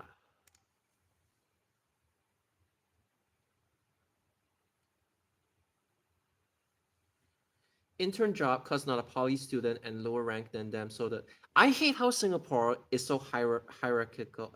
I don't know that word, but it's like so focuses on hierarchy way too much, and they bully people based on qualifications. That's just not right. Too many adults. Yeah, I don't know why. I think social media has made humans like a lot more toxic worldwide as well. Same. It's like if you find that like if you find a constant need to like to satisfy others, then you would definitely feel miserable yourself. So I genuinely don't want anybody to, actually get to that stage. I don't want anybody to feel like as if they are living their own life for other people. If you know that you did nothing wrong, you're just like standing up for yourself. You constantly look at yourself in the mirror as well. Then you don't have to worry. And if you happen to be religious, then I all I can say is God will judge you when your time is up. That's all I can say. And I'm just like, just don't be a horrible person, please. No matter what you're going through, you should just help each other out. Just don't be like that to people. Don't be a okay. My advice: do not be a Nas Farihin. That's the advice I can give you guys. Like, I know it's kind of a joke as well, but on a serious note, do not. I don't want people to end up like him. His behavior, basically. I know I'm saying it like really openly and stuff like that. I might get canceled by the kids, but I just have to say it. Nobody really watches the live stream anyway, so where's 95? The kids don't even know 185 used to go to Shenton Way, so sucks to be you. And they call themselves bus enthusiasts. You guys are fake. I mean, like, those guys are fake. 302, where's 302? La, la, la, la.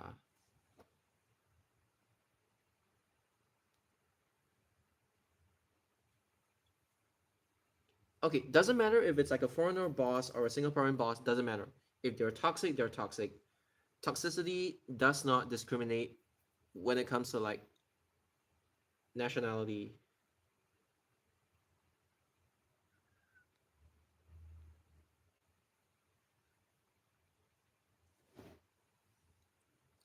You only flip kids if it's for like self-defense. But yeah.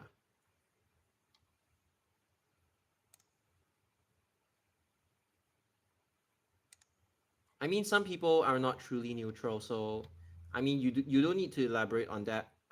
I get what you mean, but yeah, they are only neutral when it like benefits them. So that's not even considered neutral. True neutral is somebody like Wilson, but yeah. What the fuck is this? 232. There are very few peacemakers in the community, and I am definitely not considered one because I literally have to defend myself from those stupid kids all the time. So yeah, technically I'm not a true peacemaker or anything. I have my own flaws, like being too outright confrontational and stuff like that. But at least I don't hide behind people. At least if I'm unhappy about something, I'll just say it out.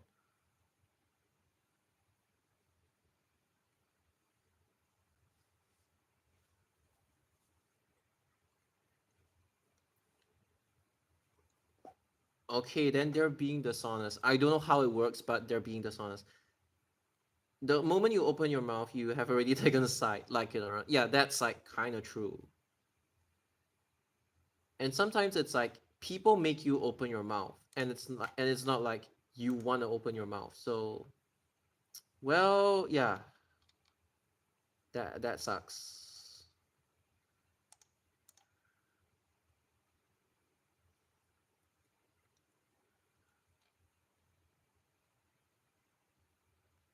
I mean, it's true. There are very few people who are like actually neutral,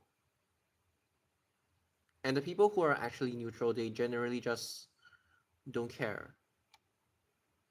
Not that I want to keep talking about this anyway, but yeah. 142A, 142A, 142.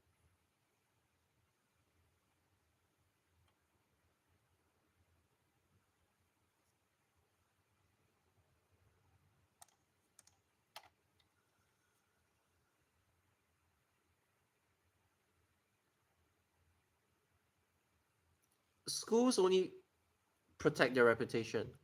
That's why I low key do not trust public schools when it comes to like the handling of like bullying cases in general.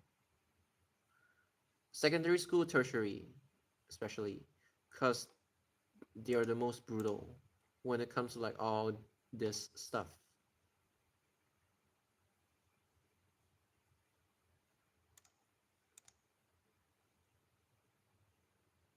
Same, like, and the worst part is that sometimes you try to avoid it, you get dragged into it, and you kind of have to defend yourself, which is the case for me. But I'm like, for me, it's like I tell them the truth, I tell them the side of my story, and end of it, I don't want to pursue it.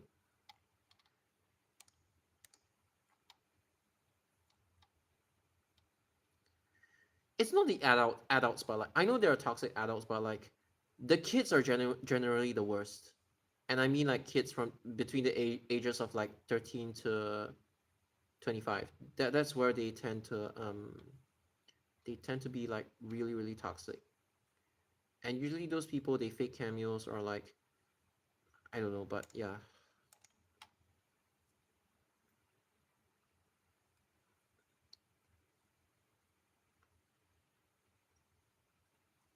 Correct. It's like the when it comes to Japan and even South Korea as well, it's the don't want to lose face thing. And that applies to K-pop as well. Like when SM Entertainment, they don't want to lose face. They blacklist people. They sue people, stuff like that. The corporate world is like the white collar corporate world is like really toxic.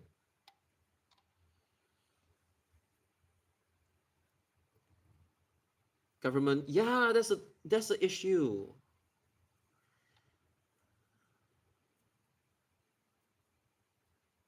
I have a lot of like Japanese friends. They say that like Japan's government has not enough power, which is like kind of true and kind of sad as well. They just sit back and then the society kind of like self destructs. It's really unhealthy for people. They need to. They really need to stop it. Honestly,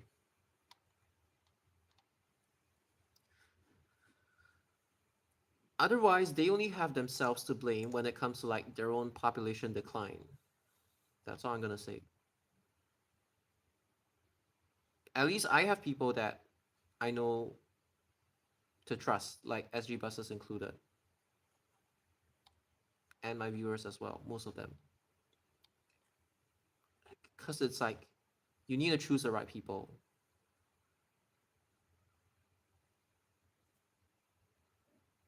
The phone rules are kind of ridiculous nowadays in Singapore schools.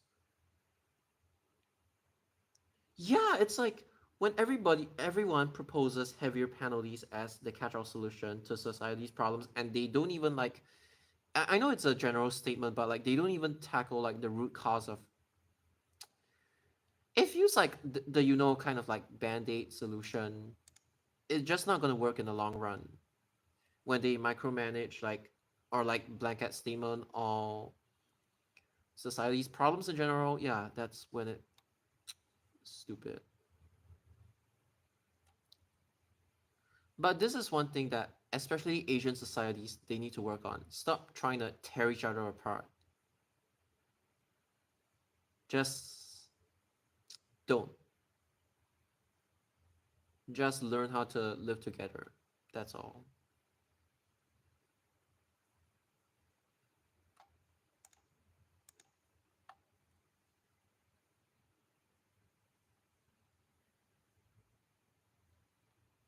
It's quite sad also that like a lot of the Christians in Singapore are kind of hypocrites.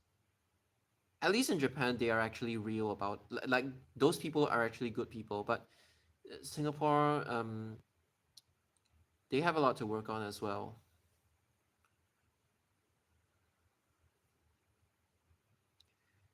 Yeah, here's the thing.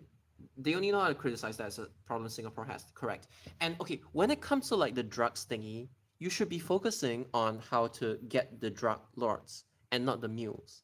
The fact that they are actually they think it's okay to kill off the mules who are just mules is and it just violates a lot of like human rights.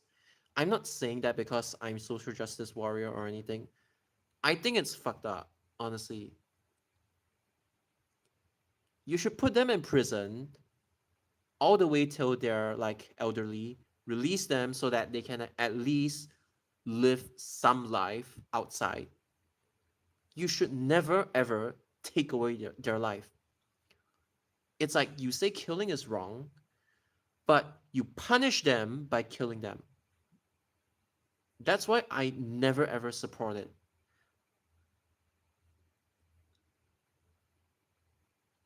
Unless it's like extreme cases to protect society, but like I don't support it, I would say.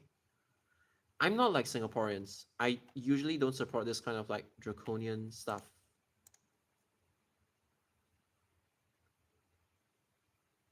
You see, that's why Workers' Party is good. Oh shit, should I say that out loud? I mean like I think most of the younger generation they I don't even need to say, but yeah. And the thing is like the oppositions, they are like kind of disadvantaged as well. So for them to actually be able to do all this stuff whilst being disadvantaged is good. It's like if a Workers' Party they get like 60% of the votes, that's already equivalent of like the incumbent getting 80% of the votes. It's already good enough. Just mad respect to them. Even though I technically don't need to care about it anymore, but yeah, I know genuine people when I see it, and the incumbents aren't. Most of them. The only like actual good ones is like okay, Louis Ng, right? the one who advocated for like the secondhand smoke and the cats in HDB estates. There are a few good ones like him, but like other than that, they are just really, really cocky, I would say.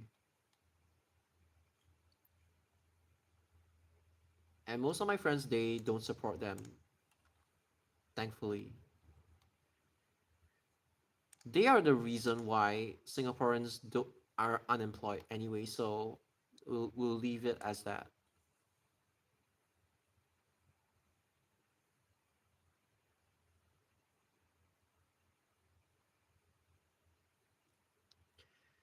Because NS shows the true face of government and its worst face. Yeah, like after you finish, nothing else surprises you anymore.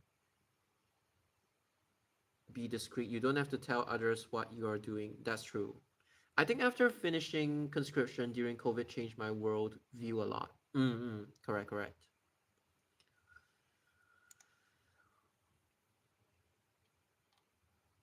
Okay, here's the thing. Okay, in Singapore, at least you have like a roof over your head, and location wise, Singapore, Malaysia is like technically safe from natural disasters as well. But it's like so fucking hot here. My eczema is like constantly flaring up. But here's the thing: if you really want to enjoy life, don't stay in Singapore. Go out and enjoy life.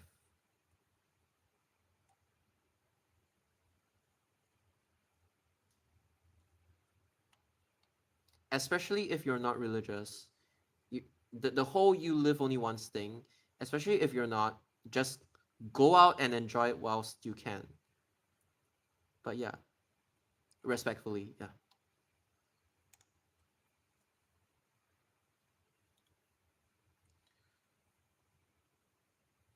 Poor chap has too much on his hands and too little time. Oh. No, honestly, it's not worth it to move to South Korea unless you really, really love the culture there. Don't move there just because of K-pop and stuff like that. Don't. Or K-dramas.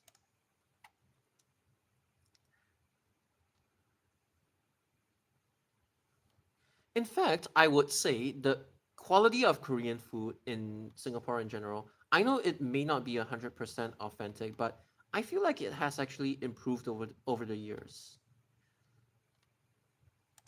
Correct me if I'm wrong, but that's just how I feel.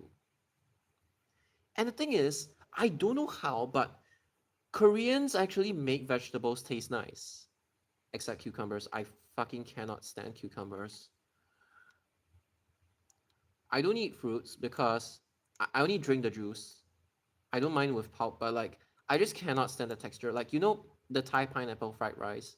I tried it. I don't mind the taste. I just didn't like the texture. So yeah, but I love kimchi, oven fried kale. I love it. But yeah, I don't know. Korea just makes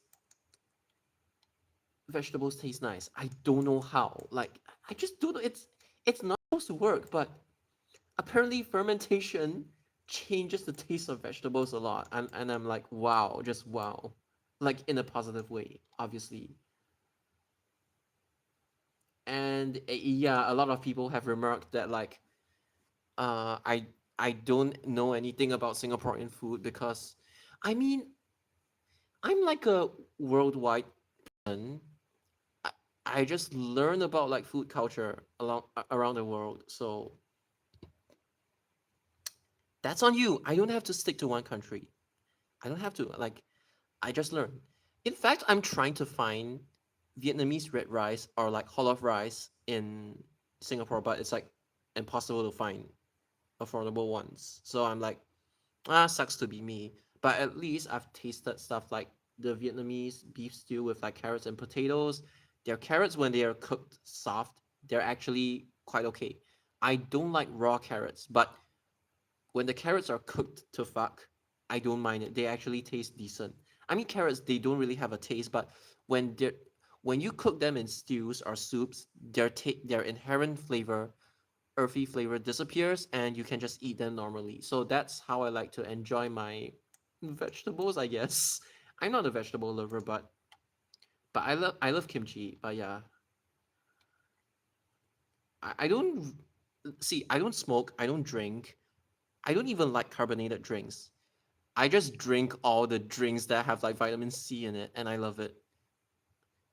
I try not to like find all the concentrate drinks unless they have like vitamin C. I just like like apple juice, orange juice, grape juice, peach flavored drinks. I drink those instead of like carbonated drinks. So yeah, that's my preferences.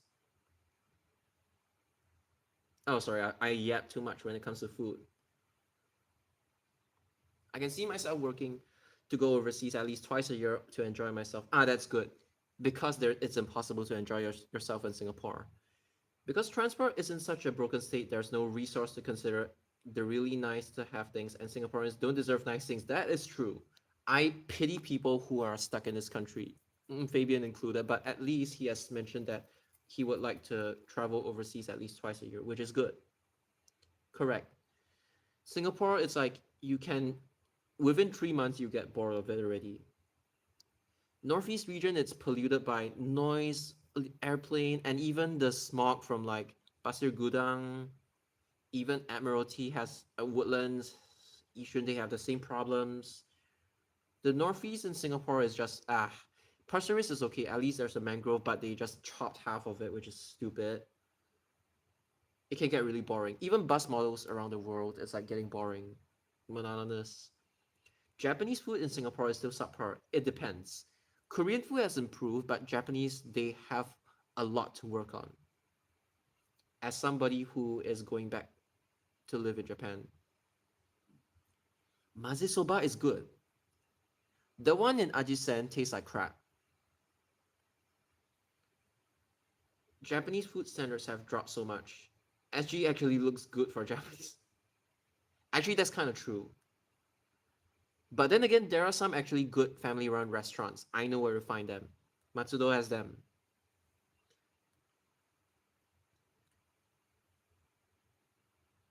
The last time I was in Japan, they served me brown. Ew, that's okay. Like if you mix the rice grains, it's still fine. Who the fuck serves brown rice sushi? That's an insult. That's an insult. My God. Japanese food is expensive unless you go to Saizeria, Hidakaya, Yoshinoya. Correct. I get better sushi buying from my supermarket or 7-Eleven. True, true. Hey, convenience store food is actually fucking good and worth the money in Japan. Obviously, don't eat too much of it because it's like prepackaged or like it's they add a lot of preservatives. But like yeah, in a pinch you could eat them.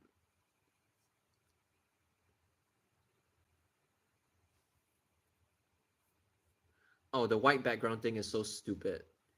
Sushi Gogo's choices are quite good. Cheap tickets, correct. Jetstar, Hong Kong, $200. Wow. But gone out of business, unfortunately. No, no, no, no. Brown rice tastes like fucking shit.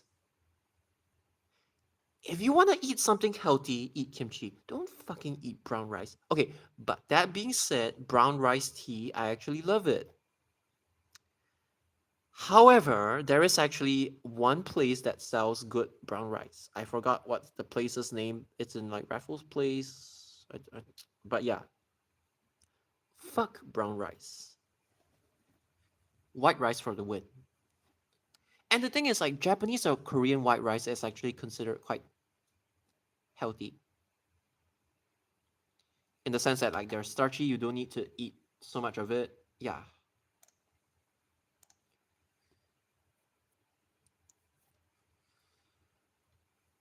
And honestly, Saizeria in Japan, that's where my comfort food is.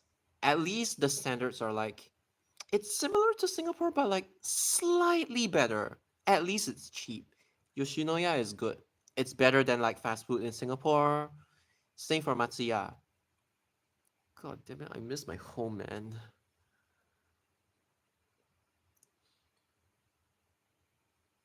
old fashioned an old fashioned place selling brown rice sushi is, I'm sorry, it's a disgrace. Sushi is meant to be sticky. You don't have to add vinegar into it, but it just has to be sticky rice. And brown rice is like, what the fuck, man? Just no, just no. That's like putting pineapple on pizza. Okay, I know that's controversial, but like brown rice sushi, god fucking damn it, man. You deserve to be put in prison if you serve brown rice sushi. What the fuck? Not even the health freaks like the keto diet. Not even them eat brown rice sushi. God, I just cannot, man. Same. It's like I respect people's like dietary choices or preferences, but again, what the fuck is brown rice sushi? If you want to make it, just make it yourself. Don't share it. Nobody wants to look at your abomination. Just no. See, here's the thing. You know, carbonara is like it's actually made with eggs and no cream, and only in a certain region of Italy they actually put cream. But then it becomes like pasta alla norcina and not carbonara, right? But even the not real carbonara with cream tastes nice. Brown rice sushi just doesn't fucking taste nice.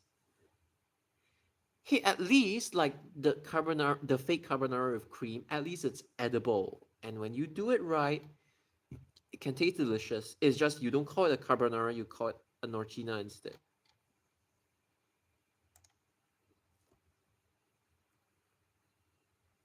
Leftover past fuck that shit. No matter how healthy they try to be. Okay, here's the thing. If you want to be healthy, just eat Caesar salads. I'm not even joking. Or eat kale raw. I tried kale raw before and I was like, the leaves are okay. I cannot stand the stems. I'm sorry. But oven fried kale, it tastes nice.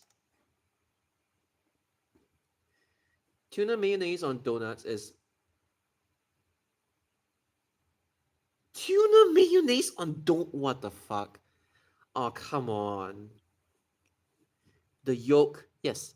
At the very least, I think even Singapore, but like the Japan Caesarea, they actually do carbonara justice.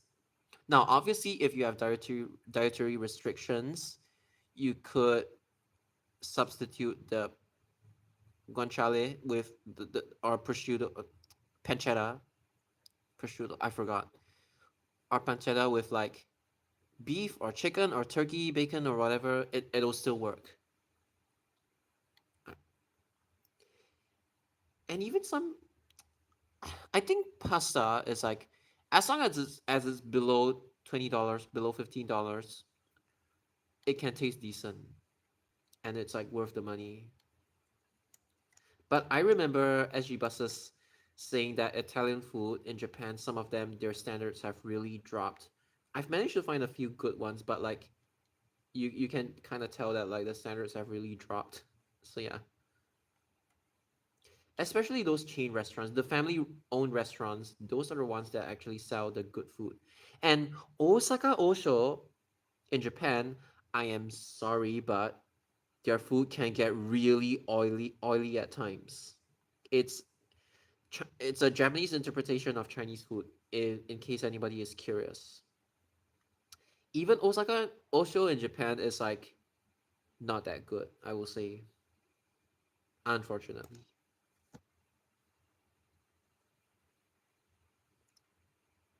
Hey, overcooked onion. At least they're not undercooked.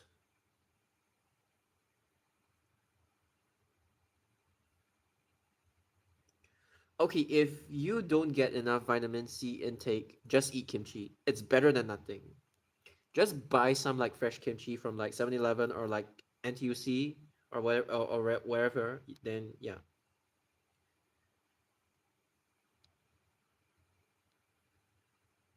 Hey, I used to be a picky eater. I'm still picky, but like at least I eat kimchi. Japan is guilty of it. That's true. Even Japan nowadays, they have like tomato broth, which is like vegan friendly or something along those lines. I don't remember exactly, but yeah, at the very least, sorry, I mean like even Japan can be crazy when it comes to like the food combinations. It's not just Singapore. It's not just Singapore that has like outright weird food combinations. Osaka economy is quite bad. 9 p.m. on Friday night, they already closed. Yeah. Even in Tokyo, at least they close at like 9:30 or 10. Osaka is like okay, Osaka feels more Japan than Tokyo, but like you can tell that like the place is like slowly going, possibly because of depopulation as well. But Singapore is like after 8 p.m. or 8:30 p.m. it's like hard to find food and you have to settle with like McDonald's, which is like I don't even like eating McDonald's. I only like McDonald's breakfast. I don't even and even KFC in Japan, their stuff is like decent. I will never forgive the person who took away the curry rice bucket in KFC. They silently discontinued it. God damn it. Now KFC, I don't even want to eat KFC anymore. They close early because nobody is staying on. Yeah, that's really sad. Yes, kale is a vegetable. My house makes kimchi often. Jared, you love Korea. How do you not know what kimchi tastes like? My God.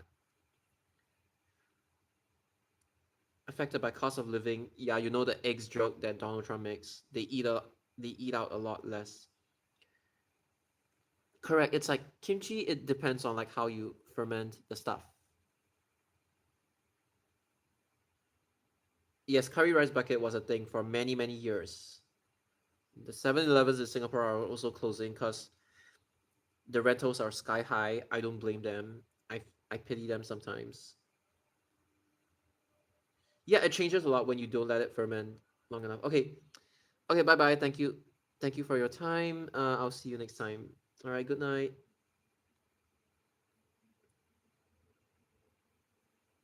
Okay, it's probably because like those places that you've been to, they don't know how to cook their vegetables. In Singapore, typical for one person pay, do three-person job. It's so stupid. They're understaffed. I don't blame them. 1 week is how it should be for fermenting. I agree. Although if you want the good ones, you could ferment them longer. I just find that like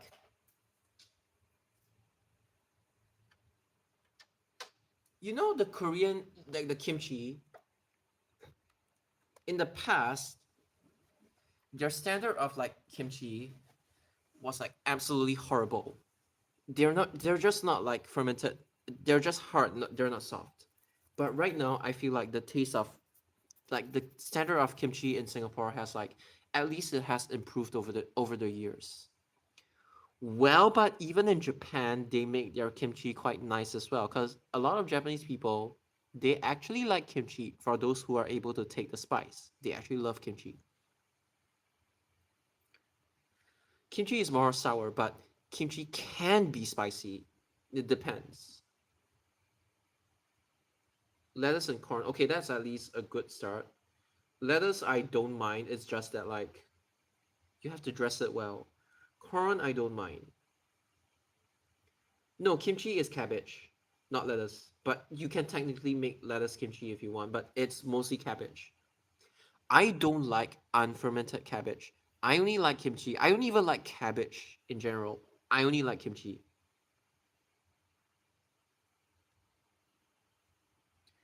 Oh, daikon kimchi. Okay, I'm not like that much of a fan of it, but it's still edible. So if they serve it to, I wouldn't order it, but if they serve it to me, I'll be like, okay, I'll just get through it. It's something that I at least I can eat, not like fucking cucumbers.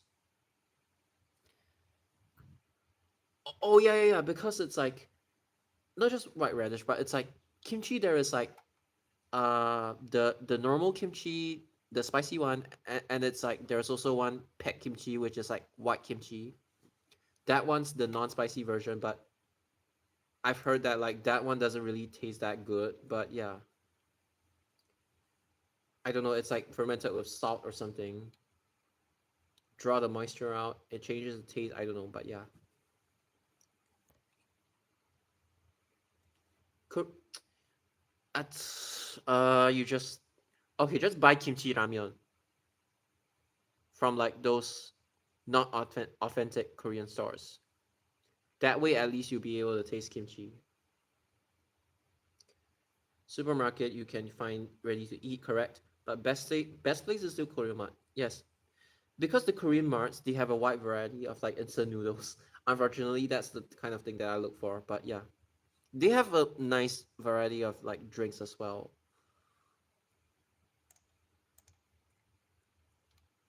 225.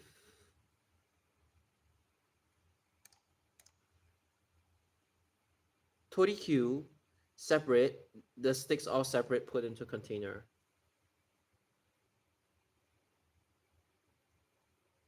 Okay, what the fuck? Singaporeans are really picky and entitled. I don't know. It's like some people. I don't know why Singaporeans are like. Even Japanese, when they order food, they're like quite direct about what they want. They're just like, oh, don't have this, don't have that. But then Singapore is like, can I have this? Can I have that? Can you change this to that? Can I never understand those people. Stupid.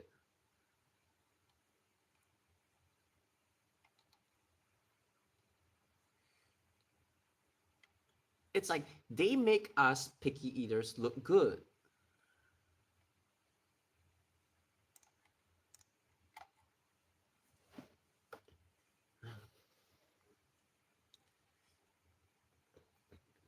And by the way, even Japan has some problems as well. But like in Singapore, I tend to notice that like the food wastage is like really, really high. And I'm not talking about like people who toss out their vegetables or anything. I'm not talking about that because I do that a lot also, especially if I'm being served cucumber, which I don't like. But like, it's like they leave like half their plate eaten, half their plate. I'm like, just order half portion, please, or just don't order that much.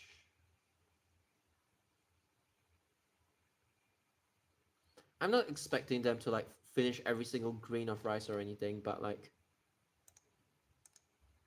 god damn. And I want to address the rumors about Japan having to like you have to like finish every single grain of rice. That's not true. And if honestly, they have small portions, if anything. Look, they have small portions. If you cannot eat that much, they have small portions. That's why they even have those in the first place to prevent food wastage. I think Singapore should have them as well. But it's not really so extreme to the point whereby like, oh, if you leave one grain of rice, you're considered. No, nobody acts like that in Japan. It's all an exaggeration, and it's only there to scare people away. It's not that bad.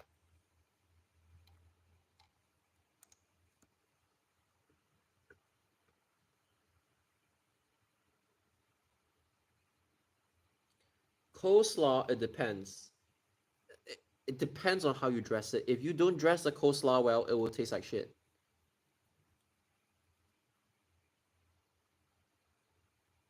Mossberg, yeah, they're horrible. The Singapore outlets.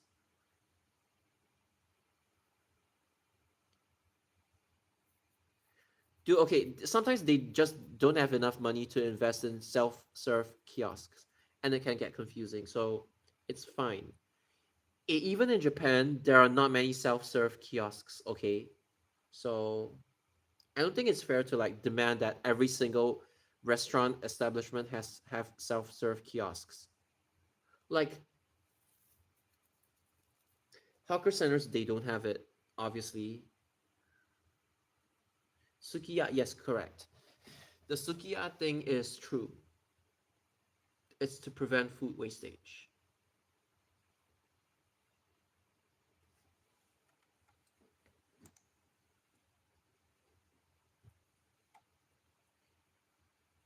You know, if that said person is on the spectrum himself,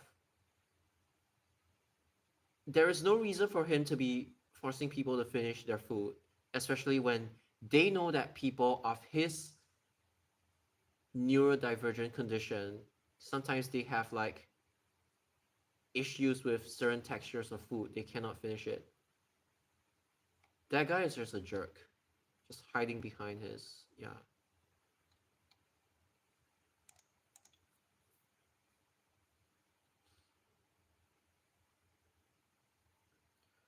What the fuck? Without supermarket stock restockers, the supermarket cannot even function. Good luck to them being able to function next time when people don't even there are not enough people applying in the first place. Good fucking luck to them.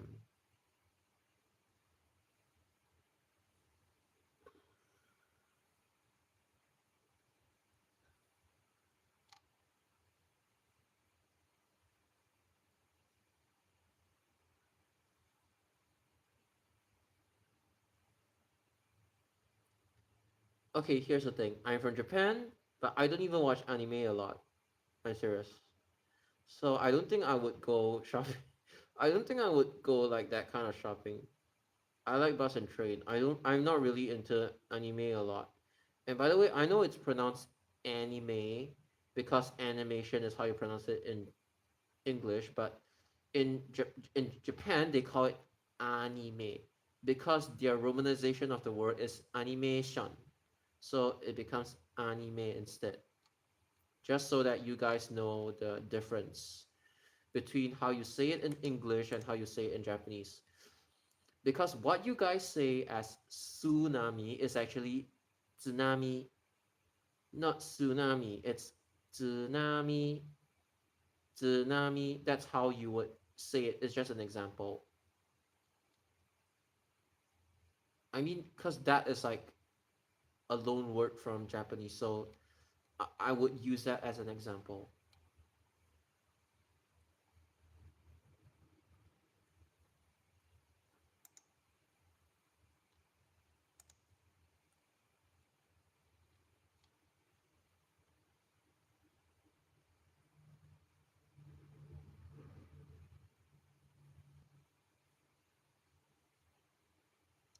Nine eight five three. Where is it? This thing will take forever.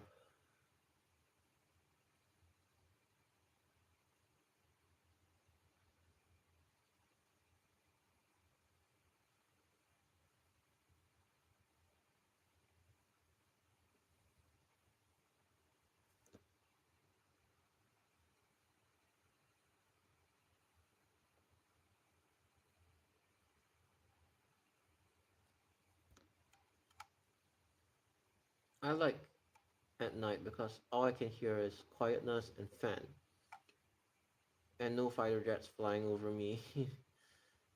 Okay, where is 853? This is getting so annoying, this MCQ thingy, which is why I prefer open-ended. But the problem with open-ended is that they keep spawning 85, they keep spawning 182, 182M, and there's no way to differentiate between them. So now, within this large list of things, I am forced to like,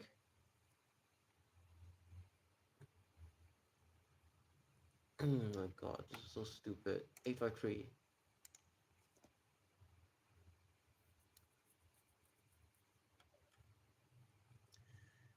MCQ mode is like, it's just slow. This one's 93M, the service that Jared created. And 93M, on it. This one is 672. Where is 672?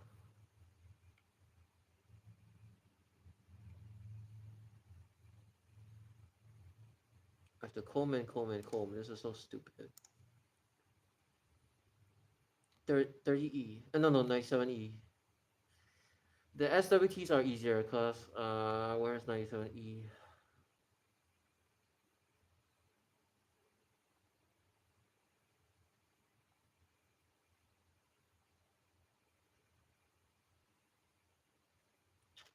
Stupid.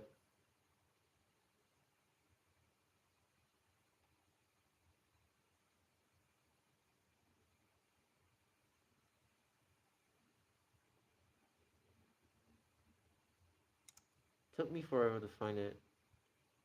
All right, thank you for your time, Fabian. Please rest well. I think I'm also gonna end the live stream soon. But yeah, see you. Bye bye. Oyasumi. This is so stupid. Like, it is so slow. Now I'm gonna have to find 993 from this entire pile. Found it. Sentosa 123.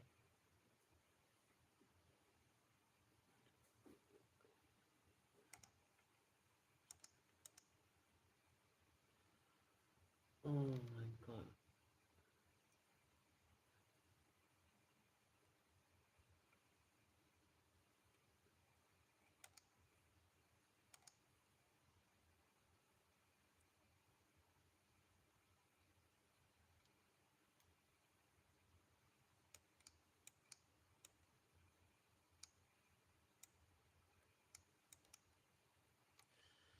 What's this? This is both directions. And does it have Patia Road?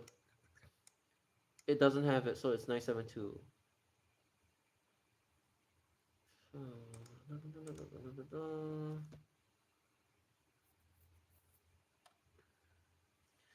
I think I'll just stop when I get to like 500 or something. This fucking shit is like taking forever.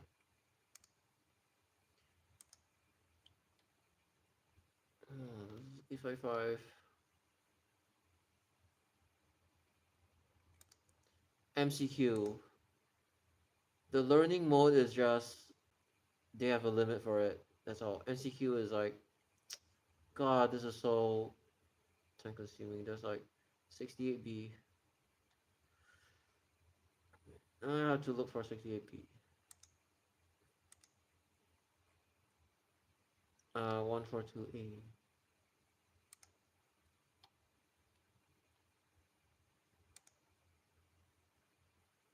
195.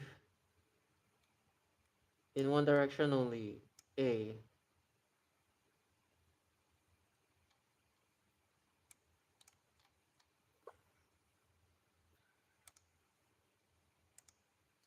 This stupid thing really makes you fall asleep really fast. I think after I live stream, I cannot sleep anymore. God damn. 992, 992, 992, 992, 992, 992.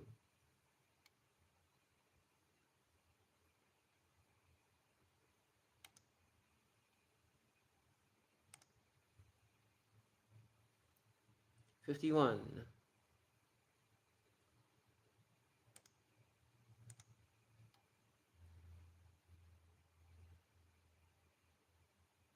82.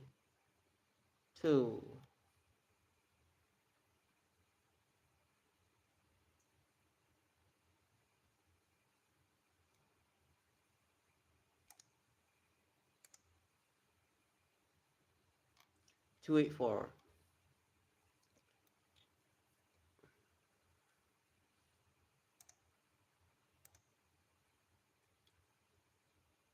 70 M.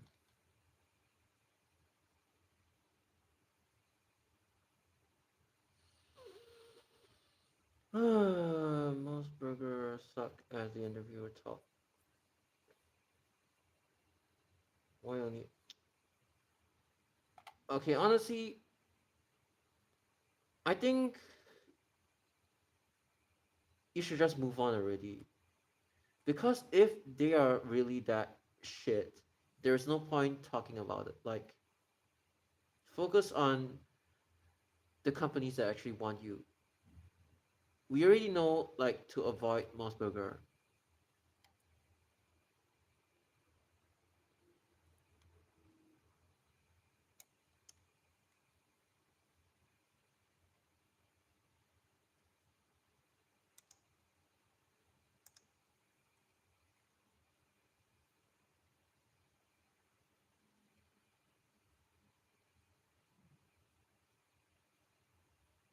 Yeah, I have part time tuition center admin.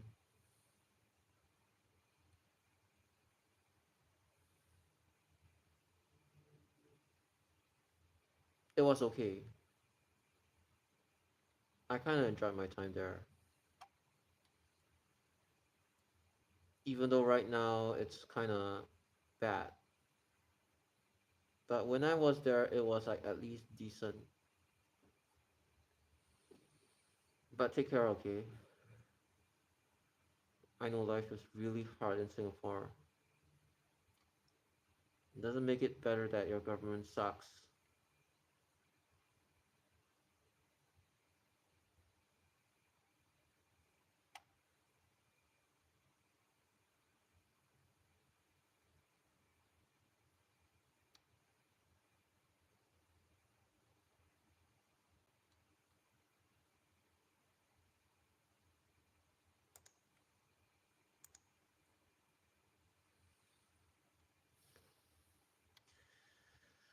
Ah, 651. Oh, god damn it. This is gonna take a long ass time. It's taking me forever to get to 500.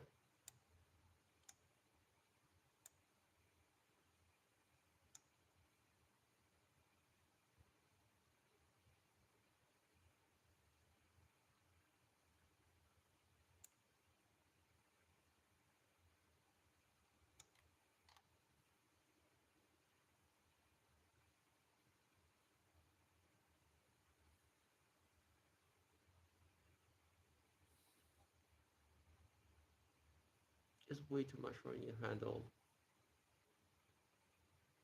God damn it.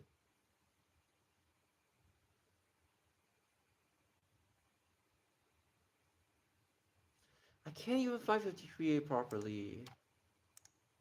That's how bad it is. 196E.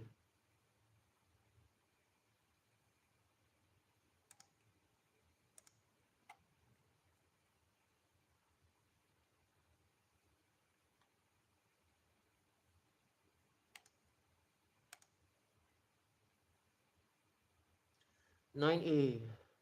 But now I need to find 9A from this entire pile of stupid thing. Oh my god, look at this. 9A. 653.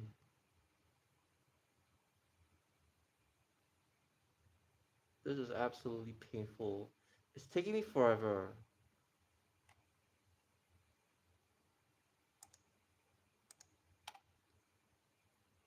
86, the full route.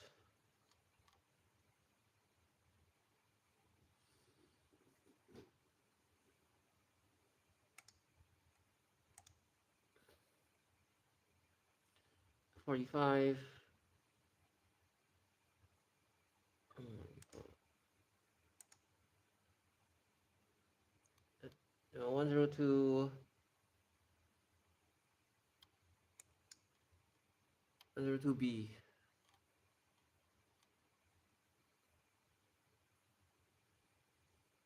God, okay, found it.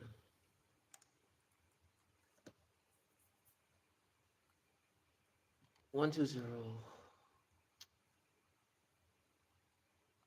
This game should only be played at your own pace. You're not supposed to rush with it. God, where is 120?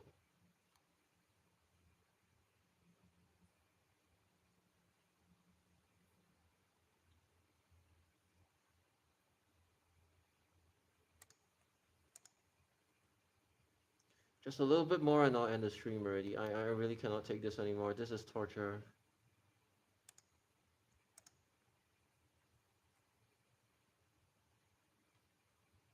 Full route 974.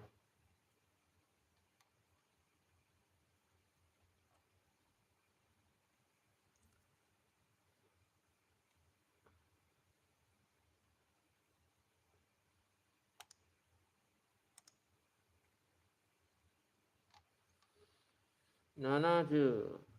Nanaju. どこにあるよ。70どこにあるよ。195区間便 A 区間便 A の終別 195A, 195A. I can't even find it. Found it.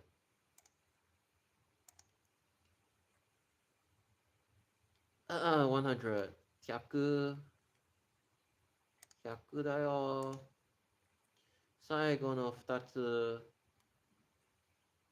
138A。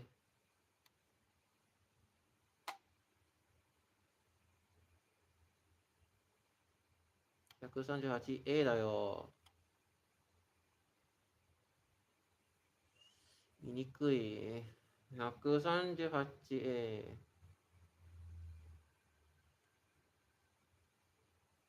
全然見つからないよ。やっと見つかった。最後。131A。区間便。OK。おやすみ。Bye bye. Good night, everyone. I cannot stand this anymore.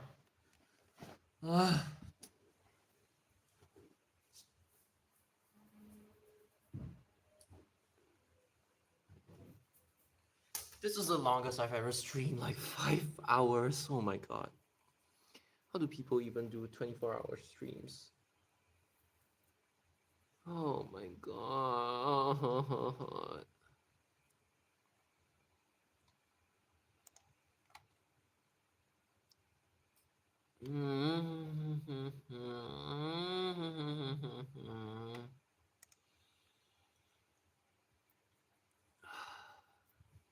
But I had fun during the stream. Thank you, everyone. ありがとうございます。おやすみ。